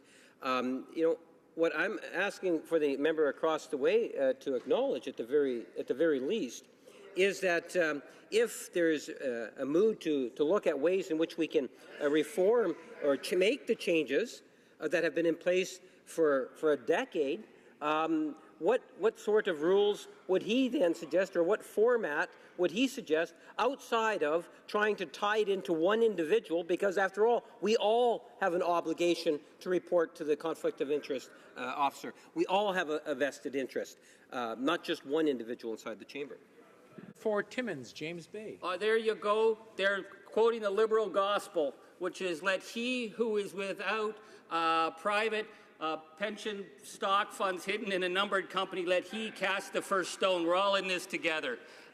No, we're not. This is about the finance minister. And far be it for me to ever defend the government of Stephen Harper, but I've heard the Liberals are in such bad shape, they say, listen, these rules existed under Stephen Harper, yeah, but their finance minister never set up a numbered company to benefit his own personal financial interests. If he could follow the rules, why can't the Liberals?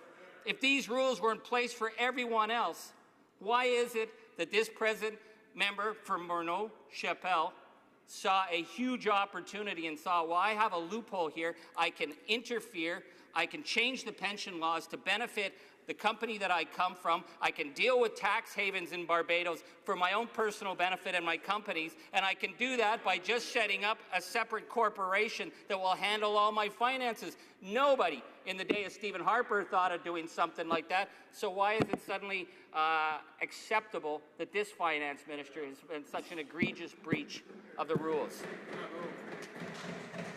Reprise du débat. Resuming debate, the honourable member for Sherbrooke. Thank you, Mr. Speaker. I'd like to thank my colleague for sharing his time with me.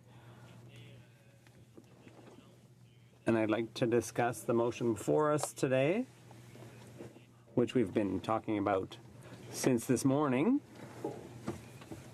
And opinions have been expressed on both sides of the House, but allow me to say that nothing impressive has come from the Liberal side to defend themselves, and they've just tried to change the channel, so to speak. So they're trying to change the channel to shine the light on other things other than the real problem before us.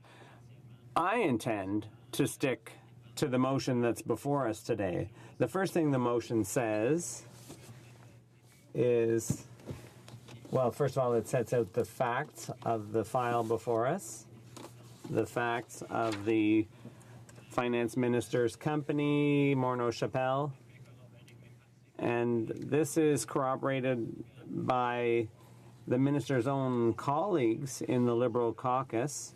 They believed that he had placed his shares in a blind trust, but he never did, in fact, do that, and he had many opportunities to clarify the situation because those facts were recognized by all. Everyone believed that his shares were in a blind trust, and this was repeatedly pointed out by his caucus colleagues and by the media. And he also implied that the same applied to his company, Morneau-Chapelle. But everyone has since discovered that this was not so. This wasn't the case, and the finance minister never took the opportunity in the 2 years that he's been in office to clarify the record, to set the record straight about his situation. So that's the first part of our motion. We wanted to tease out this contradiction, which the finance minister never cleared up. The other thing, the second point, is that the finance minister did indeed use a loophole in the Conflict of Interest Act, and I'm aware of that loophole not because I've used it, but because I heard it discussed during the hearings at the Standing Committee on Access to Information and Privacy and Ethics. So as a member, I sat on that committee for 2 years, and the ethics commissioner appeared before the committee to issue recommendations in in connection with the 5-year review of the Conflict of Interest Act. That act provides for a 5-year review, and that's what happened in 2013. It'll happen again in 2018, and that will be a good opportunity to close the loophole we're discussing today. But in 2013, the Commissioner had issued some 70 recommendations on updating the legislation and updating the rules applying to ministers and senior officials and so on. People, office holders, people who hold higher positions, and the Commissioner identified a number of gaps and shortcomings in the legislation and set out how the legislation could be amended to make it more effective. And one of the Commissioner's recommendations was there in black and white in the report, in the Commissioner's report. And the wording was about direct control. The minister should not have direct control over shares in a company. And the Commissioner said that that didn't prevent a minister from continuing to exert indirect control. And it's as if the Commissioner was predicting the future a little bit by saying that this was a potential danger. This would be a way to get around the legislation. It would be a way of complying with the letter of the law, but not with the spirit of the law. And I imagine that when the finance minister met with the Commissioner with his army of lawyers and so on, when he went to the Commissioner's office, and when the Commissioner asked a number of questions, at the end of the day, the Commissioner probably said, you can't control these assets directly, but you can still indirectly. And so the minister's lawyers probably said, just create a company, don't even give it a name, just give it a number. And that can be done. You create a numbered company, and that company, a CCPC, and that CCPC would be the sole proprietor and shareholder of that Canadian Cold private company. And so obviously the minister had good legal advice in finding that kind of loophole. So the minister did precisely as the minister's lawyers must have done precisely as instructed by the minister. And the minister probably said, I want to be able to control my shares indirectly so that I'm in keeping with the letter of the law, but not necessarily with the spirit of the law. And the Commissioner had no choice but to say that that was in keeping with the law. So that was a way of getting around the limits. And ultimately, the minister will be able to regain, once the minister is no longer in office, he'll be able to regain control. But this was a way of complying with the letter of the law. And that's why we find ourselves in this situation today of having to ask the minister to apologize, because he put himself in a position of conflict of interest, not just an appearance. It's an obvious case. I think if there were any professors of ethics here, if there are any professors looking for examples to give their students of ethical situations involving a conflict of interest, I think this case, the finance minister's case, is going to be an ideal example of what constitutes a conflict of interest, because the minister is still in full control of his shares in his company, Morneau Shepell, and that company deals directly with the Government of Canada on occasion, and that company deals with pensions, and the company's value has even grown. So the minister tabled legislation that's gives his company a benefit or an advantage. He himself in 2013 said that this type of legislation could be beneficial to his company, and it would help his company to position itself in the marketplace, to be competitive and so on. His family business. So we're not making this up, the fact that his company benefits from the legislation.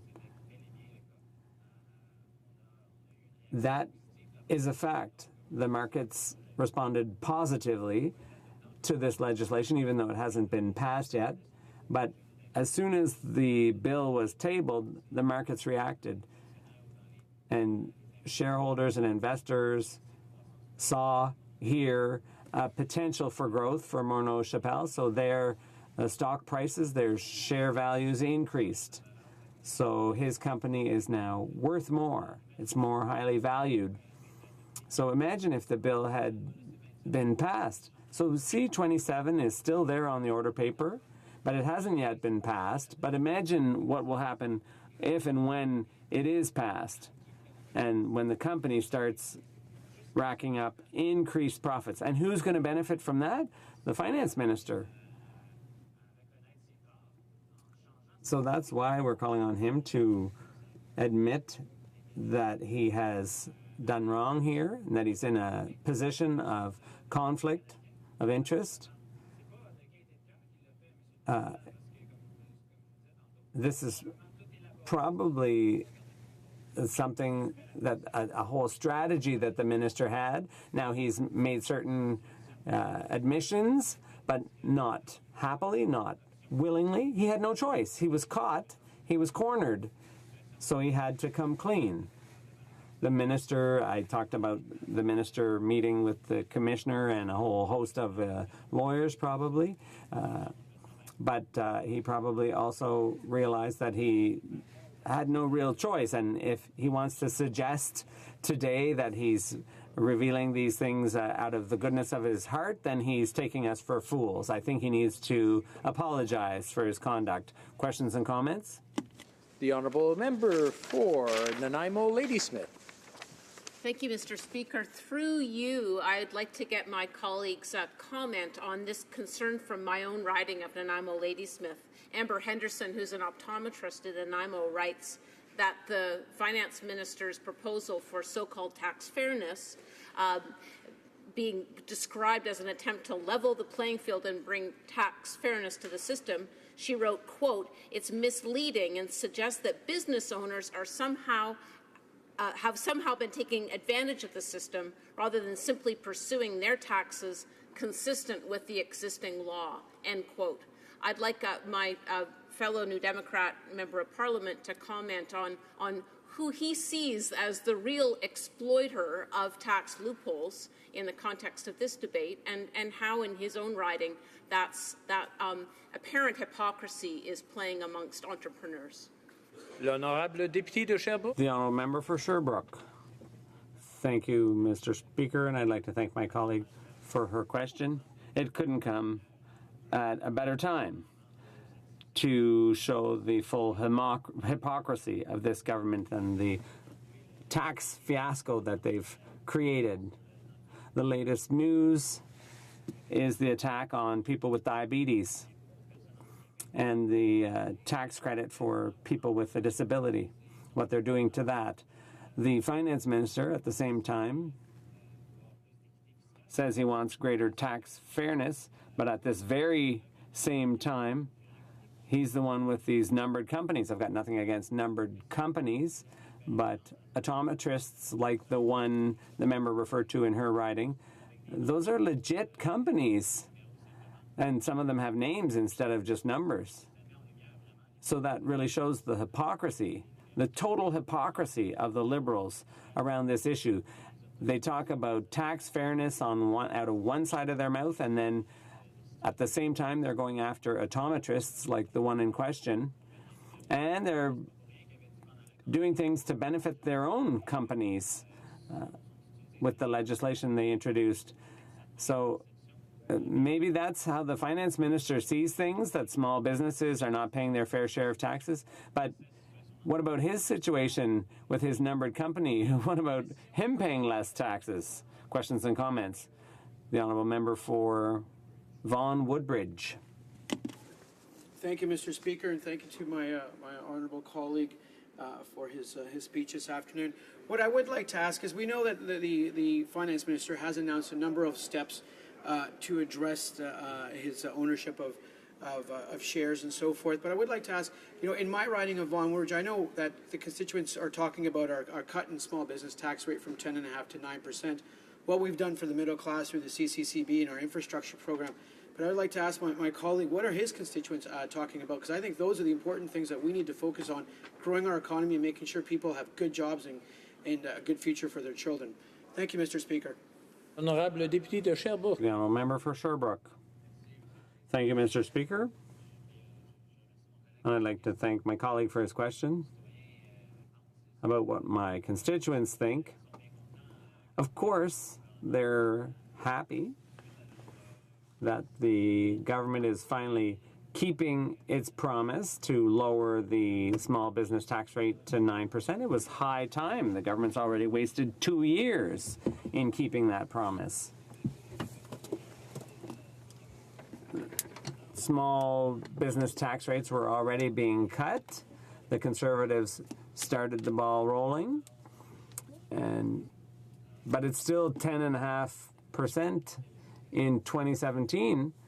So the Liberals have been a bit slow to move on this promise, this campaign promise. But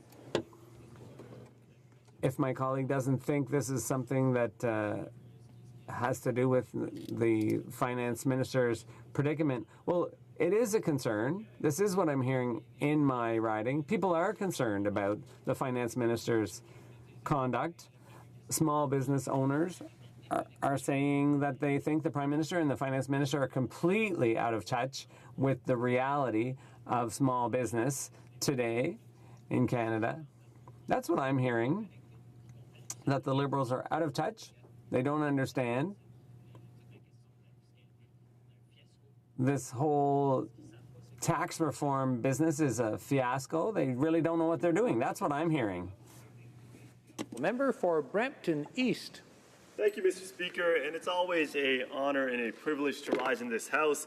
I'll be splitting my time with the honourable member from Pickering-Uxbridge, and I'd like to thank the government for creating the conditions for all Canadians to succeed in a changing and exciting economy. When we came into office a couple of years ago, we made a commitment to invest in our people, in our communities, and in our economy. We made a commitment to help grow the middle class and those working hard to join it. And the truth of the matter is, our plan is working.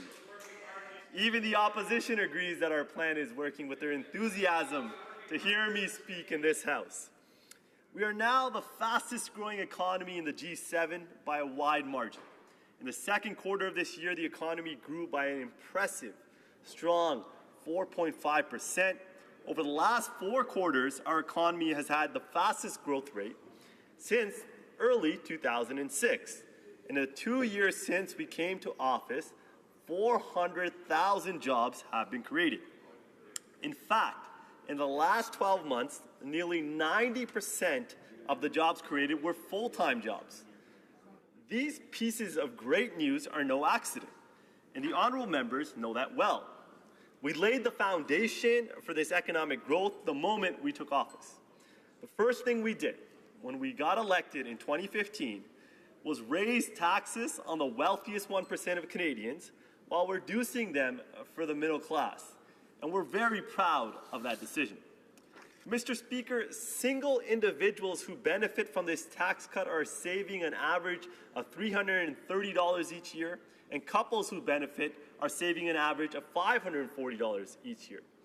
Our government has made child benefits more generous and better targeted to those who need them the most, with the new Canada Child Benefit lifting hundreds of thousands of children out of poverty. Since July 2016, 9 out of 10 Canadian families with children are receiving more in child benefits, tax-free, more than they did in the previous government. We also expanded the Canada Pension Plan, to ensure that Canadians are better off financially in their retirement. The strengthened CPP will provide more money to Canadians when they retire, so they can worry less about their savings and focus on enjoying time with their families. Strengthening the CPP will increase the maximum benefit by about 50% over time, giving retired Canadians a more dignified retirement. The next step in our plan, Mr. Speaker, was to lower small business tax rate from 11%. Order, the honourable member for Edmonton West. I appreciate there is leeway. We've discussed this repeatedly today about relevance. I've yet to hear anything from the current speech about any relevance to the current motion. As I've mentioned in the past, I'll leave it to the individual members. I've heard speeches go off into a tangent that I question myself sometimes, but the honourable members do have a way of wrapping it up and actually proving a point. So I'm going to leave it with the honourable member for Brampton East for now and let him continue. But thank you for bringing that up.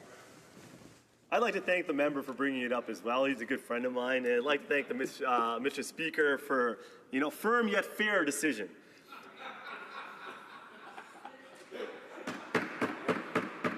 The next step in our plan, Mr. Speaker, was to lower small business tax rate from 11% when we came into office in 2015 to 10% in 2018 and then to 9% in 2019.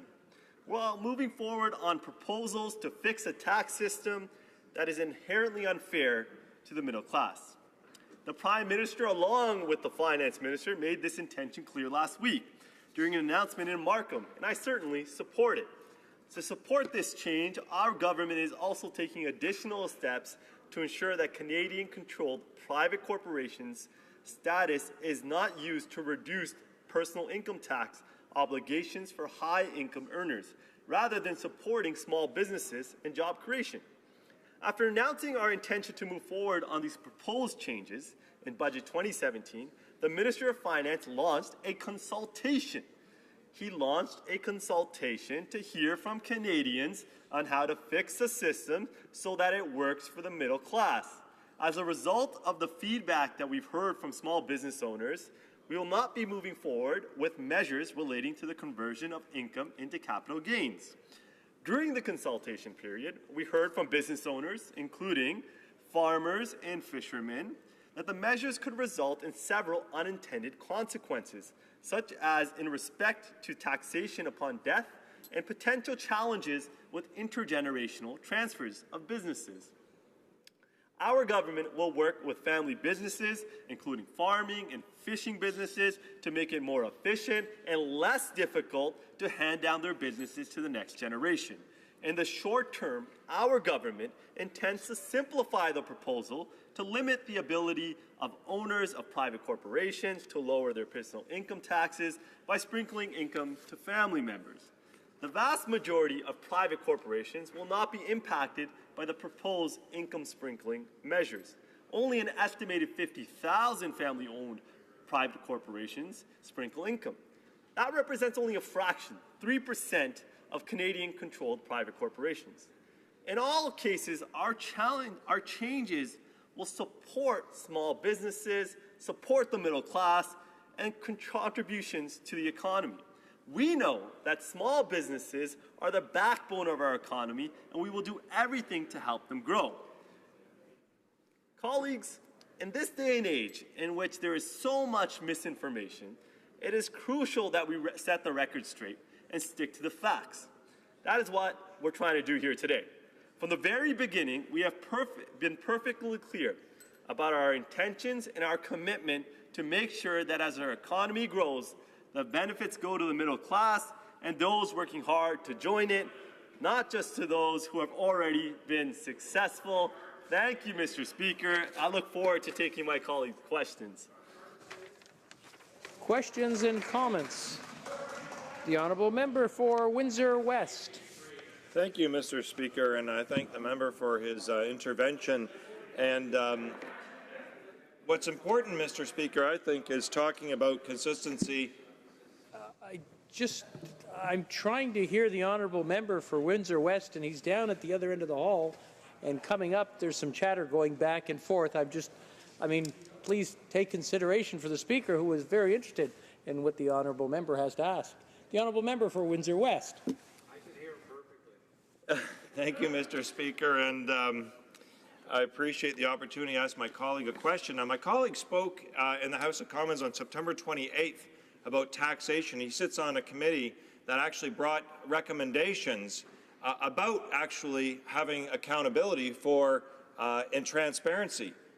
He was actually a sitting member of that committee, raised it here in the House of Commons, and it's hard to listen to Liberal members when the finance minister clearly, and this couldn't have been what they ran on in 2015, is to having this type of thing, is basically having a millionaire tell working Canadians one thing and then at the same time profit from it and then not even come clean on it. And then in the meantime, it would seem that this member in his efforts is almost facilitating the continued behavior related to this and explaining it, because on September 28th, he stood in this House of Commons to call for solutions from the CRA about the fact the Minister of Finance and others in this country seem to be using offshore accounts and numbered companies to actually hide their assets. Not only just hide their assets, but make it very difficult for people to research into that. In fact, we had a bill that the Liberals passed in the House of Commons that could have actually exposed more of this accountability and transparency, numbered companies that the Minister himself has that make it very difficult. So I'd ask the member to maybe reflect upon his comments here on the September 28th in this House of Commons itself about having more transparency, and why is it okay for some members, like his Minister of Finance, to use offshore accounts? Does he think that's fair for the working class? Does he think it's fair for people that are paying taxes? Does he think it's fair for those individuals that can barely get by, let alone afford to get the financial support and the financial wherewithal by using the taxation system to hide their money to pay less? Member for Brampton East. Thank you, Mr. Speaker. I'd like to thank my honourable colleague for the question. It's a very spirited question, in my humble opinion. When it comes to the question that I asked to the Honourable Minister of National Revenue on September 28th, it was about tax evasion and tax avoidance and what our government has done to ensure that all Canadians pay their fair share of taxes, and that's investing back into the CRA, the Canadian Revenue Agency, after 10 years of substantial cuts to that agency, to invest to go after tax cheats in this country, to invest to go after, to ensure that, you know, people aren't putting their assets offshore to fail to pay taxes in Canada. Another thing is always difficult for me to hear is when the NDP gets up and talks about the middle class and small businesses, yet when they had the opportunity to help the middle class and when they had the opportunity to help Canadian children, they voted against a middle income tax cut. They voted against the Canada Child Benefit, which has been deemed the #1 social services program in the last decade that's lifted 300,000 children out of poverty, yet the NDP gets up in this House time and time again, and yet when they had the opportunity, they voted no. À l'ordre, order. Conformément à l'article 30.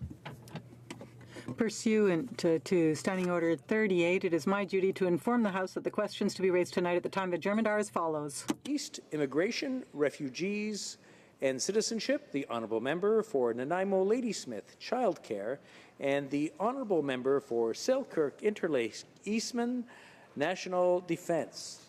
Resuming debate, reprise du débat, the Honourable Member for Pickering Uxbridge. Thank you, Mr. Speaker. I rise today to speak on this motion and to update this House on our work and the progress we've made in delivering on our promise to build a stronger middle class. Mr. Speaker, as in the case with all members of Parliament, the Minister of Finance worked closely with the Ethics Commissioner when taking office.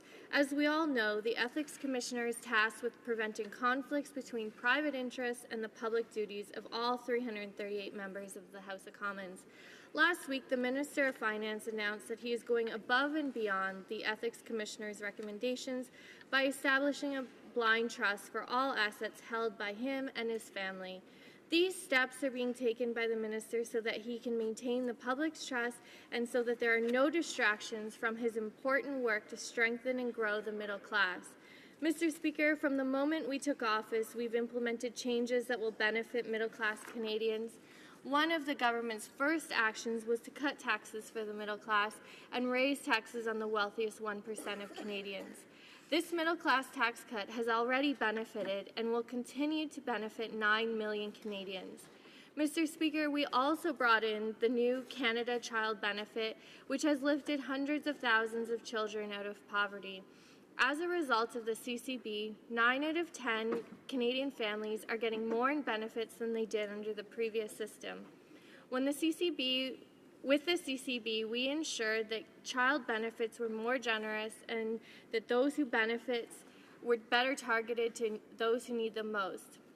According to economists and the Governor of the Bank of Canada, the CCB has directly contributed to increased household consumption and effectively stimulated our economy.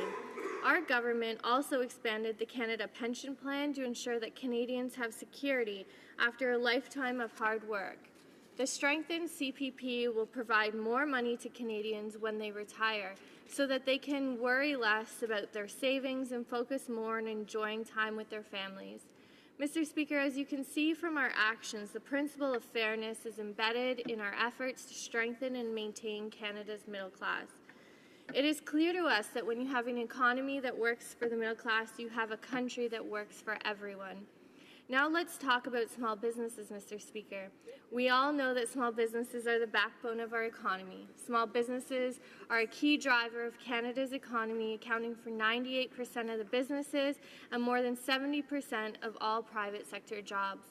In recognition of how critical small businesses are to Canada's economy, the government is taking action to help them grow, invest, and create well-paying jobs. Our recent announcements regarding small businesses will continue that work. Last week, the Prime Minister announced the government's intention to lower the small business tax rate to 10% in 2018 and then to 9% in 2019. As a result, the combined federal, provincial, territorial average tax rate for small businesses would be the lowest to 12.9% from 14.4%, by far the lowest in the G7 and fourth lowest among OECD countries. This lower rate will mean small businesses can retain more of their earnings to reinvest in and grow their businesses while supporting the creation of jobs. The Prime Minister also announced the government's intention to move forward on the proposals to fix a tax system that is inherently unfair to the middle class. Right now, the fact remains that we have a tax system that encourages wealthy individuals to incorporate. It leads to a situation where someone making $300,000 can save as much in tax as the average Canadian earns in a year. That's not fair, and our government is determined to fix it. We have listened to small business owners, professionals, farmers, and fishers during the consultation and are acting on what we have heard to avoid unintended consequences. Mr. Speaker, that is precisely why we are moving forward with a simplified proposal to limit the ability of a small number of high-income owners of private corporations to lower their personal income taxes by sprinkling their income among their family. We have a point of order. The honourable member for Markham Unionville. Speaker, this speech is totally irrelevant to the motion, please. As I mentioned earlier, when the other honourable member brought it up, I have to trust the honourable members that sometimes what seems like a tangent gets brought back around. I'll leave it with the honourable member for Pickering-Uxbridge to continue. Thank you, Mr. Speaker. Perhaps the honourable member missed the opening remarks of my speech where I actually spoke about the motion. But I'll continue with the important work that our government is doing.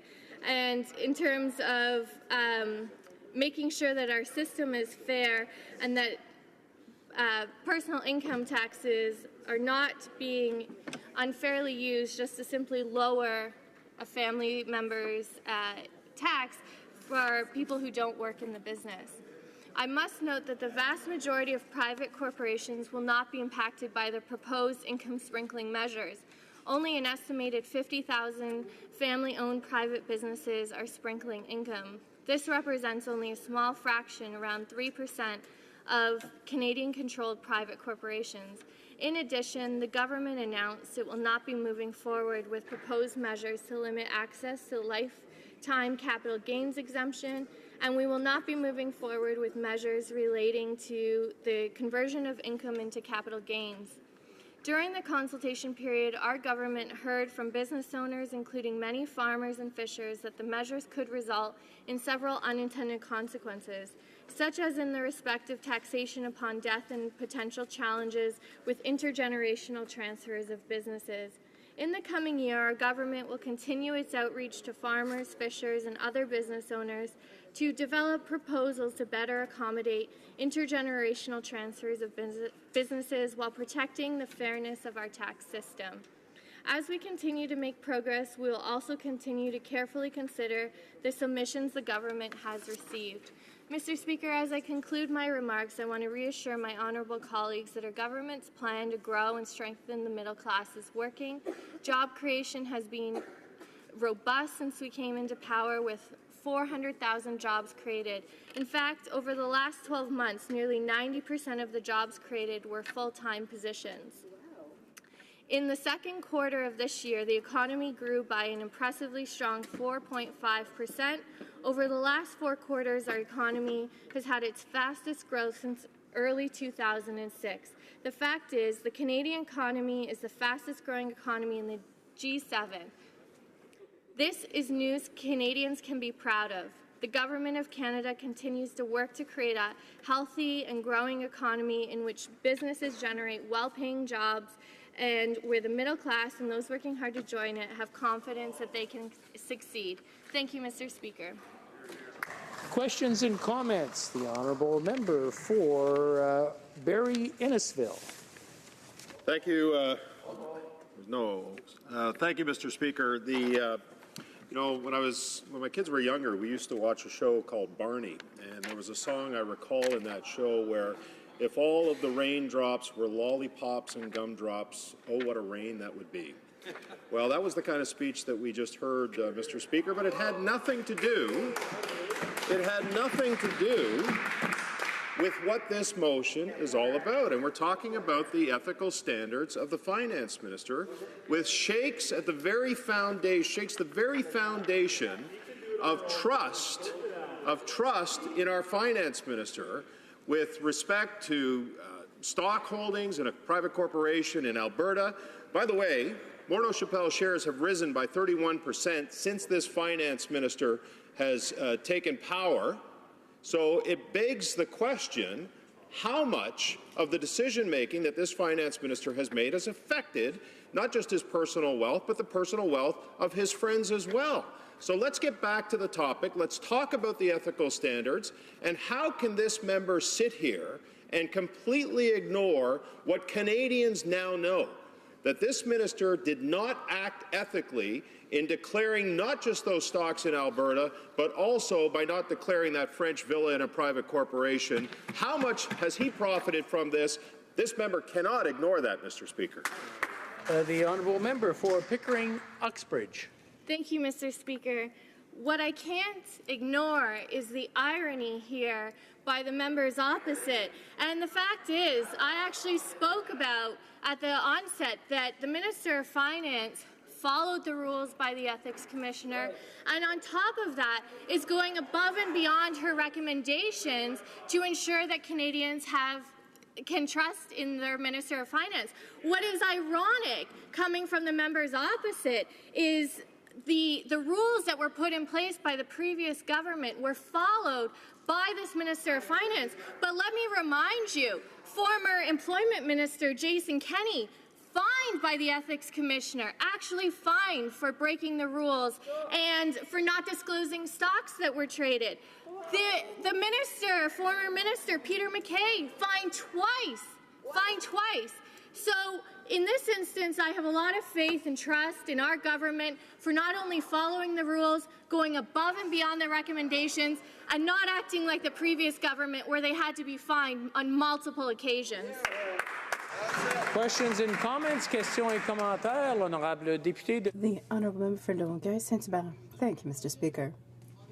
I have to say that honestly, I liked my colleague's question, my colleague for Barrie Innisfil, because indeed we do have the impression that we are sending to the forefront members who, in good conscience, say, yes, I trust my governmental team. Like all Canadians, we trusted the Minister of Finance. Well, he wouldn't do such a thing. Well, yes, it's happening. It's a fact. In the history books, we'll see that we will have debated of the biggest case we've ever seen of a conflict like this one. The truth is that you are in a government, and we see it in all of the mid-mandate records. You are in a media storm, you've lost control, and you're sending young members to the front to try to cover the inexcusable, and it's not working. Before I give the floor to the member, I know that the member often forgets, but he was not addressing me. He needs to speak through me to the member. I just wanted to clarify that. Pickering Uxbridge. Thank you, Mr. Speaker. I didn't quite hear where the question was in that statement, but what I do find a little bit offensive is the suggestion that the government is sending young members out to speak on behalf of the Minister of Finance. I was duly elected by the voters of Pickering Uxbridge, and I will stand in this House and speak on issues that are important to them. And I'm not forced out here by anyone in the government. I'm here to represent my community. So, Mr. Speaker, I'll continue to fight and speak up on the fact that the Minister of Finance followed the rules and the recommendations by the Ethics Commissioner, went above and beyond that, and is continuing the good work to help people in Pickering, Uxbridge, and across this country. And we've seen the results with the impressive economic numbers that have been released over the last number of months. Well said. Resuming debate, reprise du débat, the honourable member for Nanaimo Ladysmith. Thank you, Mr. Speaker. I am sharing my time with the member for Victoria, and honored to be doing so. So this is such an interesting discussion. We've just had the member in her own speech, laud the performance of the finance minister. But I want to take us back to the mandate letter that was given to the finance minister by the Prime Minister. He called on him to respect the values of a government that promise Canadians a government that will bring real change in both what we do and how we do it. We have also committed to set a higher bar for openness and transparency in government. It's important that we acknowledge mistakes when we make them. Canadians do not expect us to be perfect. They expect us to be honest, open, and sincere in our efforts to serve the public trust. You must uphold the highest standards of honesty and impartiality, and both the performance of your official duties and the arrangement of your private affairs should bear the closest public scrutiny. This is an obligation that is not fully discharged by simply acting within the law." End quote. In summary, to me, this means that not only the letter of the law must be upheld, the Prime Minister asked his ministers to go well beyond the letter of the law. Now the Finance Minister let the public know, let them believe, his fellow Liberal MPs and his Bay Street colleagues, he let them believe that he had placed his assets in a blind trust, and he let them continue to sustain that belief for 2 years without correcting the record. And instead, he's been in a position to profit from policies that he has advanced from the Finance Minister over that 2-year period. And the Finance Minister let that mistruth stand. That he took action last week was really 2 years too late. And the only reason that it seemed he was taking that action is because he was finally caught. The Finance Minister was directed to take the highest ethical path, and instead this government is barely scraping by. The minister's self-congratulatory tone this last week about his belated tidy-up of his ethical lapse is totally out of line. He'd belatedly taken action that he should have taken 2 years ago if he had followed the Prime Minister's direction or the Ethics Commissioner's secondary advice, and if he had any common sense or clue about how this would play out in public.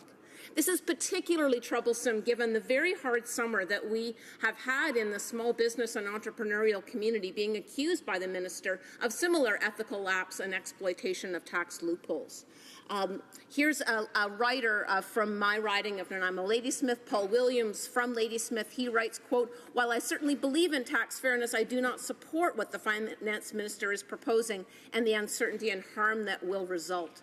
The changes being contemplated go against the notion of tax fairness. In essence, the changes being contemplated will single out privately held business owners, many of whom are middle-class income earners, treating them worse than publicly held and foreign-controlled businesses."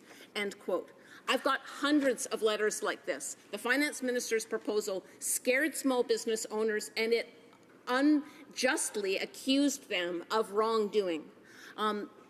And so, as it turns out, the real tax hole exploiter was the finance minister, which really is the icing on the cake of a really bad 4 months in this government.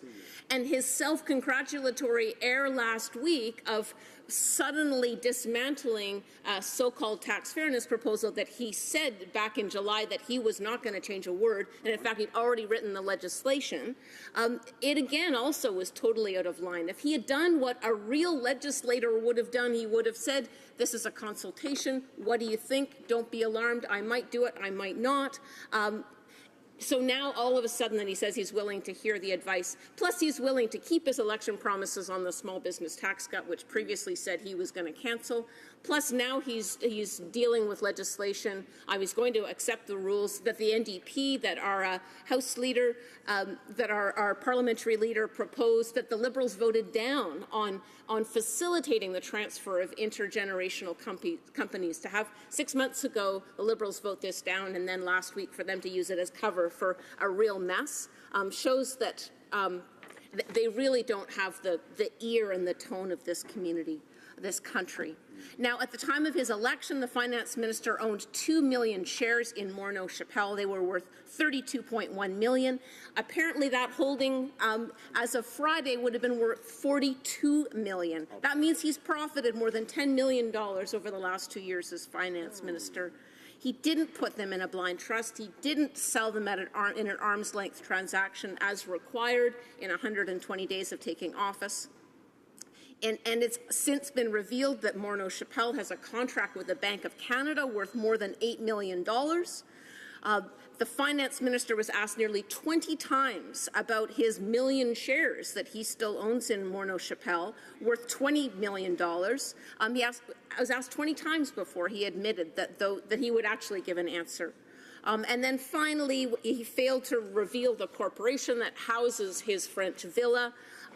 CBC maintains that the minister only disclosed that corporation to the Conflict of Interest and Ethics Commissioner just last month after CBC discovered its existence. And really, that's when he started to answer questions on it. So it is undeniable when we turn to Bill C-27 that if it were to become law, that Morneau Shepell would significantly benefit in business and revenue. And as a massive investor, the finance minister would personally benefit from the passage of that law.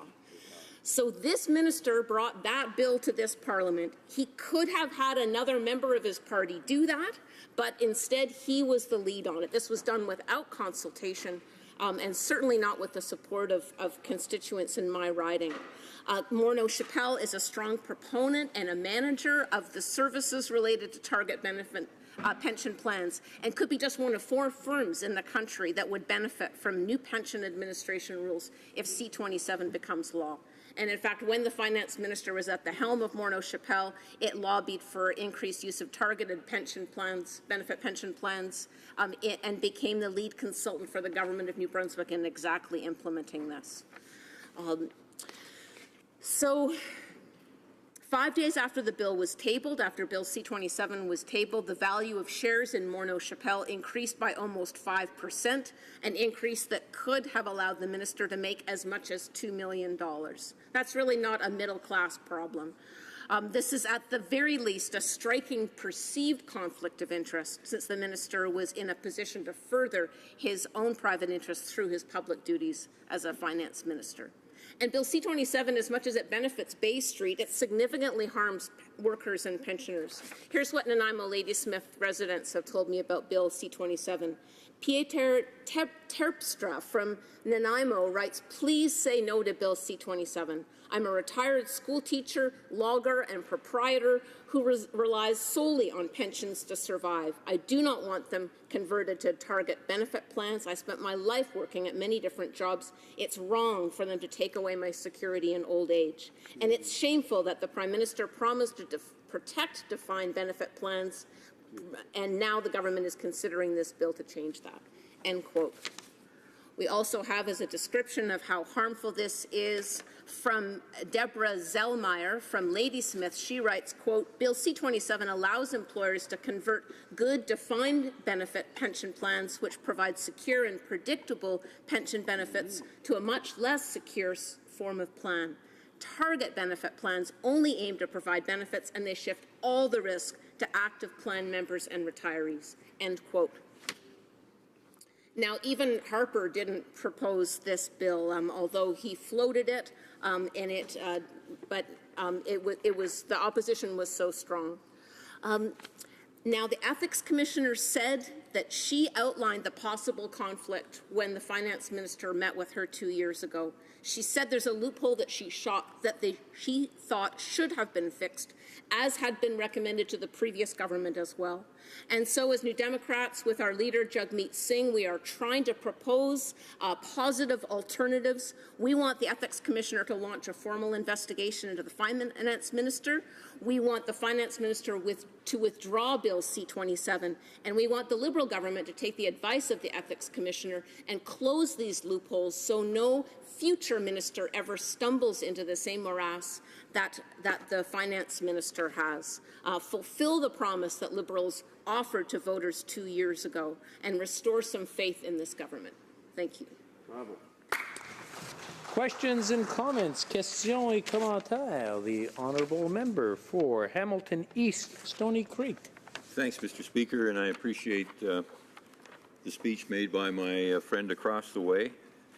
The matter before us is about the ethical standards of an individual who has had an unassailable personal history of ethical behavior of the first order, the highest order.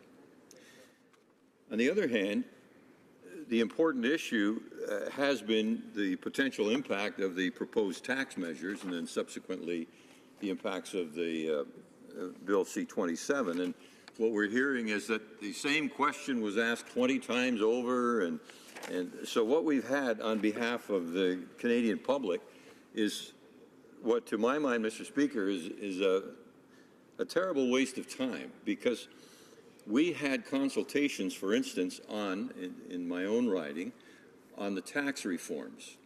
We brought those consultations back. They're being reviewed by the Finance Minister and his staff.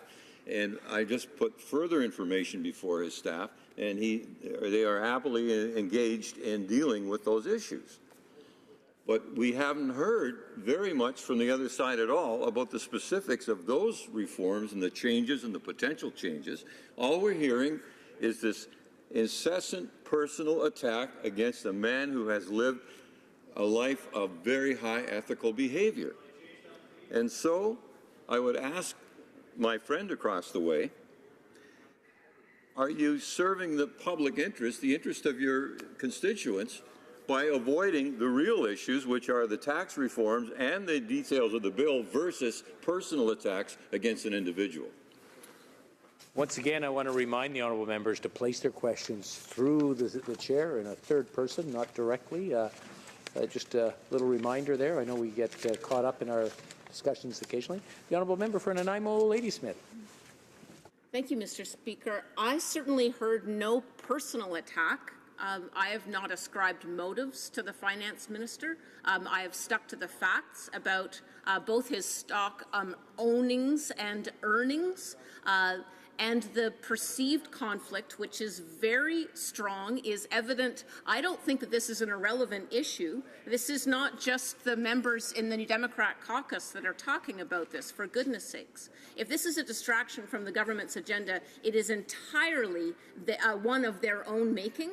And And I would suggest that if the finance minister had followed the Prime Minister's instructions to go beyond the requirements of the law, to take the strongest steps in every case to avoid even the perception of conflict of interest, we would not be having this conversation today. Nevertheless, as New Democrats, we're trying to propose something, and I think that if the member did read the motion, he would note that our motion is that the government immediately close the loopholes in the Conflict of Interest Act, as recommended by the Conflict of Interest and Ethics Commissioner to both governments, in order to prevent a Minister of the Crown from personally benefiting from their position or creating the perception thereof, end quote. Questions and comments? The honourable member for Foothills. We have a very short time for very short questions. Thank you very much, Mr. Speaker. My question will be short. And the one thing that's bothering me the most about what's happening here today is, he's had this history of ethical doing the right thing all the time. But what we're talking about today is the ethical lapses that this finance minister has had. I don't care if he creates 1 job or 2 million jobs. This is about trust in the finance minister. I'd like to ask the other member, does she feel that Canadians and members in this House can trust the finance minister with the ethic lapses that he's had over the last couple of months? The honourable member for Nanaimo, Lady Smith, in 60 seconds or less, please. I note the Ethics Commissioner's direct advice to the Finance Minister was, quote, if an official function provides you the opportunity to further your private interests, those of your relatives or friends, you are considered to be in a conflict of interest situation, end quote. On that basis, he should not have been the one to introduce Bill C-27, flawed or not, and he should have taken the highest standard as recommended in his mandate letter, and he has failed to do so. Resuming debate, the honourable member for Victoria. Mr. Speaker. As Jack Layton used to say, I rise more in sadness than in anger today, and I resent very much comments that somehow this presentation that has been made today involves, to quote the member for Hamilton, a personal attack. If one were to read the motion before Parliament today, one would understand that we are seeking amendments to avoid the situation that the finance minister found himself in. Legislation in other jurisdictions, I will say, Mr. Speaker, adds not just the term conflict of interest, but the apparent conflict of interest, which has been the standard, for example, in the province of British Columbia's legislation for decades. And had that standard been met, had that section been in the Act, I don't think we would be here, because I think most Canadians would accept that there is the perception that a reasonable person would have, reasonably well informed of the situation, that this minister has been in an apparent conflict of interest. Whether or not the letter of the Conflict of Interest Act was broken, how many people could stand with a straight face and say that the spirit of the Act has not been broken? We want to avoid that in the future. Ever since the Sinclair-Stevens scandal of many years ago, people have consistently sought that an apparent conflict of interest standard be added to the legislation. When the Ethics Committee met in 2014 under the leadership of Pat Martin, it was accepted that there should be amendments to the legislation, and the Conservatives did none of it. And after 2 years, the Liberals have done none of it, and here we are today. Even if this finance minister had accepted the letter of the law, had simply said, you know what, Conflict of Interest Commissioner, I'll just put the shares of my company into have a conflict screen, what they call a conflict of interest screen, and somehow having a staff member decide when he was or wasn't into conflict, whether that was adequate, and whether or not they were, quote, controlled assets, because they were in a numbered company controlled by the member, and then those shares were held by another company controlled by the member. If somehow Canadians thought that was just fine, surely, Mr. Speaker, the abysmal failure, the error of judgment of this minister has to be examined here today. That he is in an apparent conflict of interest that a reasonable person would have to conclude exists seems beyond doubt today. But even if that's wrong, for a finance minister who regulates the pension industry, who gave a speech in 2013 concerning Morneau Chappelle's work in New Brunswick, arguing for targeted pension plans instead of defined benefit plan, which clearly would benefit a company like his. And then to regulate, then to stand up in October of 2016 and introduce Bill C-27, a bill that would make the world safer for companies like Morneau Chappelle. What kind of judgment does the finance minister have in doing so? How can Canadians have confidence in that minister, even if the technical requirements of the Conflict of Interest Act, weak though everyone knows, including the Commissioner, it to be? That error of judgment stands apart. And that is what says the NDP is saying today, calls for urgent amendment to the Conflict of Interest Act. If they do nothing but add what British Columbia has had for decades, that there should be a apparent conflict of interest where a reasonable person, well-informed, looks at the situation and says there is a reasonable suspicion of conflict, that would be enough. And then our commissioner would be able to hold that minister to account where that standard was breached. In my province, where we are no stranger to conflict of interest, that's the section that's been used countless times by commissioners in the past. That's the section that the commissioner and others have sought to have added for years. But yet nothing gets done. And we find ourselves in this, frankly, embarrassing situation today. A situation, as according to Bloomberg News, where the minister himself called for legislation allowing target benefit plans in a 2013 speech on the company website of Morneau Chappelle.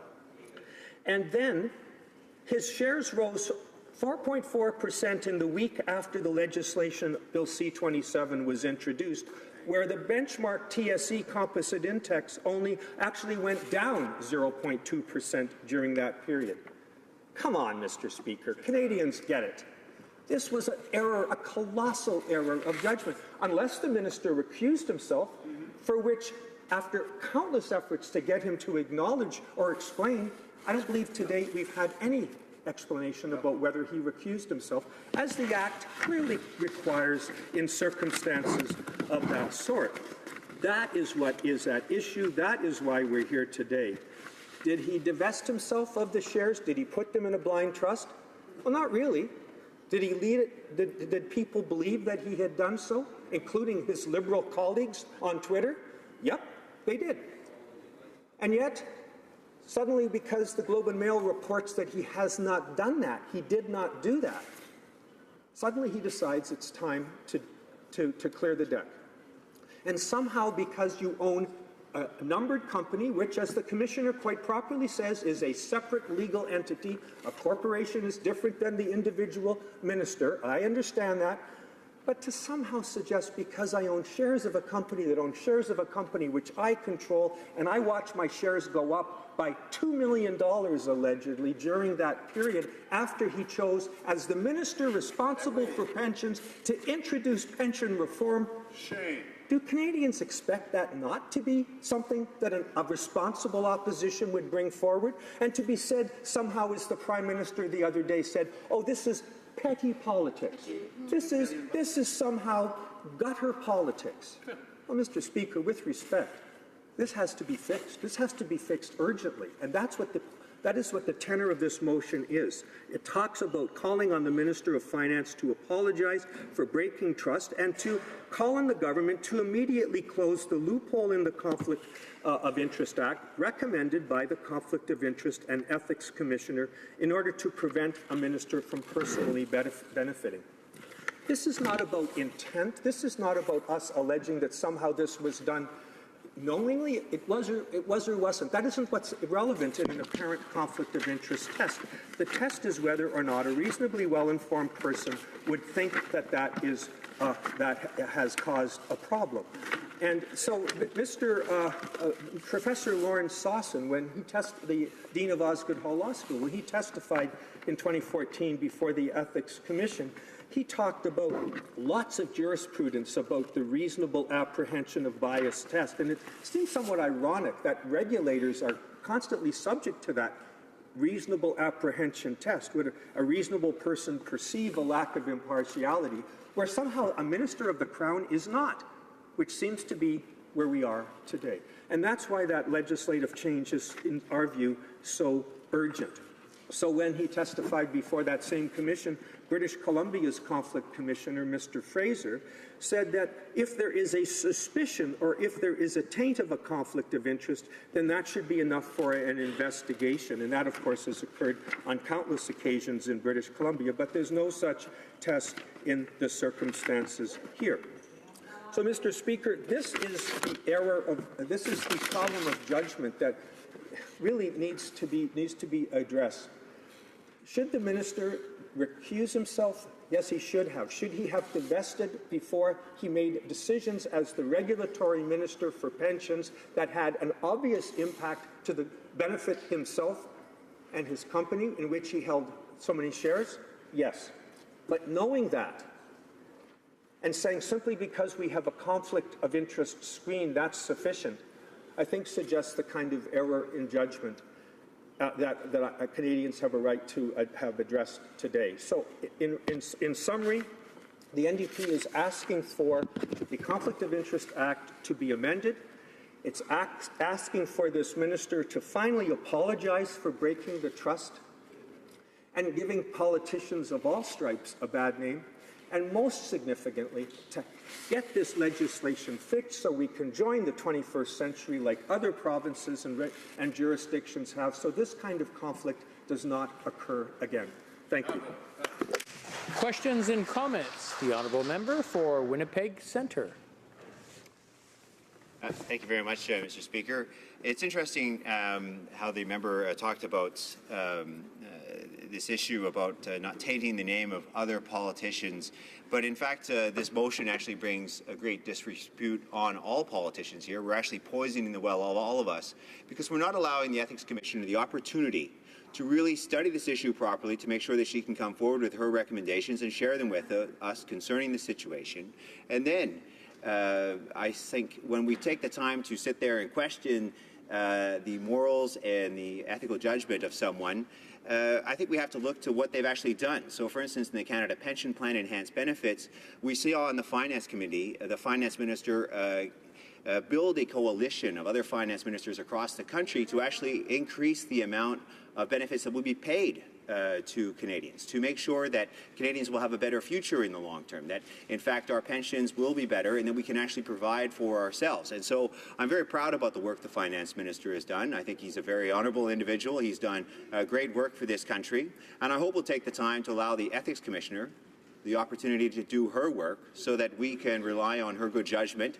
And once that has been done, then we can also make the judgments we want to make here in the House. But at this time, I think we should really be very considerate. I think we should protect this honourable profession of politicians and of politics. Thank you very much, Mr. Speaker. Honourable member for Victoria. Well, I thank my friend from Winnipeg for the question and the effort to change the channel. This is not, in fact, about the individual. As I kept saying, it's about the reasonable perception of conflict. It's not necessarily imputing motive. It's simply saying, how did this happen?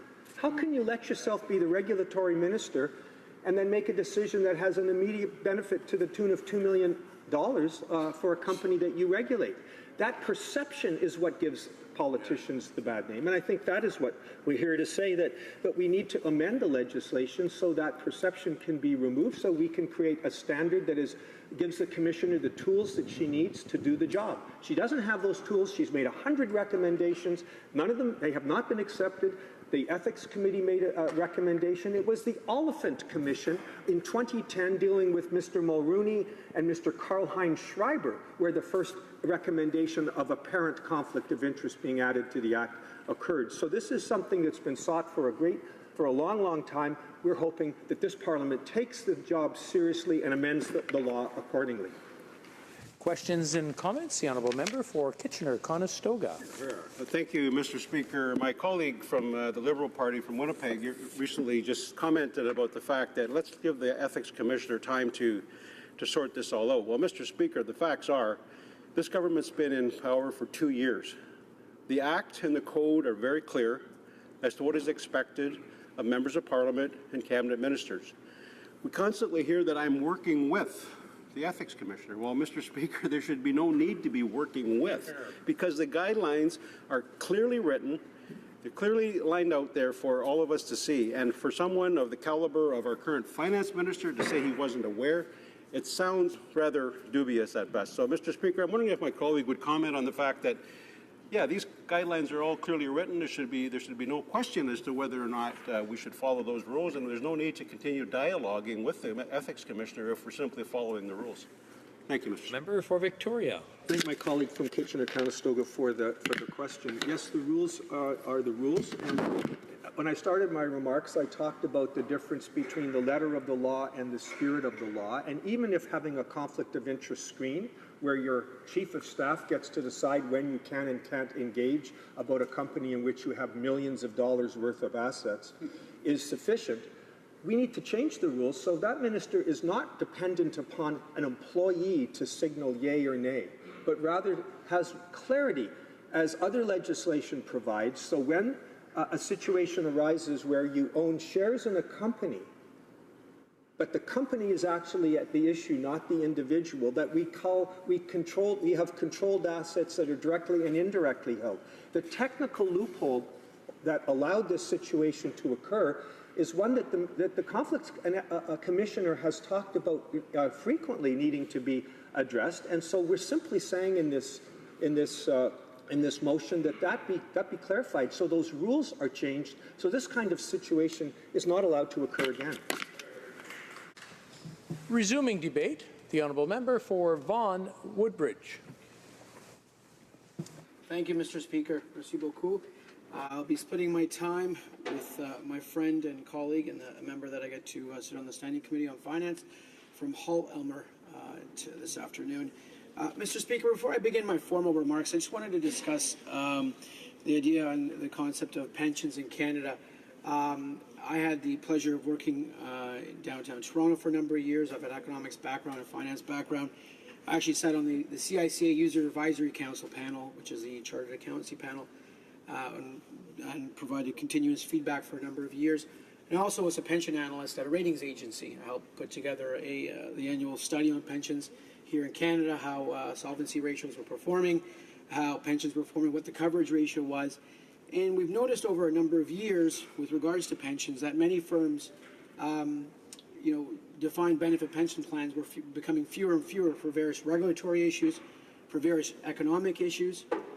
And it was this government, under the current finance minister, the member from Toronto Centre, who, with the provinces, working with the provinces, and I do note that the prior government in 10 years did not achieve this, that we achieved an enhanced Canada Pension Plan. This is important because if you look at the Canada Pension Plan, it's transferable, it's inflation indexed, you can move from one job to another, it goes to all Canadians, it's actuarially fully funded, and it was our government under this minister that achieved that result. That's remarkable, and I think that speaks to the finance minister's character. I think it speaks to the finance minister as an individual who understands complex issues with regards to finance and economics based on his career, and an ability of the finance minister to bring people around the table to reach an agreement with the provincial and territorial ministers that will benefit Canadians, millions of Canadians, of an enhanced CPP today and tomorrow. It'll benefit my children. It'll benefit all the children in this entire country. And we should be proud of that. So when we talk about pensions, and I know the members have thrown about words, defined contribution plans, hybrid plans, target benefit pension plans, defined benefit plans, RPPs, RRSPs. We'll have that debate. I'll have that debate all day if I need to with everyone here, with all my colleagues. But when it comes down to the fact and the substance, it was this government that sat down with the province and the territorial finance ministers and got the job done. And we need to be proud of that. Secondly, Mr. Speaker, before I go into my formal remarks, I had the pleasure to host the finance minister this summer in my riding of Vaughan Woodbridge. And, we had a great tour of apprenticeship program. We met with the Carpenters Union in my riding. We had a great tour of their facility, the great work that they're doing in Ontario, across the country. And also, we had a chance to meet with local business owners. And we heard the praise from local business owners about what we are doing for the economy, about how we are investing in infrastructure, in the middle class, and creating those good jobs that will provide the benefits for my kids and for future generations. That is the finance minister that I know. Finance minister that cares deeply about what's going on in our economy and about the future of all Canadians. Now, Mr. Speaker, I'm pleased to rise today in this chamber to speak on the recent concluded consultation our government undertook regarding the tax planning using private corporations. But before I speak about our plan to make our tax system fair, I'd like to talk about what has brought us to this point. Since we formed government about 2 years ago, we've always been clear about our priorities. We said that we would strengthen and grow the middle class. That is why our first priority was to make our tax system fair by raising taxes for the top 1% so we could cut them for 9 million Canadians, providing over $20 billion of tax relief over a 4 to 5 year period. That is why we introduced the CCB, the Canada Child Benefit, lifting hundreds of thousands of children out of poverty and making a difference in millions of families across this country. By investing in our people, our communities, we have made important strides toward a fairer Canada, a better Canada. Today, the Canadian economy is resurgent. Everywhere you look, there are positive indicators that tell us that the wind is in our sails. Since the fall of 2015, 400,000 new jobs have been created, most of them full-time, a great thing, I would say. Our economy is now growing faster than any other G7 country, Mr. Speaker. But we know as our economy grows, we need to ensure that all benefits of economic growth accrue, I would use the word accrue, are given to every Canadian, that every Canadian feels that they have a stake in this economy, a stake in this country, and that their standard of living is rising. All Canadians, not just the wealthy few, should experience the benefits and opportunities that come with an economy that is firing in all cylinders. So we can't be indifferent when we find instances within our federal tax system that give some people an advantage and that others cannot access. Of order, the honourable member for Kitchener-Conestoga.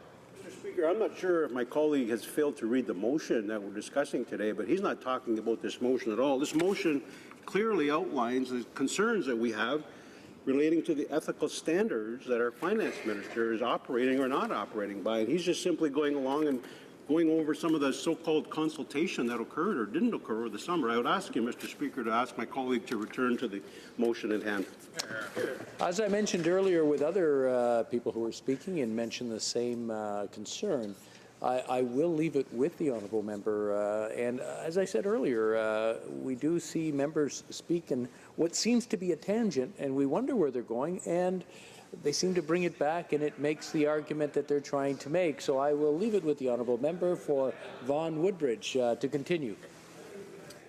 Thank you, Mr. Speaker. And I do like the word tangent, and I also like the fact that the finance minister has announced a number of additional steps, including establishing a blind trust for all of assets held by him and his family. So he's going above and beyond of what's required, above and beyond of what we want. But you know what? He's doing the right thing, and I applaud him for that, because he is an individual that I have a lot of respect for, an individual that has done a lot for his community, for the community down in Toronto Centre, served on many boards, C.D. Howe, St. Mike's Hospital, and a number of other things that benefit not only him, benefit the broader community.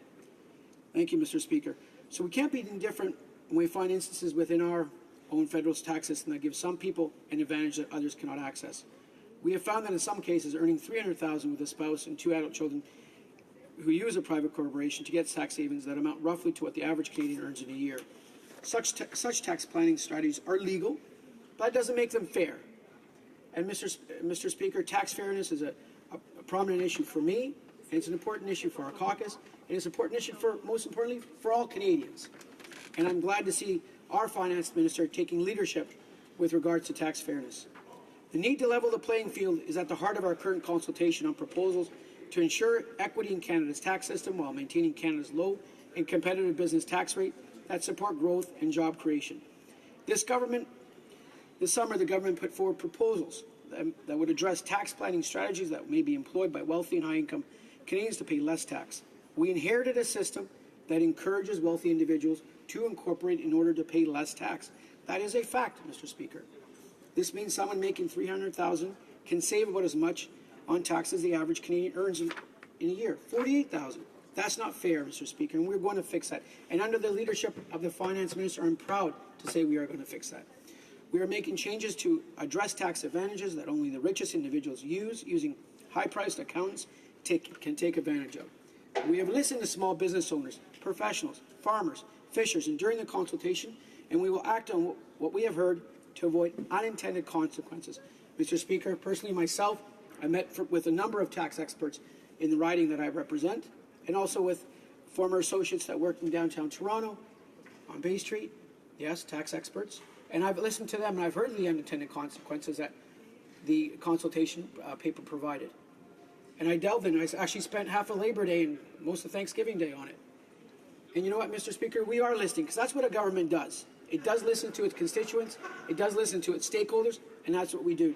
And Mr. Speaker, before I finish off today, we came through and we committed to reducing the small business tax rate in our platform, and we came through that.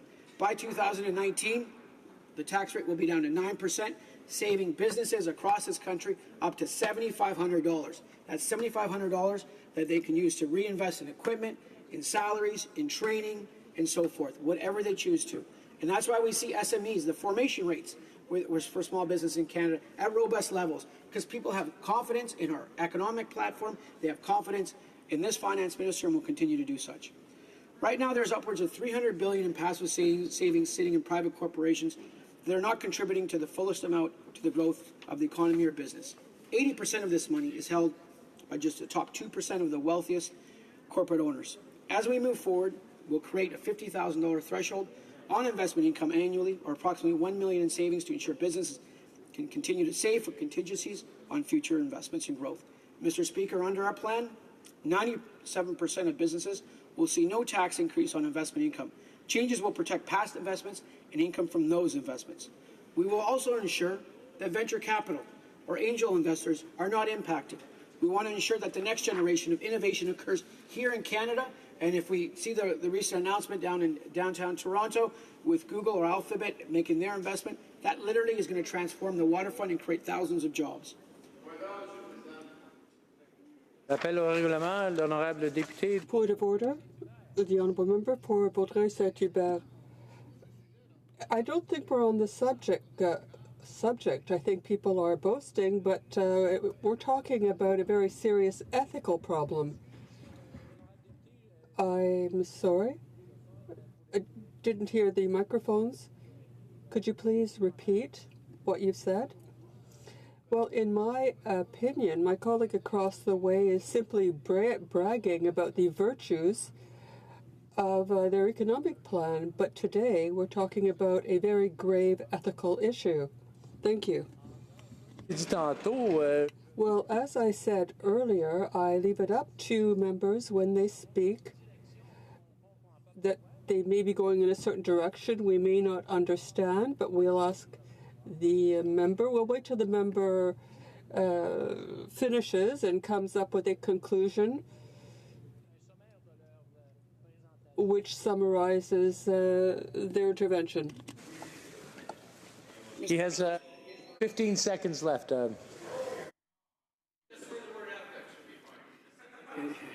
Thank you, Mr. Speaker. The finance minister's ethics are beyond repute, and I would say to all my colleagues in the House that we as members always must uphold the highest standards as publicly elected officials. And knowing the finance minister, I know that that's been done. Thank you, Mr. Speaker. Questions et commentaires. Questions and comments. Honourable member for Sudbury, Calgary, Shepherd. Thank you, Mr. Speaker. I think what we just heard from that member is what we would call the dance of the seven veils. He literally, in a verbal version, talked about everything but the content of the motion, avoiding, at some points, brilliantly, to talk about the failures of the finance minister to meet the very simple and reasonable ethical requirements set forth by the law and by this government, by the very documents they put out in the mandate letters they sent to every single cabinet minister. So to the member, how can the member say, truthfully and without laughing, that this minister has met the requirements of the law and the expectations of Canadians on his personal ethics? The honourable member for Vaughan Woodbridge. I thank the honourable colleague for that animated question, and I welcome his intervention. Mr. Speaker, the finance minister has announced that he established a blind trust for all assets held by him and his family. The minister is working closely with the Conflict of Interest Commissioner, Ethics Commissioner, and a trustee to divest all his family's holdings in Morneau-Chapelle in an orderly fashion and as soon as practicable. Thank you, Mr. Speaker. Questions and comments? Questions et commentaires. L'honorable député d'Hochelaga. The Honourable Member for Hochelaga. Thank you, Mr. Speaker.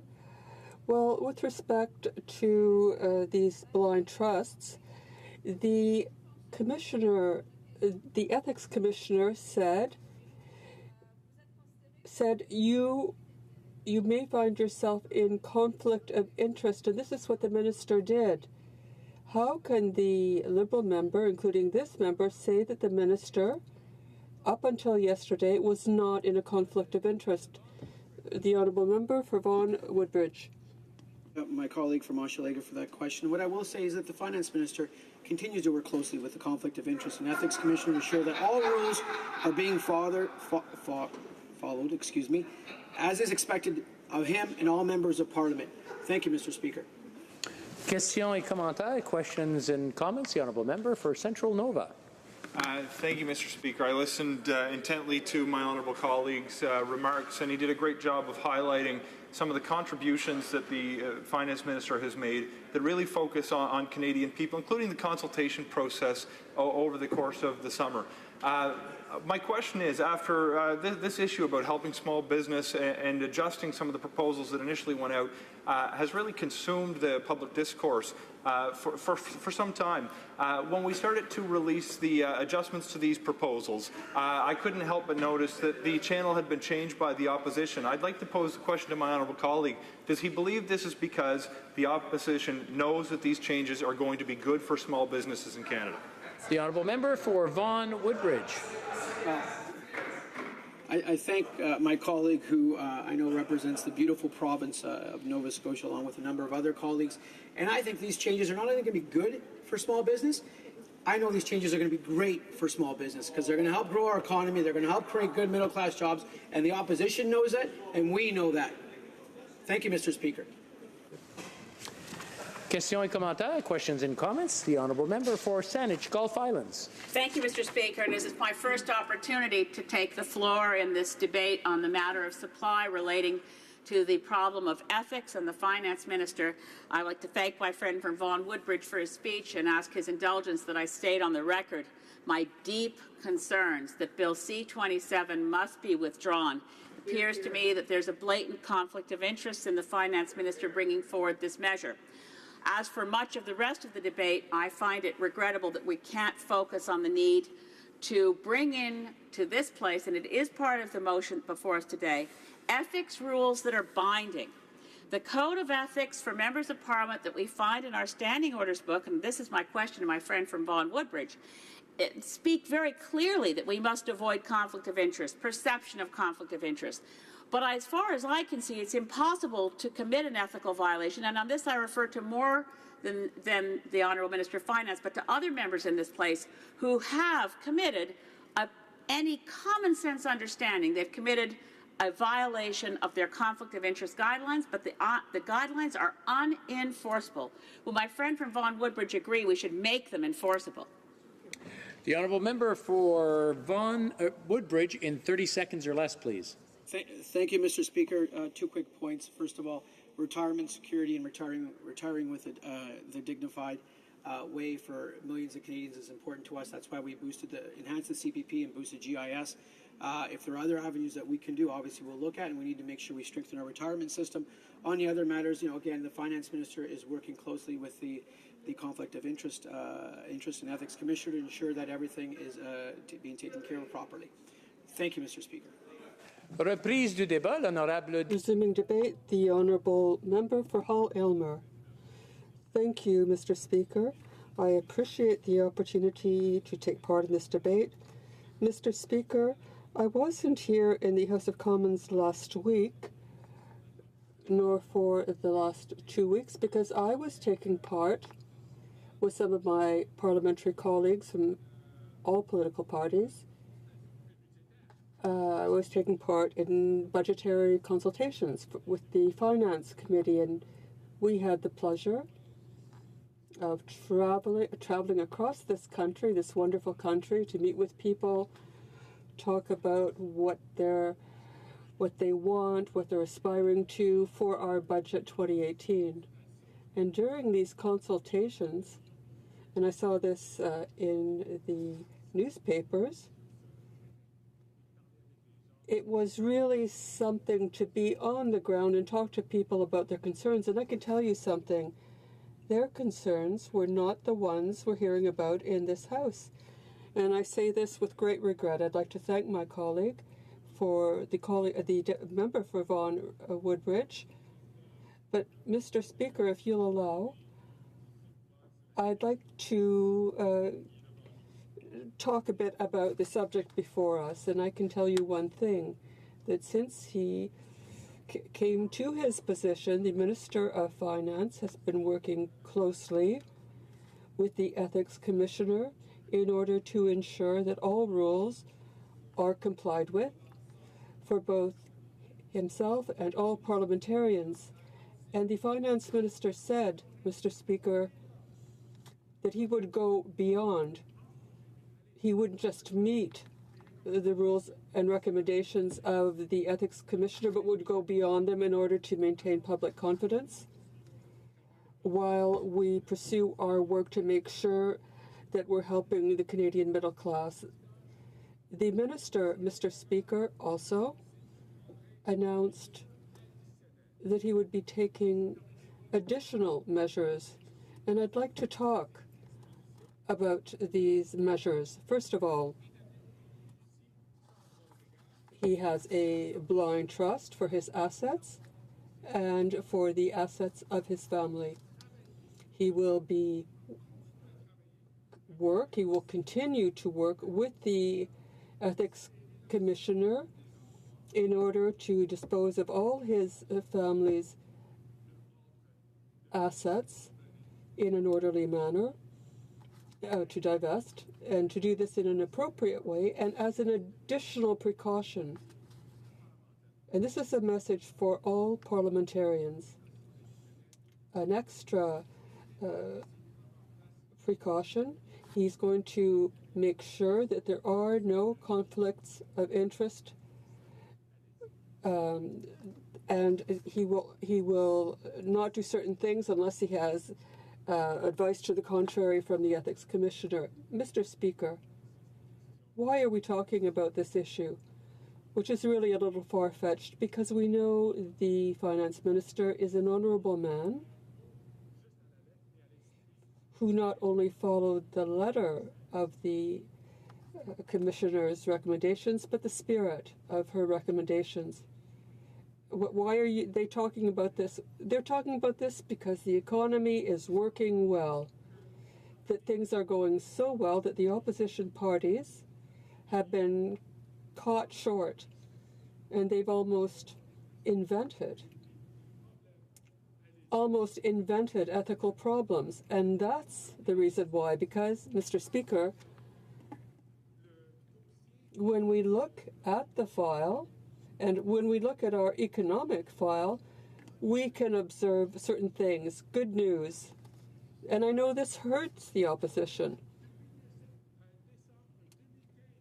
Since December 2015, the unemployment rate in the country has fallen to its lowest point for almost a decade, almost 10 years, the lowest unemployment rate. And that's impressive. That's incredible. But that's not all, Mr. Speaker. I can tell you that more than 400,000 jobs were created since we took office, and full-time jobs. And this is remarkable. This is a truly shining example for any government, and we are proud that we've been able to do this in this Liberal government, which has been in power since 2015. Now, I can talk at greater length about the Canadian economy. I can talk, as did my colleague from Winnipeg, who's the parliamentary secretary to the House Leader. As he says often, we have good news. Our economy is growing faster than it has in 10 years. And this is truly remarkable. And this, precisely because of the measures the finance minister has put forward and measures that have been passed. But there were certain political parties who never endorsed these measures, and that would be the official opposition. They were there when we decided to decrease taxes on the middle class and increase taxes on the richest 1%. But they voted against this, Mr. Speaker. And I say this with great regret. They voted against the fact that we had created a Canada Child benefit, which is helping to raise more than 300,000 children out of poverty. This is great news. Mr. Speaker, our plan is one that will benefit the middle class and all those who are trying to join it. Our plan works, and works well. And I'd like to tell you, this is why we find ourselves in this situation. It's a pity. It's a pity that the opposition has decided to use this supply motion to have this debate. It's a great pity because we could have discussed other very important issues, not only for the Canadian economy,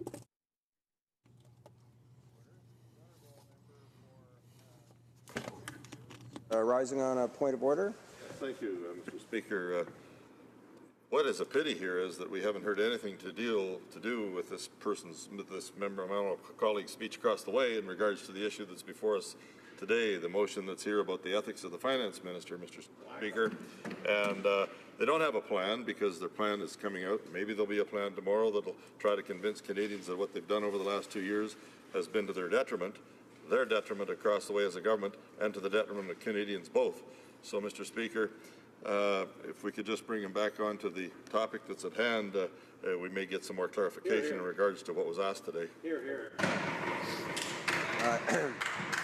I thank the honourable member for Brandon Souris for his bringing this point to the House. Members will know, of course, that relevance is one of the requirements of speeches and comments before the House. That said, I have listened to the honourable member for Hull-Aylmer and noted that at the beginning of his remarks, he put in context his comments in relation to the challenge of the finance minister's work, and then he went on to present some ideas on that other side of the argument. That actually means that, from what I see it, the speech is within the bounds of relevance.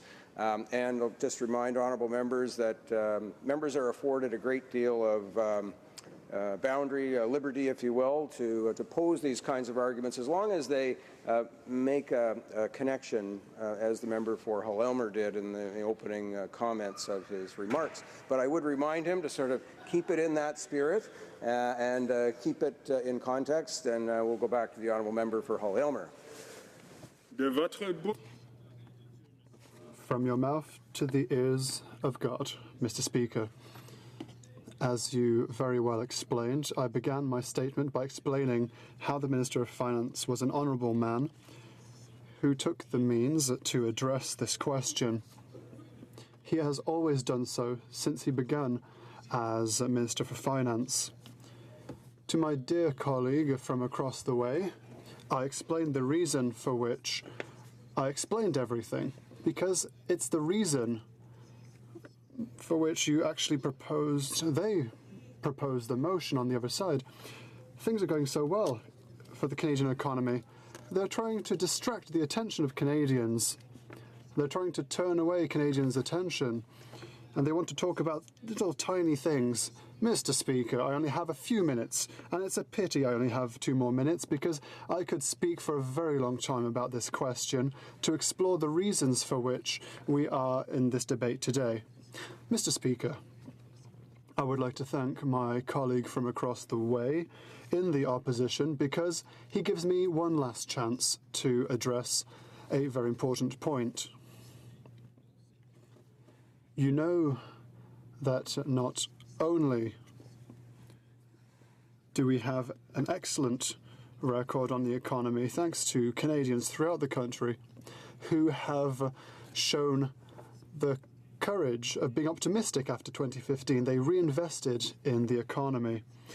Mr. Speaker, tomorrow we are going to be giving a very good announcement. The Minister for Finance will inform us about the progress he has managed to undertake by presenting the fall economic statement before the House of Commons. Mr. Speaker, I am not here, or I don't hear all secrets, but I'm confident when the Minister for Finance says that he has good news. It will continue along the momentum of excellent private sector results. I have full confidence that tomorrow there will be good news that everyone will appreciate. Thank you very much, Mr. Speaker. I now wait for questions and comments. The Honourable Member for Sherbrooke. Thank you, Mr. Speaker. Thank you to my colleague for his statement during this debate. I respect this colleague, but I am disappointed to note that he does not see how important this issue of ethics is. He seems to be blind before the statistics he's proposing, trying to diminish the importance of ethics in our society, in democracy, and in the House of Commons. He said it a number of times. We could talk about this, we could talk about that, well, we could have talked about something else. As if the subject before us today is not important, as if the questions related to ethics are not important. A minister who garners millions every month from his company seems to be just a mere distraction for my colleague. Can he recognise how important ethics is in society with regards to public office holders and ministers who make decisions every day and who must be subject to the highest of standards? Could he at least talk to us about the importance of all this and what he thinks about the fact that the minister has duped Canadians, his caucus and the House of Commons? The Honourable Member for Hull Aylmer. Mr. Speaker, I would like to thank my colleague from Sherbrooke, someone for whom I have a lot of respect. We have the same birthday, although we're not born the same year. Mr. Speaker, I take all this very seriously. And through you, I would like to directly address this point. The subject is very important. It is essential, in fact, and that is why the Minister has consulted the Ethics Commissioner, and he did so when he began as Minister. And that is the reason for which, Mr. Speaker, that never has the Ethics Commissioner said that the Minister was working beyond the law. No, far from that. He consulted, he followed, he discussed and talked with the Ethics Commissioner, and then he agreed on the way to move forward. Mr. Speaker, I take this very seriously. The Minister for Finance has proved how serious he has taken this. And as I said in my statement, given this situation and given the issue raised, no one can say that the Minister went against the recommendations put forth by the Ethics Commissioner. And after this, he decided to go even beyond that which is required. Mr. Speaker, that, for me, is indicative of the quality of this man, and it is to the honour of all members. For Kitchener-Conestoga. Thank you, Mr. Speaker, and I too have a lot of respect for my colleague, and I thank him for his intervention, even though it was way off topic, Mr. Speaker. But, Mr. Speaker, my colleague accused us of focusing on tiny things at a time when the economy is going good. Let me remind my colleague, and indeed all Canadians, that the Finance Minister is responsible for our pension laws. He controls $300 billion of taxes and spending for our country. His department is in charge of billions of dollars in government bonds.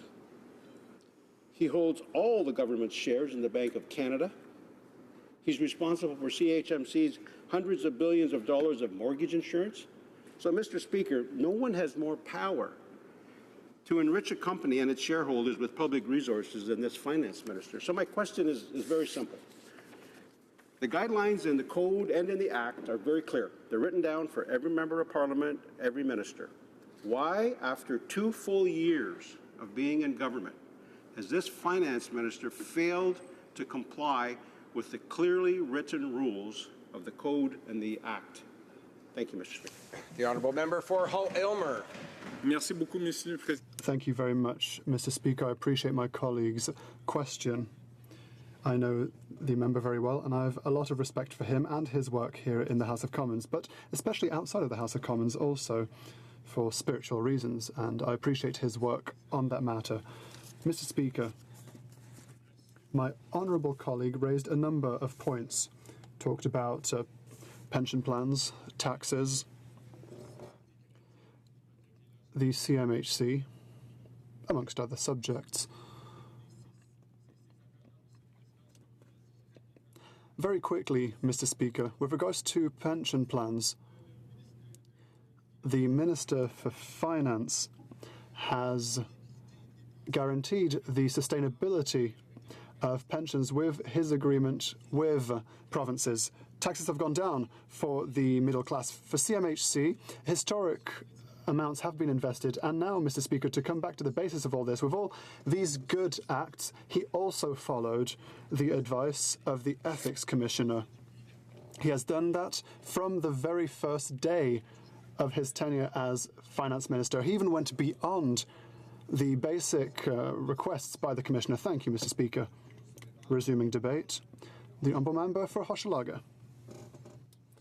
Thank you, Mr. Speaker. I'll be sharing my time with the member for Windsor West. Mr. Speaker, today we are talking about the NDP's opposition motion asking the Minister for Finance to apologise to the House and to Canadians for having betrayed their confidence by asking the government to eliminate the Conflict of Interest Act loophole that the Minister used so that a minister can benefit from their position. Some people just have a lack of subtlety in their life, and that is the case for the Minister for Finance. This has allowed us to see that the Minister is in a situation that seems somewhat as a conflict of interest. He has abused the confidence of the House and of the population. He's used his personal advantage, a loophole of the Conflict of Interest Act. This act is very clear, and I quote, "A public office holder is in a conflict of interest when he or she exercises an official power, duty, or function that provides an opportunity to further his or her private interest." When he was elected in 2015 and appointed Minister for Finance, in the weeks following that, the Minister stated that he was compliant to this act, which consists in divesting himself from his assets or which would require him to invest in a blind fund. However, we learnt recently that this was not what he did, in fact. Indeed, the Minister decided to benefit from a loophole in the Act, and from the information we received since, half of his shares were placed in a private company. His shares in Morneau Shepell. The Minister for Finance is therefore not really technically shareholder. It's the company that is now a shareholder, but he's the only shareholder in this company. Here we're playing with semantics, Mr. Speaker. By stating that he was compliant to the spirit of the Conflict of Interest Act, he has betrayed the confidence of Canadians and of the House. The spirit of this act wants to make sure that someone who, for example, is a minister, is not in a situation that may seem to be a conflict of interest or who may actually be a situation of conflict of interest. And so, the Morneau Shepell shares should have been placed in a blind fund, or he should simply have gotten rid of those shares altogether. What we have discovered is that the minister used a loophole to circumvent the spirit of it, and he's placed himself in a profitable position where he can profit from politics the policies rather that he could implement as Minister of Finance, and he's done so for 2 years. This is all very fishy, especially because we're not simply talking about pocket change. The minister's approximate value in his Mona Chapelle shares would be, in October 2017, would have rather a value of over $20 million. Over $20 million, Mr. Speaker, in a company that has his name when he's Minister of Finance.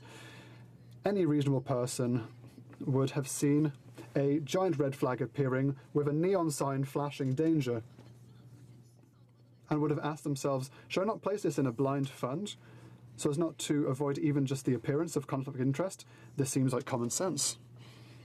However, it does not end there. On the 19th of October 2016, on the first anniversary of his election, the Minister for Finance tabled and sponsored Bill C-27, an act to amend the Pension Benefits Standards Act 1985 that increased the potential to use target benefit pension plans. The former company for the Minister of Finance, Mona Chapelle, defends and manages services that provide target benefit plans. It is the bread and butter of this company. If C-27 were adopted by the government, the company would be one of the 4 only companies in Canada that would benefit from these new pension administration rules. The current Prime Minister, when he was head of Mona Chapelle, the company lobbied to increase the use of target benefit pension plans, and he became the main consultant for the New Brunswick government with regards to the implementation of their new pension programs.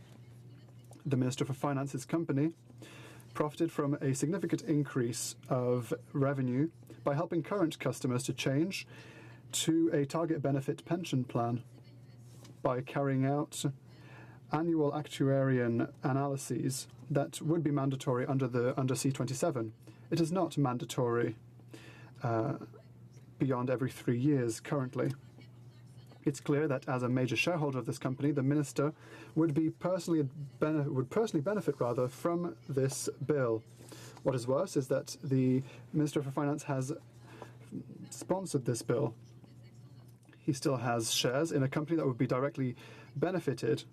He should have declared his interest, and he should have had recused himself from the cabinet in their discussions about this bill.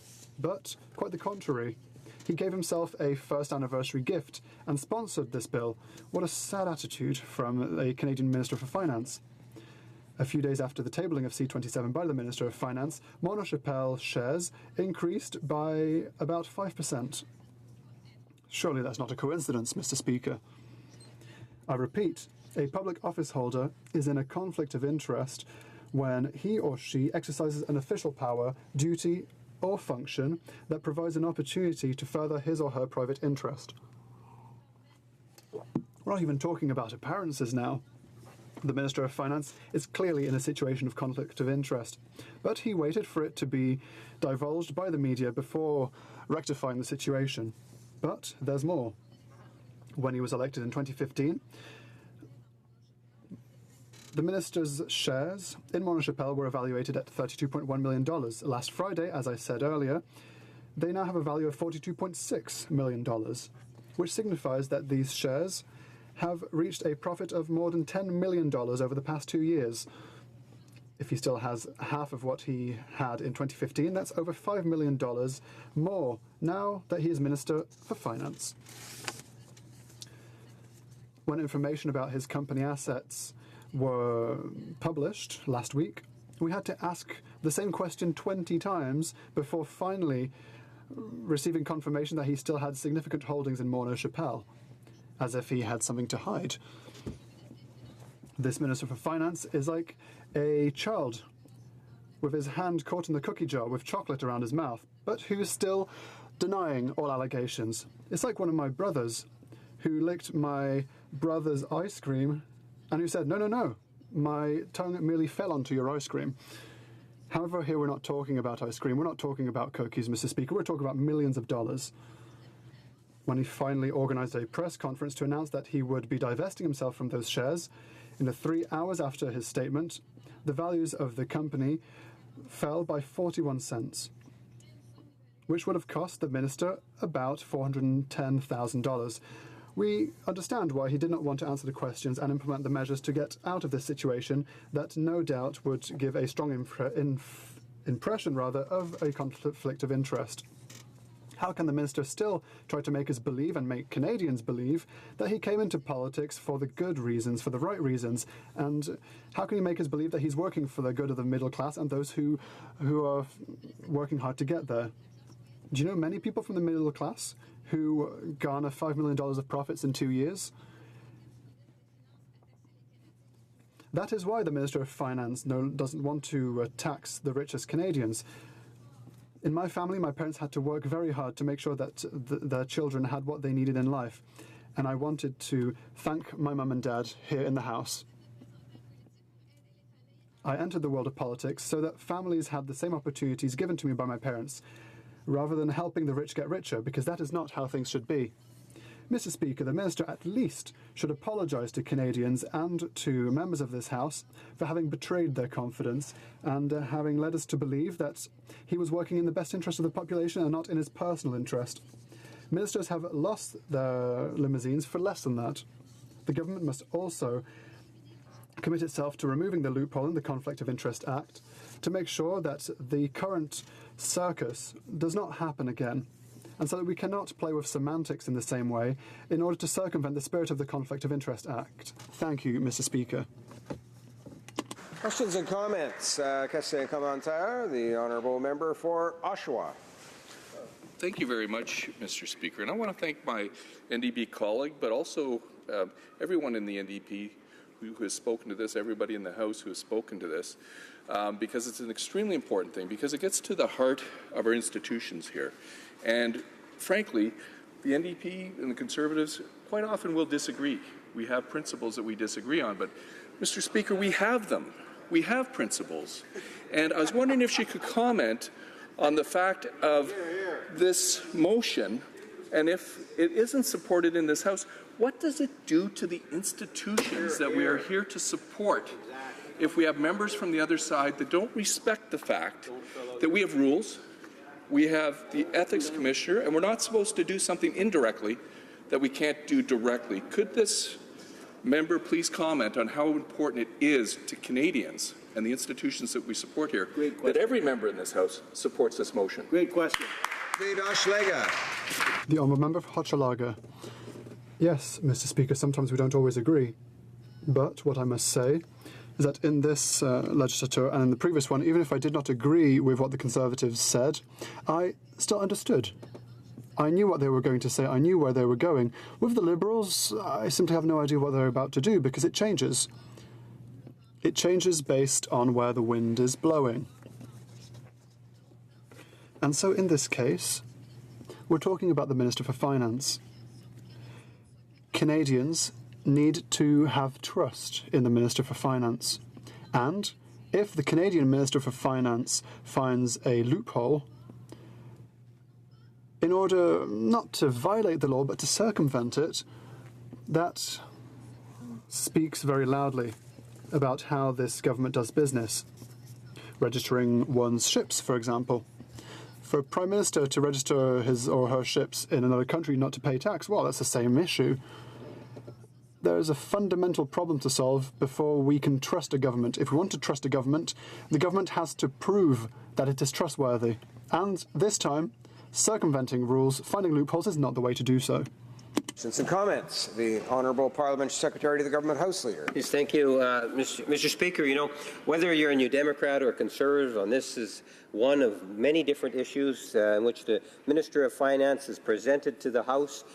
There's a litany of wonderful things, whether it's the tax break for Canada's middle class, the enhancement of the Guaranteed Income Supplement, the Canada Child Program, the issue of tax fairness. There's one common thread on all of those issues, and that is we have seen the Conservatives and the NDP unite as one in opposition and criticizing this government, in particular the Minister of Finance. My question to the member across the way is related to actually the Commissioner of Ethics. It is her job, Mary Dawson's job, and Mary Dawson has not only reviewed the Minister of Finances, but indeed all 338 members of Parliament. And if there is any of the 338 members of Parliament, trust me, Mary Dawson and her office will be in touch if you're outside of the law, outside of the conflict of interest. Now, my question to the member is, why should Canadians believe when you have an opposition that consistently, every opportunity they get, criticize the Minister of Finance, when we have an independent office of Parliament that obviously doesn't have a problem with what the Minister has done?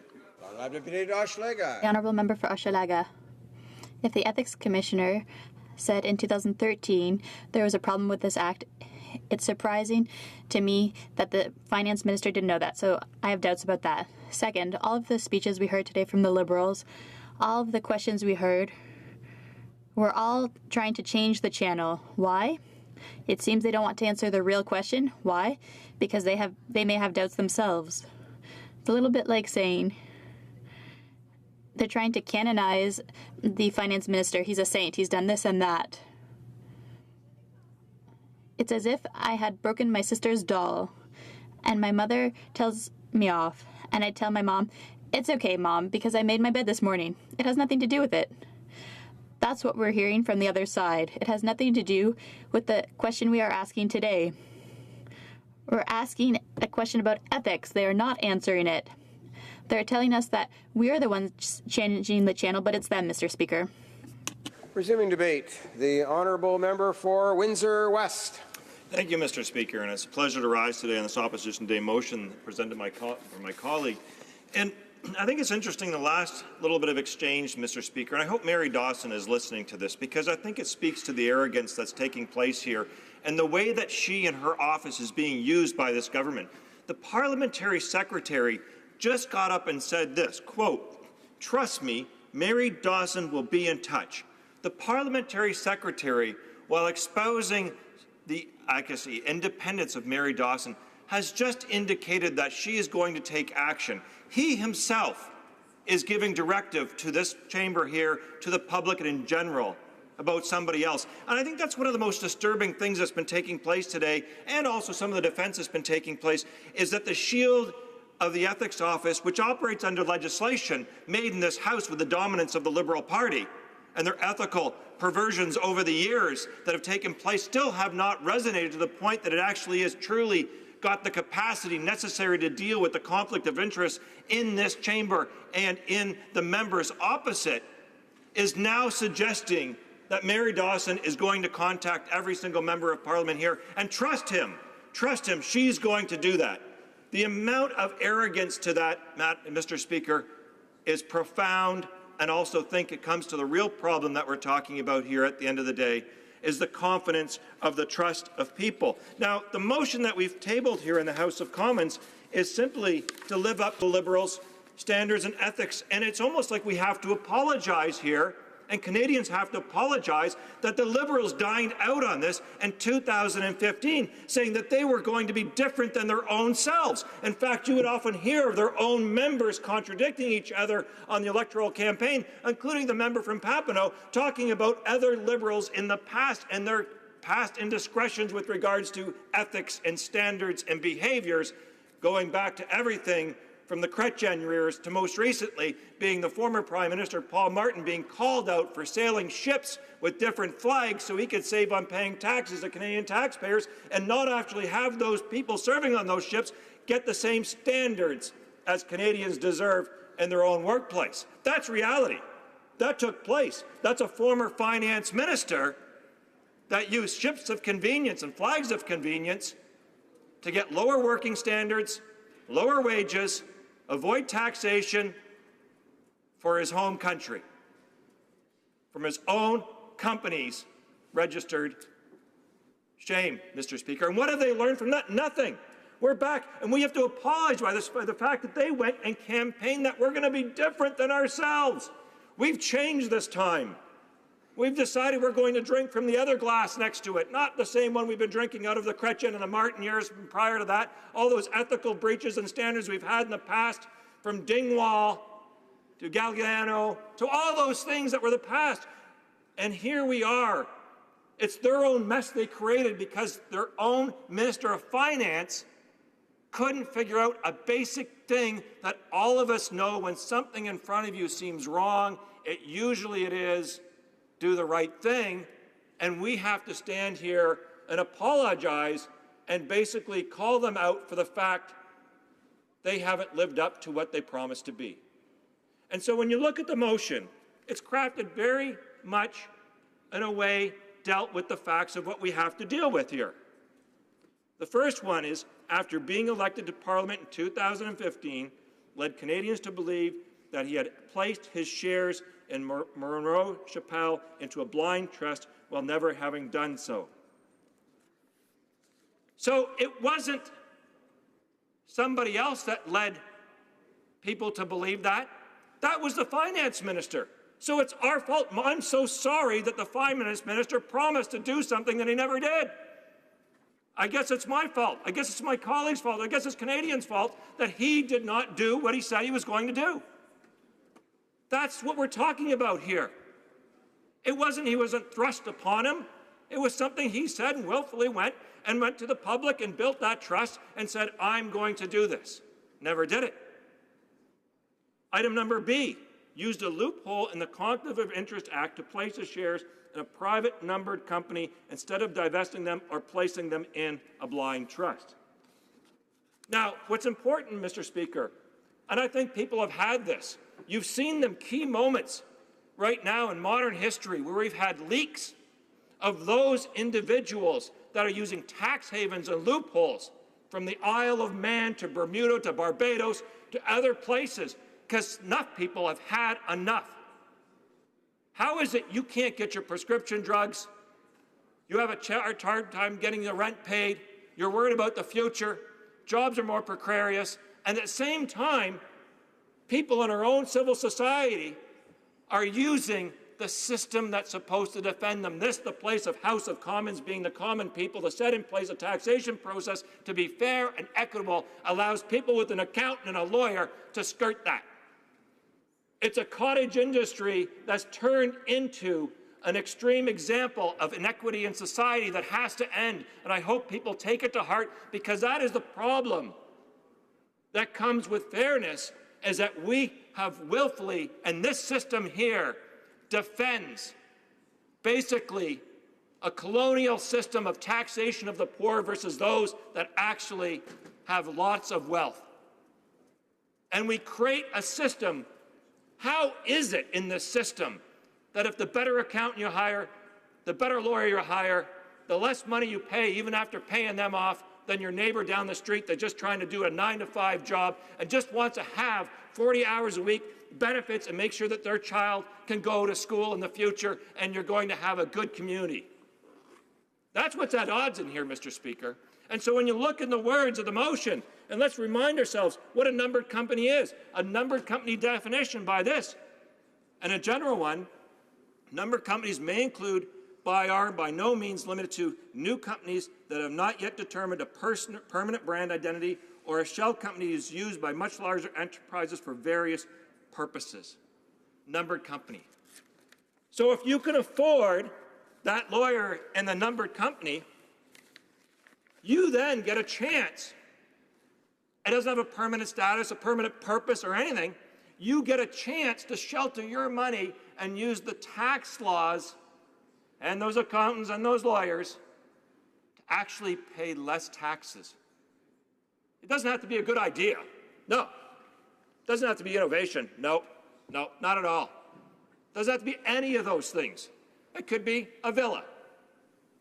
It could be something else that you've dreamt up, that you create, that then has a numbered number to it that you can't get. Now, ironically, we talk in this motion about Bill C-25 or C-27. That's the next point on this, an act to amend the Pensions Benefit Standards Act, which is a conflict of interest in the least of the appearances. But my goodness, Mr. Speaker, how could you have a finance minister not even understand that reclusing yourself would be the number one thing? But there's another piece of legislation, Mr. Speaker, that's been forgotten in the debate today. Bill C-25. And Bill C-25 looked at a series of different things that we had related to not only just pensions, but also shareholders, and the Corporations Act itself defined some of how shares can be hidden and shelved and so forth. So what they did on the other side here is they created a piece of legislation that buffered the real debate out of C-25, where issues that are very complicated, people hear bear shares and all these different things, but there are just more ways that you could squirrel away the money if you were rich versus that of anybody else that slid on through here that reinforced this place no longer being the House of Commons, but being the House that represents a taxation system for the few that can have accountants and lawyers. That bill passed, Mr. Speaker. We had amendments on that to provide more clarity, more transparency. But what do you get? Why is it the minister chose random numbers for personal interests? And when you look back at that, Mr. Speaker, in the history of time, again, it's about sheltering your own personal interests. And your own personal interests, and using the law to do so, you shouldn't have to be explained in here if you came for that reason. It shouldn't have had been taught to you. And most importantly, Mr. Speaker, as I conclude here, it's what they said they would do different. They said they'd be different than themselves. That's who they said they'd be different from. Again, at that time, and I remember these things, and you can go back and watch these debates. Check them out. Former Prime Minister Paul Martin, Canadian steamships. Second time coming. Questions and comments? We have time really just for one question, and we see the honourable member for Saanich Gulf Islands. Thank you, Mr. Speaker, and my honourable friend from Windsor. My question is this. The Parliamentary Secretary to the government has been talking about how we can count on, and my friend from Windsor mentioned this, that the Ethics Commissioner will come calling. My concern is that the Ethics Code is unenforceable. The Ethics Commissioner is not going to come calling to anyone, and when faced with complaints of conflict of interest, and I've had occasion to raise them myself, I'm told that it's pretty much impossible to find anyone guilty of conflict of interest under our code.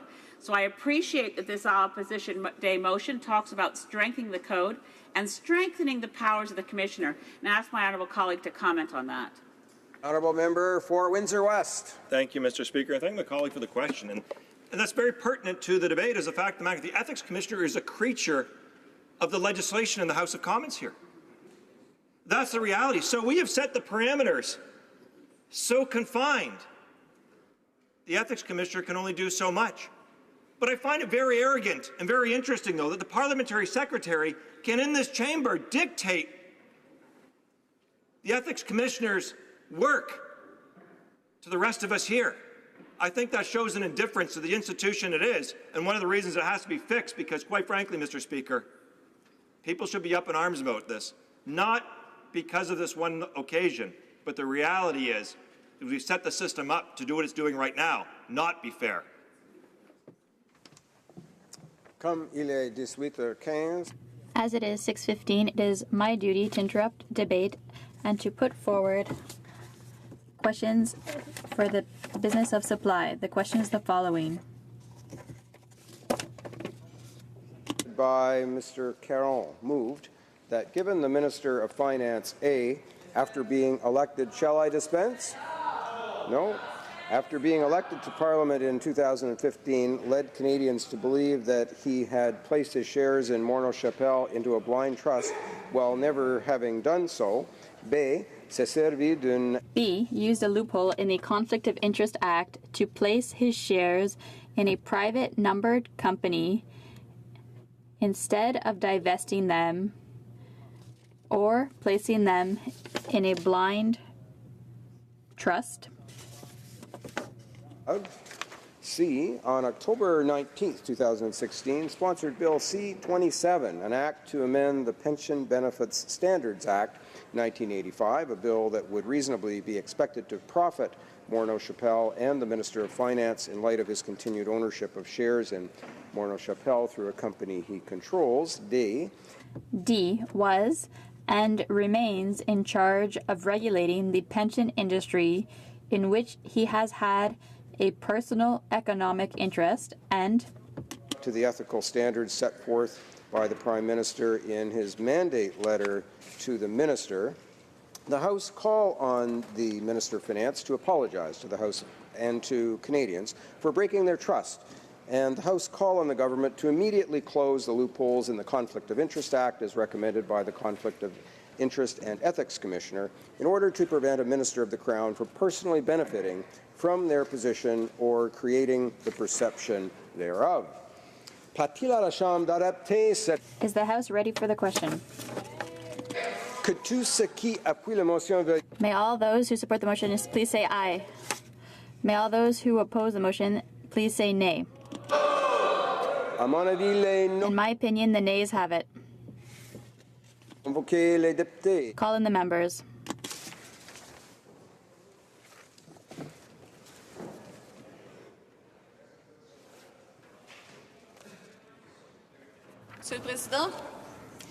Mr. Speaker, we ask that this vote be held tomorrow, October 24th, at the end of the period for oral questions. Thank you, Mr. Speaker. The recorded vote will be held on Tuesday, October 24th, 2017, at the end of the period for oral questions. And now, in accordance with Standing Order 38, a motion to adjourn the House is deemed to have been made and seconded at this time. Therefore, the question is that this House do now adjourn. The Honourable Member for Nanaimo, Ladysmith. Thank you, Mr. Speaker. I rise to pursue my concern that the cost of childcare in this country is punitive for families and detrimental to women's economic justice in this country. Fees are more than $1,200 a month in Toronto. For my little sister, the cost of childcare is more than the cost of rent, $1,400 in Vancouver. This past week, the OECD was here on Parliament Hill investigating Canada's commitment to its feminist agenda and its gender lens on its policies and budget processes. The OECD has observed that affordability and quality in childcare overall in Canada is still an issue, forcing many women to drop out of the labour market or reduce their working hours during childbearing years. This affects women's earning levels. Full-time employed women in Canada earn on average 19% less than men, end quote. That was reflected also by a study that the OECD did of Canadian families. That the report found that families in Canada spend almost 1/4 of their income on childcare, a ratio that is much higher than in other parts of the world, the Organization for Economic Cooperation and Development says. It found that Canada is among the most expensive for childcare amongst its 35 members. This was reinforced for me meeting last week in the riding with James Brierley, who's the BC Young Worker Coordinator for the Public Service Alliance of Canada. He said monies currently allocated in the 2017 federal budget are not sufficient, and as we both know, a national universal childcare system that provides affordable quality childcare to all families in Canada and to pay early childhood educators a living wage will take increased federal funding. He noted his own personal story. He says, this is again James Brierley quoted, "With another child due in January, these costs are set to rise to $1,770 per month for 2 children. I've had to discuss with my wife if we can afford the family we always wanted, thanks to a system that commoditizes childcare in the market environment. As a family that works decent government jobs with a household income of over $120,000 per year, this was not something I'd anticipated to be an issue. Over 55% of our household income will be allocated to childcare and housing costs. When will we have a childcare system that will be the envy of the world, as the Liberal government is so proud to say Canada is the envy of the world? BC numbers are close to the top for child poverty. It's time for this federal government to take a stand on childcare and stand up for working Canadians." End quote. This lines up also with a TD Bank study saying that investing in early childhood education programs would help Canada address major economic threats it's facing over the coming decades, and that the program could pay for itself. And so I ask the government once again, when will it heed the advice of the OECD, the TD Bank, families across the country, and invest what the IMF says? If you put in $8 billion a year, the program would pay for itself in taxation and additional economic activity, as well as being a just thing for families and women in our country. The Honourable Parliamentary Secretary to the Minister of Families, Children and Social Development. Thank you. I hope the title doesn't eat into my speaking time. Mr. Speaker, I'd like to start by thanking the Honourable Member for Nanaimo Ladysmith for raising this important issue in the House and focusing on childcare. It's a critical issue for many communities across the country. I'd also like to apologize that my voice may disappear in the middle of this answer, and that's not because I don't care about the issue as well, but just because I'm nursing a bit of a cold right now. We know that childcare is important. In fact, we understand that many families in this country lack affordable, high-quality, regulated childcare, and we know that this forces many families into making hard choices. Some parents are forced to stay at home because they simply can't afford to pay childcare, while others are working more than one job to make ends meet. For too many families, the absence of affordable services of high quality means difficult choices. Certain parents have to leave their career because they don't have the means to pay for childcare, while others have to deal with a job have to have a job in order to make ends meet. Make these tough choices, and our government is committed to making sure that Canadians have to make them less and less. Our government recognizes that quality childcare and early learning support during early years is critical to a child's social, emotional, cognitive development and participation in society later on. And that's why in our first budget, a year ago in 2016, our government proposed to invest $500 million immediately into early learning and childcare, including $100 million specifically targeted to Indigenous learning childcare, which will be led, designed, and delivered by Indigenous communities. But that was just a start. This year, in Budget 2017, we proposed and invested an additional $7 billion over 10 years to support and create more high-quality, flexible, inclusive, and affordable childcare right across the country. And we're making it happen. In fact, on June 12th, the federal government, along with provincial territorial partners and the ministers responsible for early learning childcare across the country, announced a multilateral early learning childcare framework, and that has been put into place. This new framework sets the foundation for governments to work towards the long-shared goal of making sure that children, no matter where they are across Canada, can experience the enriching environment of quality learning and early child care.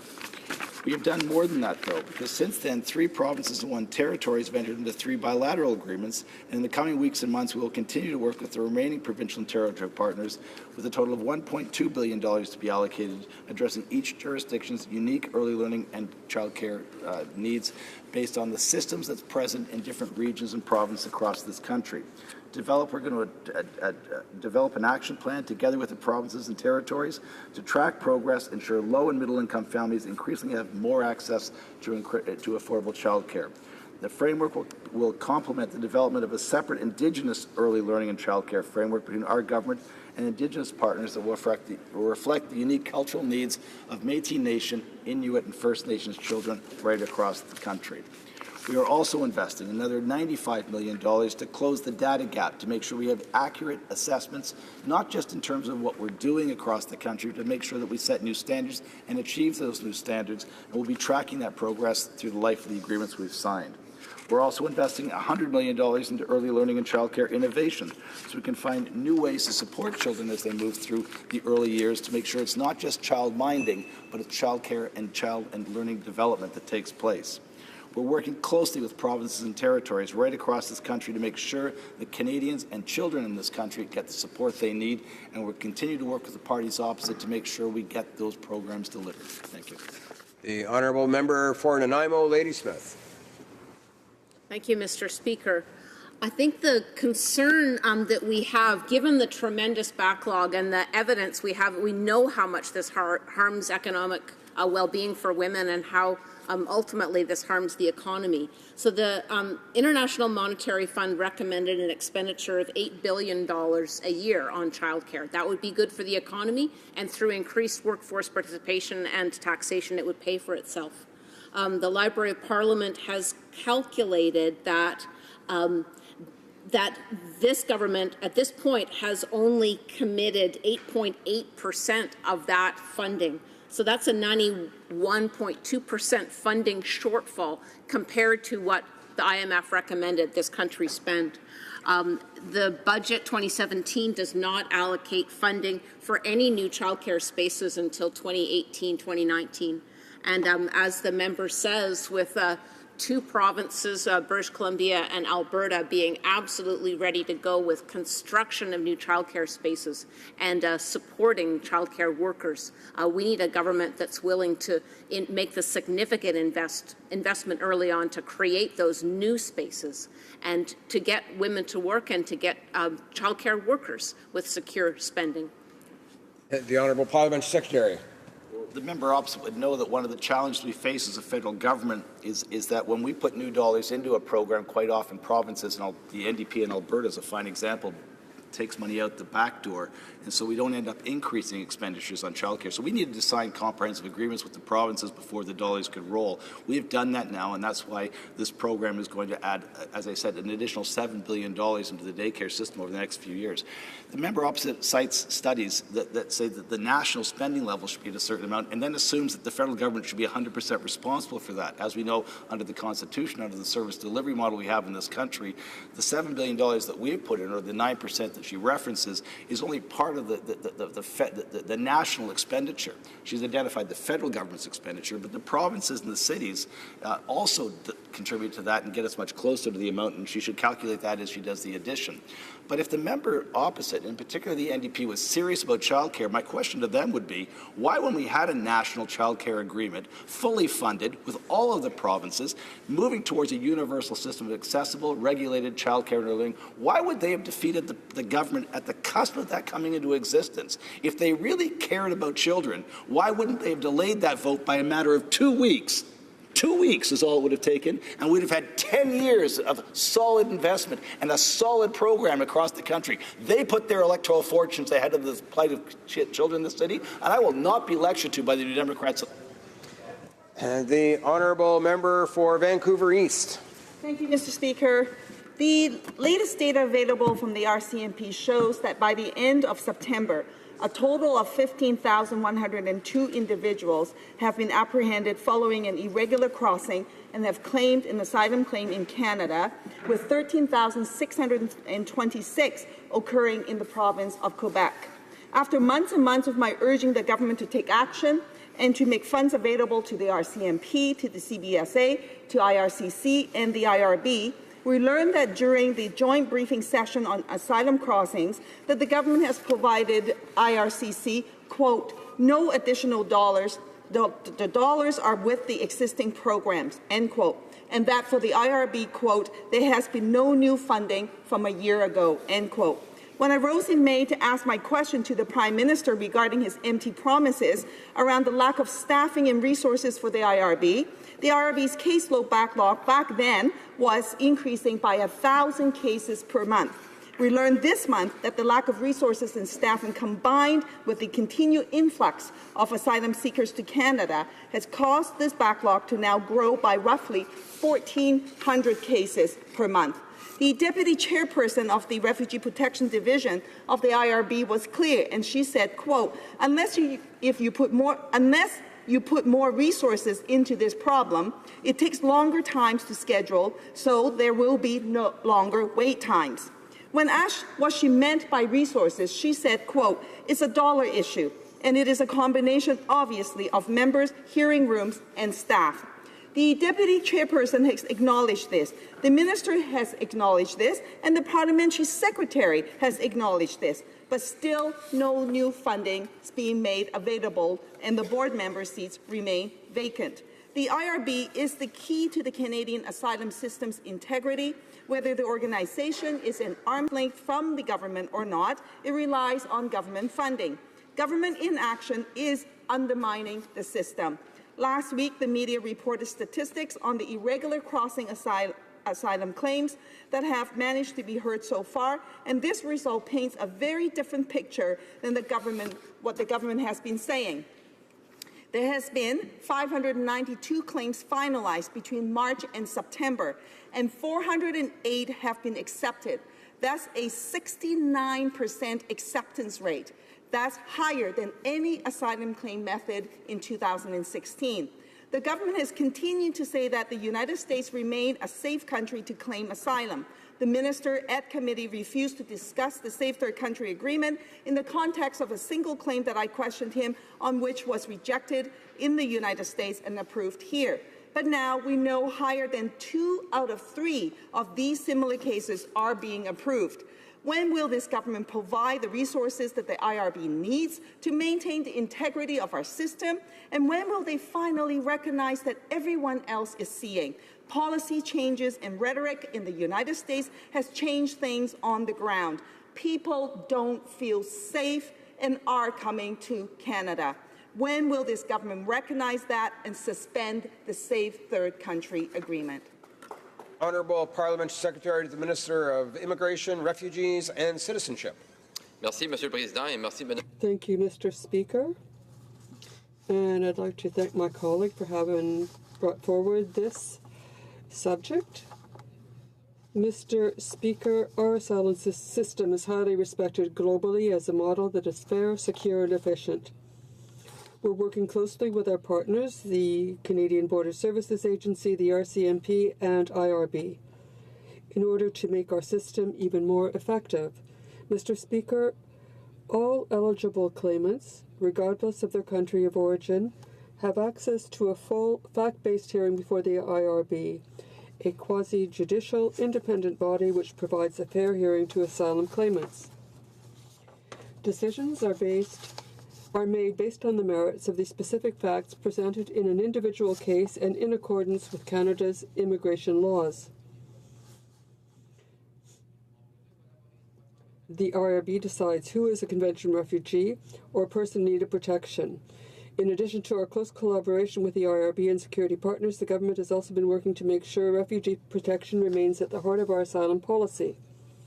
In 2016, the Department completed a formal evaluation of the asylum system and consulted stakeholders. We continue to examine ways to improve this system. And Mr. Speaker,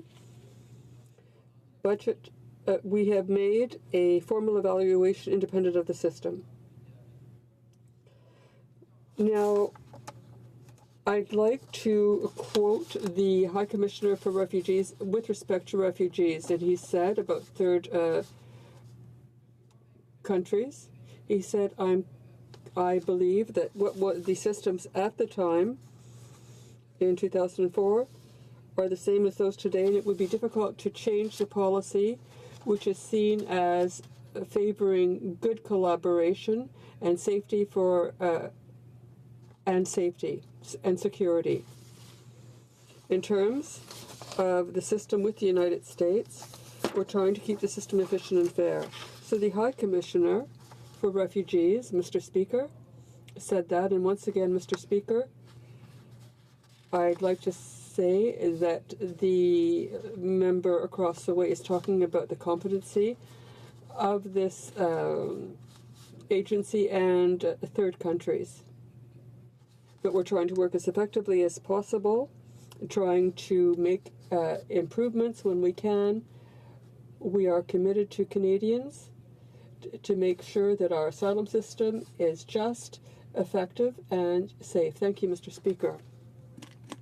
Well, let's be clear. 2 out of 3 asylum claims so far made in Canada have been accepted. They've been rejected in the United States, and they've now been accepted here. That is astounding. And that is 2 out of 3 applications to which the government, because of their inaction, they are forcing people to cross through irregular crossings, risking their lives and their safety, and putting pressure and stress on the border communities. That is completely unnecessary, Mr. Speaker. And on the IRB, my issue is not about whether or not the IRB is doing a good job. They are. What they need is more resources for the government so that they can do the job as well. Right now, we know that they have a huge caseload, and we are seeing an increase of a backlog to the tune of 1,400 cases a month. That is astounding. With inaction from this government, what that would mean is for the IRB to create legacy cases 2.0. We already have legacy cases right now, and the government has only just woken up to it after many years.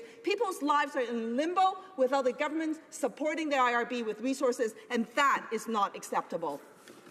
Secretary Parliamentary. The Honourable Parliamentary Secretary. Mr. Speaker, once again, I'll repeat, our asylum system is highly respected globally as a model that is fair, secure, and efficient.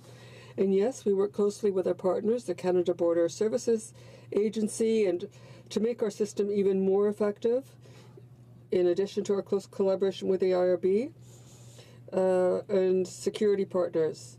I'm sort of surprised that my colleague said something.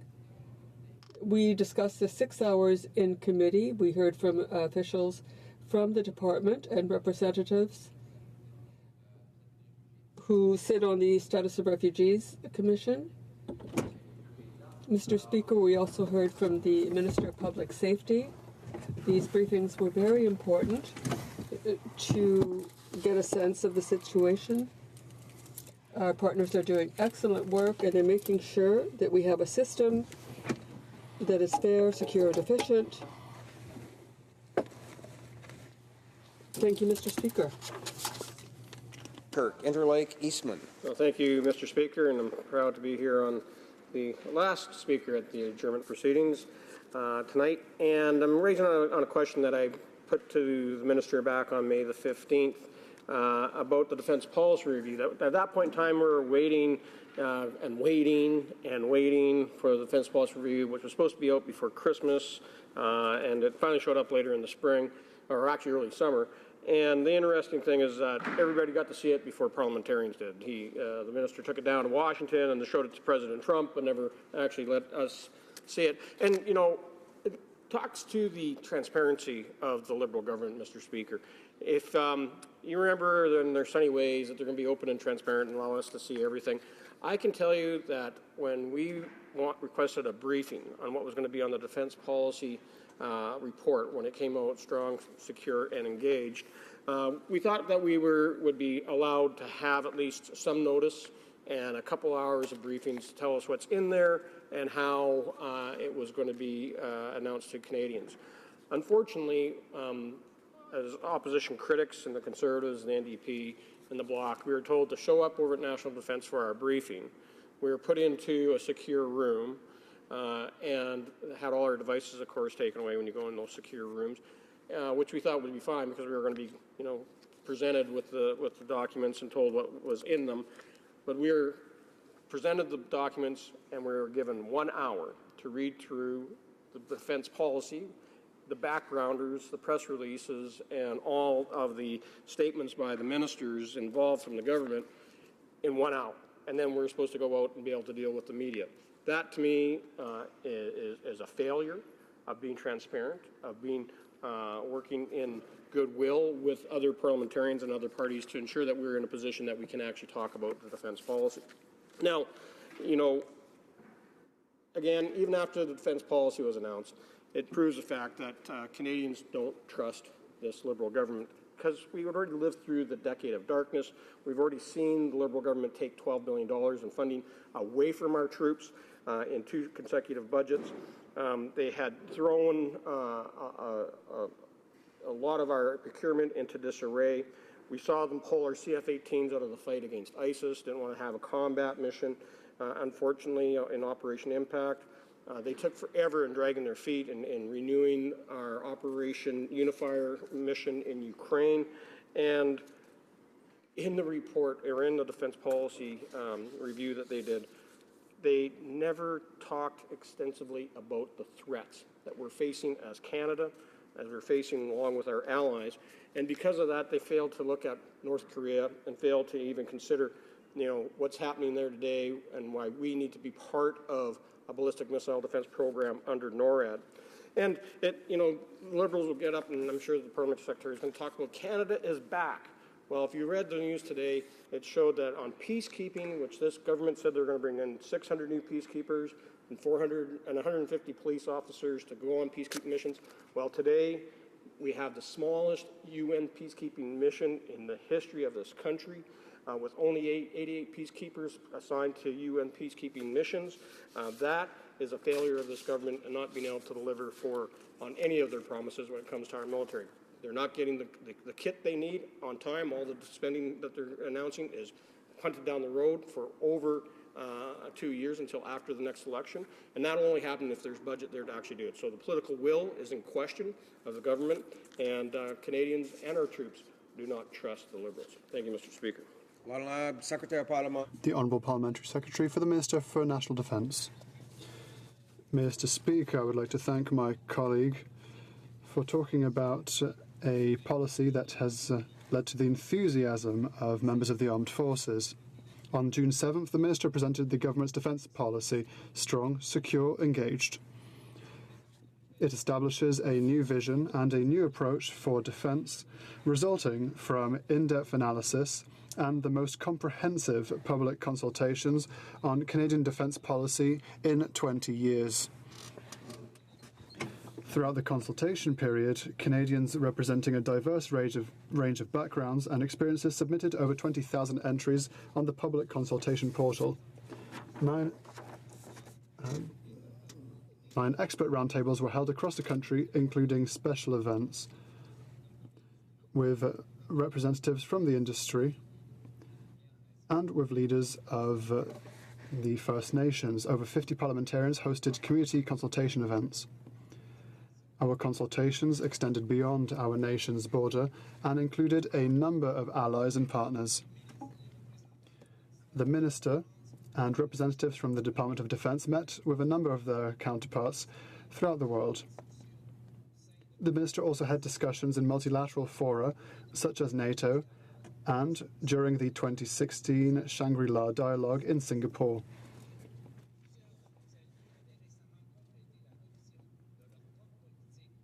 Many of our allies have recently completed their own defence policy reviews. It was therefore important for us to exchange insights and lessons learned with our allies and partners. Their knowledge, thoughts and ideas were carefully considered, and Canada's defence policy is informed by what we heard. I would like to take a moment to thank everyone in this House who undertook consultations in their ridings and their regions in order to support the study of the defence policy. I would also like to express my appreciation to the members of the House and Senate Defence Committees for their work in studying and reporting on defence issues.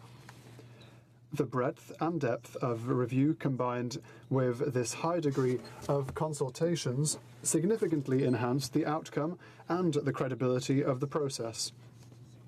This government is proud of Strong, Secure, Engaged. At its core, the policy is about balancing priorities in a constantly evolving world, investing in our forces, and ensuring our people and their families are well supported. It offers clear direction on Canadian defence priorities over the next 20 years, backed up with the resources needed for full implementation. Canada requires an agile, flexible military that is able to act decisively and deliver results across the full spectrum of operations. As such, Canada's defence policy sets out 8 core missions for our military, from assistance to civil authorities in responding to disasters and emergencies, to deterrence and defence against military threats. The Canadian Armed Forces will also work with allies and partners, including through the United Nations, NATO, and NORAD to support global stability. To meet these commitments, defence spending will increase over the next 10 years from $18.9 billion to $32.7 billion annually.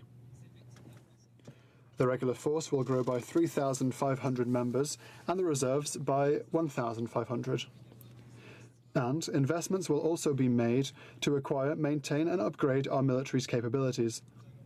We will continue to engage Canadians and parliamentarians as we deliver on our commitments. Thank you, Mr. Speaker. Mr. Speaker, I'm glad that the Parliament Secretary talked about consultations. We did consultations right across this country. Hundreds of submissions came in from concerned citizens. And the one thing that we do have in common is that our troops need to be front and center in defense policy, and that's what was in the what we heard, and that's what definitely the Minister heard as well, and strong, secure, and engaged. Now, but again, it comes down to, do we trust these Liberals? And you know that they're talking $32 billion. Well, we know that's coming through creative accounting. It's a shell game that they're playing over there with taking money from from Foreign Affairs and Coast Guard, and they're pushing it over, even in Veterans Affairs, and pushing it over into the National Defense File. And we know that when they were in power before, it was a decade of darkness. They sent our troops into Afghanistan wearing green camo into the desert. And we know that since they've been government, they've taken away danger pay from our troops that were in the fight against ISIS in Operation Impact. They had to return that after being embarrassed by the opposition here in government, here in Parliament. And I can tell you that you know, our government, we proved ourselves in buying new aircraft for our Air Force, new tanks, new labs for our Army, and started the National Shipbuilding Program, which is now in disarray under the Liberals. And Mr. Speaker, finally, I would just say this, that we will continue to stand up for our troops. I just wish the Liberals would do it as well. The Honourable Parliament Secretary. Mr. Speaker, I'm happy that our colleague shares the interest of this policy. After Canadians' consultations, Canadians said one thing: take care of the men and women of the armed forces and their family. This policy is at the heart of our concerns, and so we are working on it. We guarantee their well-being and their transition towards civil life. We ensure that there is training and equipment required to ensure the security of Canada and the protection of North America, as well as to protect our commitments abroad. And that is why we will provide the equipment that they need, as we announced in this policy. We will buy, for example, fighter jets and frigates. All of these purchases have been budgeted for and have been validated by 5 advisory companies that say that these commitments will be ensured, and that is why personnel from the armed forces and high-ranking members are enthusiastic about this defence policy. To adjourn the House is now deemed to have been adopted. Accordingly, this House stands adjourned until tomorrow at 10 a.m. pursuant to Standing Order 24-1.